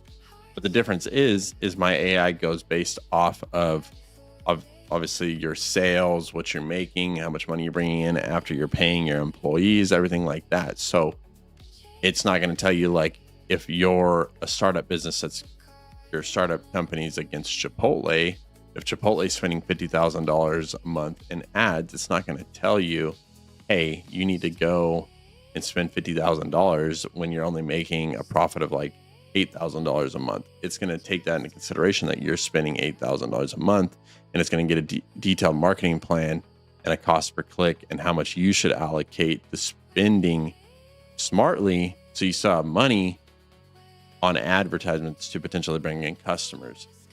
So that's one thing that I learned and I developed myself within my business on something like that. Vendor managed inventory has always been around. So yeah, it's not vendor managed. So what it is like vendors obviously go to restaurants and they can see like if they're on a set schedule. But however, typically if they're set on a set schedule to come, that's costing the business owner money, right? So not a lot of their product is getting used. And if they're reordering that same product, that means that they're having more of that product, right? So therefore they're wasting money in there because that stuff is going to expire.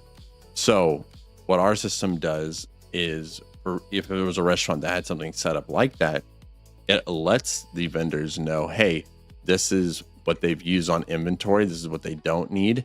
This is, our Rex will also tell you like, hey, this is what you need to do to push out these chicken before they expire or whatnot, right? But there's a lot more than just like doing that, because obviously the goal is to get product to come in and get it out as soon as possible. And Rex knows that. Again, because when I built Rex from the ground, I took in my sales skills and I dealt with a lot of business owners, met a lot of people, and learned from them on what they struggle in business the most. So I'd always I wouldn't say take notes, but I definitely listened to a lot of people that were always around me and what they were having trouble with in their business. And that's why when I created Rex, I made Rex to solve all those problems, essentially.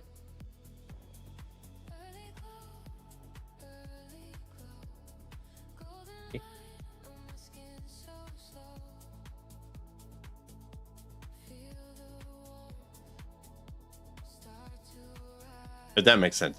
It's very much of like a very complex system that we have built, but it's a good system.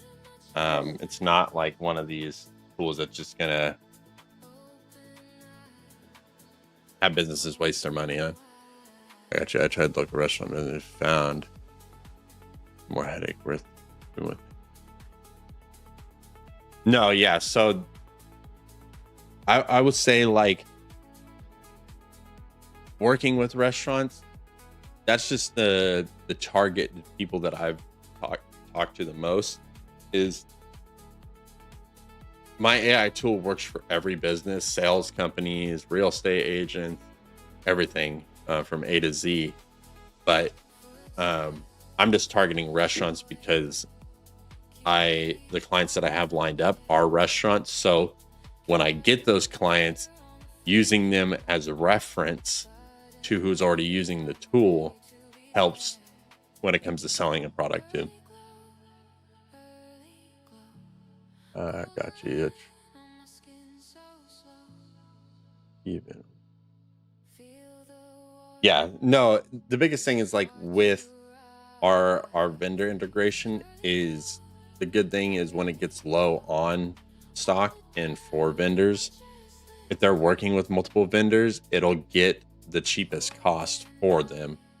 So like let's say they work with US Food, JD's Food, Whole Food, whatever it is, and then only JD Food and US Food is going to be in the area at that time. It'll say, okay, well, who is going to be cheapest? JD Food's going to be cheapest, but it's not going to be here till next week on Wednesday. However, US Foods is going to be here Sunday. I recommend you're running low on chicken, you're going to be out by tonight, that you pay a little bit extra and get that chicken here tomorrow. Say stuff like that. Like it goes very complex into it all. Like I was telling people earlier, is like when I wrote Destiny or Rex's code, I was literally at the computer for like 18 hours a day, like doing it all myself. And I don't wish that upon anybody. I was so happy once I learned that AI was integrated to help write code.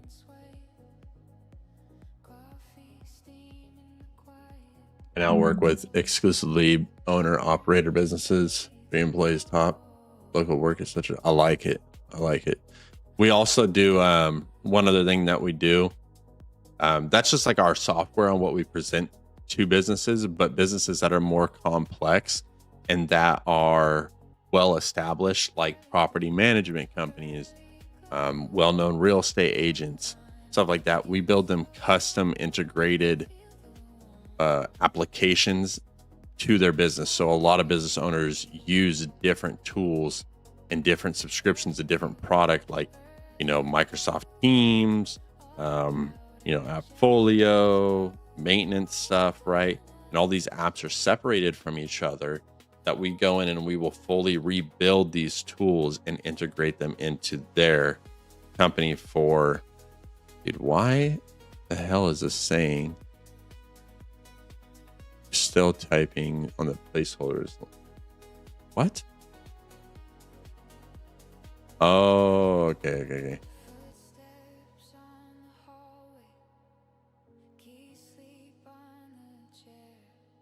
I'm so confused what else, man. Yeah, I have a few small sasses. Dude, that's good. Keep it going, bro. Keep going, keep grinding. This is so irritating.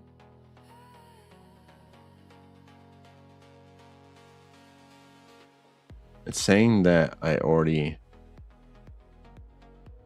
everything's up to date when it's not. Like, let me reload the website.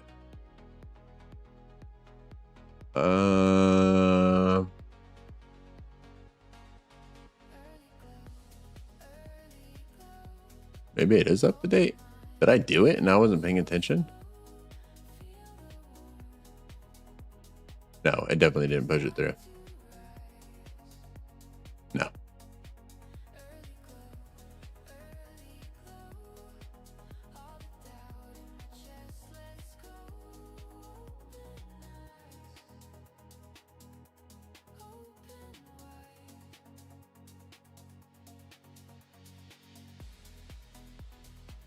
Okay. Go, watch out.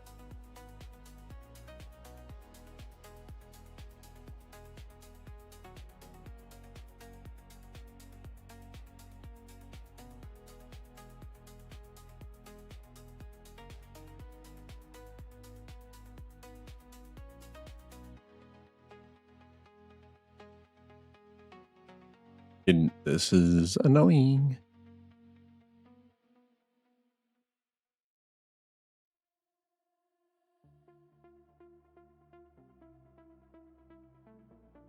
So my 9 to 5 is corporation, looking for my exit plan, just building small clients. Way easier than trying to get large. I like it. One thing I can recommend to you, is it Quago? I think I'm saying correctly. One thing I recommend, and then I've been recommending to a lot of people, is referral game, bro. Referral game like a motherfucker. Obviously, these other businesses are probably going to know more people And if they can benefit from your software as well, then, you know, you can set up any type of referral game. Dude, why the placeholder PowerShell will always fail because it's treated like an operator in the terminal output. Dude.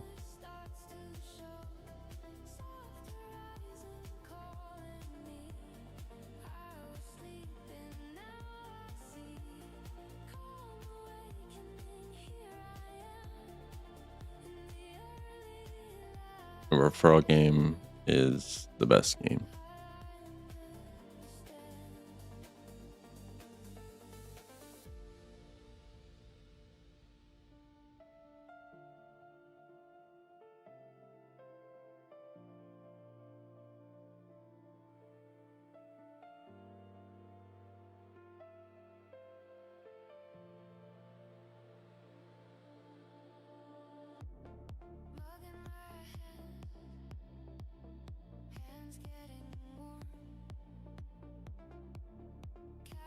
Looking to be rich, man. Just live a nice, quiet life. I'll tell you one thing, man. Once you start making money, everyone's gonna try to take it from you.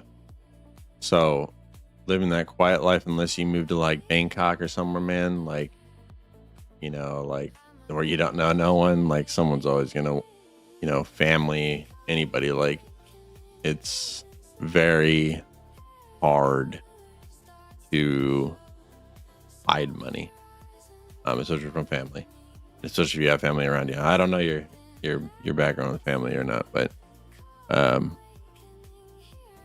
you know, it's just be difficult. Okay, we finally pushed it live. Holy shit, that was a pain in the ass.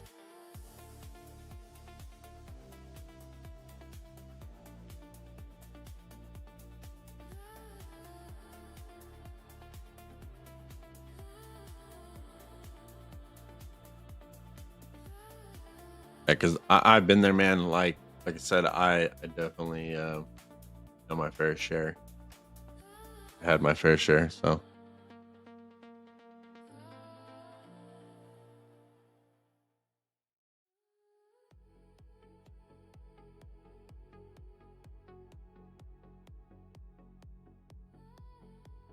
Let's see how it came back. Should fix our bar placement right here. Hopefully it did good. And then it should also fix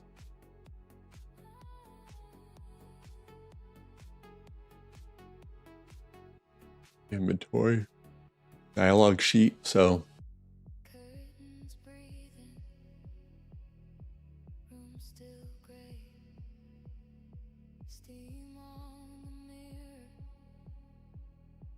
live run.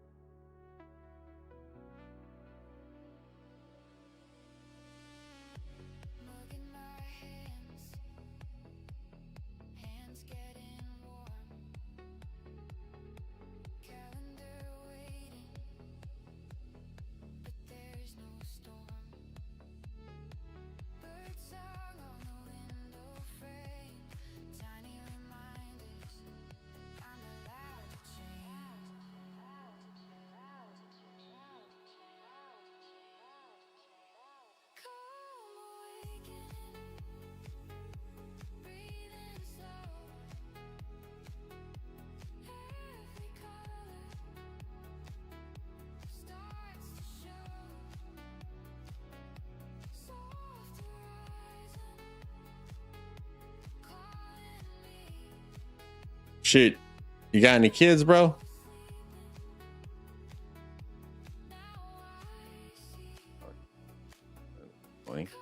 Oh, wait, no, it's not. It didn't fix that one in this update. It's in the next. Shit.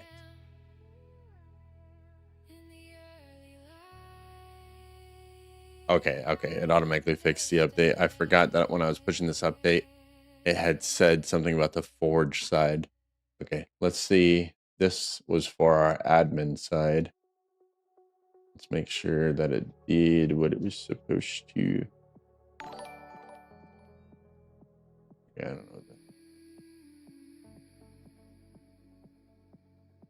It says it fixed it, but it didn't.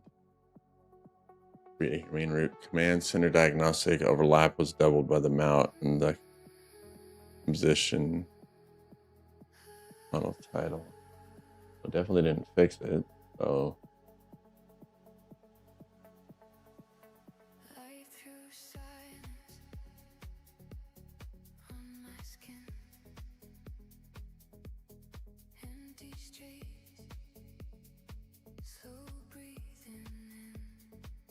maybe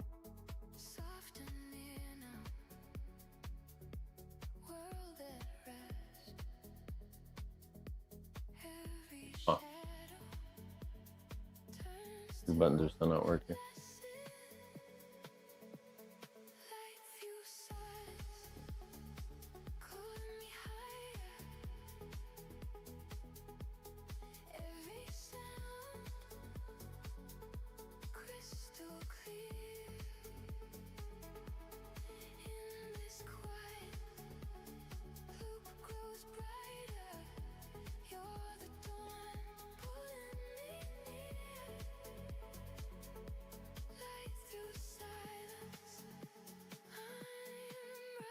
Hold on, be right back.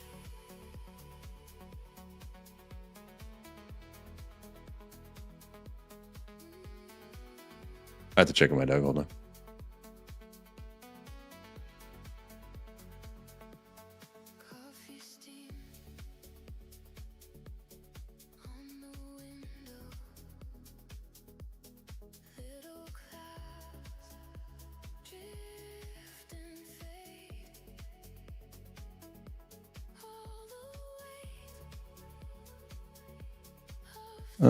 Congratulations. You got past the era of or no, you're in the era of thinking they know everything.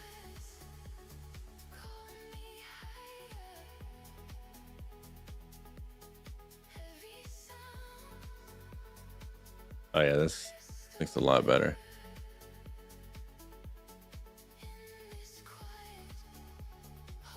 A lot better.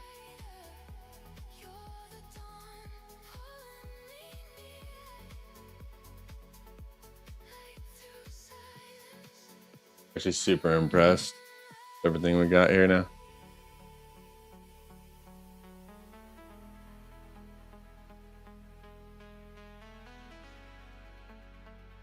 Oh wait, this is basically the same. Wait, it already updated it? Oh, because okay, I know why it updated it. Dude, I think I pushed this update live versus the other one.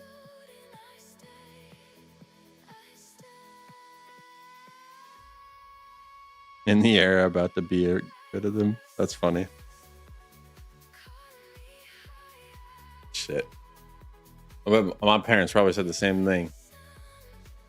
Although my mom got rid of me when I was 16, so I got kicked out. She told me I wasn't allowed to live there anymore, so. But that taught me a lot, so.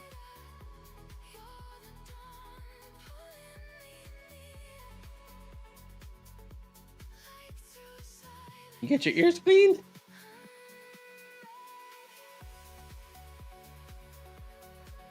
All right, now I'll be right back. Hold on. I gotta check my dog's ears.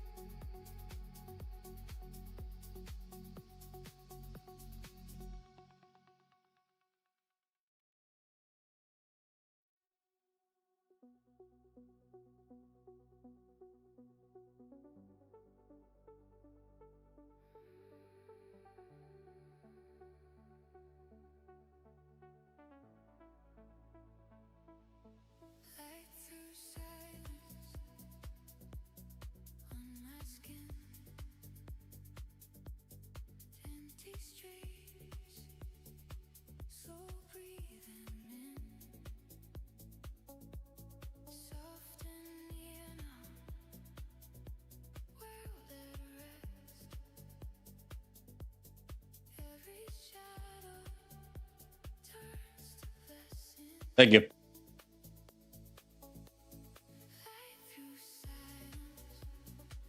So you said Quagga, you've been working with some businesses. What type of businesses? I know you said that you target like you have certain SaaS businesses right now. What have you been like targeting? What's your niche?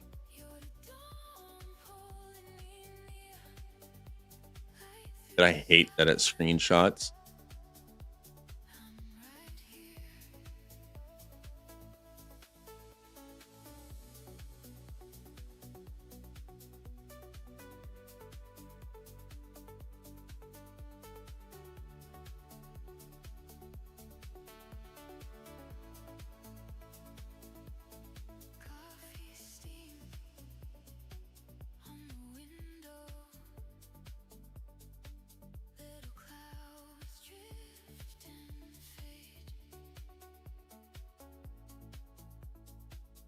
Whoa, what did it do here?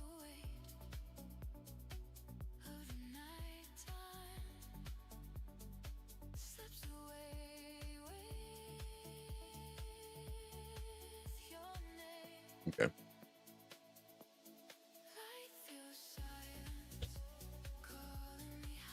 We'll be ending stream here. Probably after this update gets back. I need to get off here. I need to go outside, do some yard work.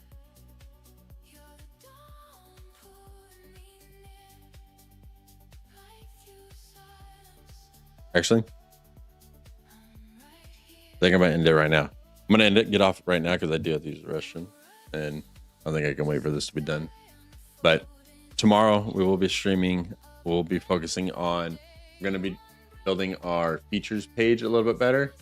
So the goal tomorrow is to continue working. I'm gonna continue to work on Discord after we get off here. But the goal right here is on the features pages. We're gonna give videos of exactly how everything works for business owners to see. So anyways, I appreciate you guys stopping in. I appreciate all the subscribers, and I'll be on tomorrow. Appreciate it, brother. Thank you for stopping in. You guys have a good day, and good luck on your projects, and looking forward to seeing the progress you guys make tomorrow.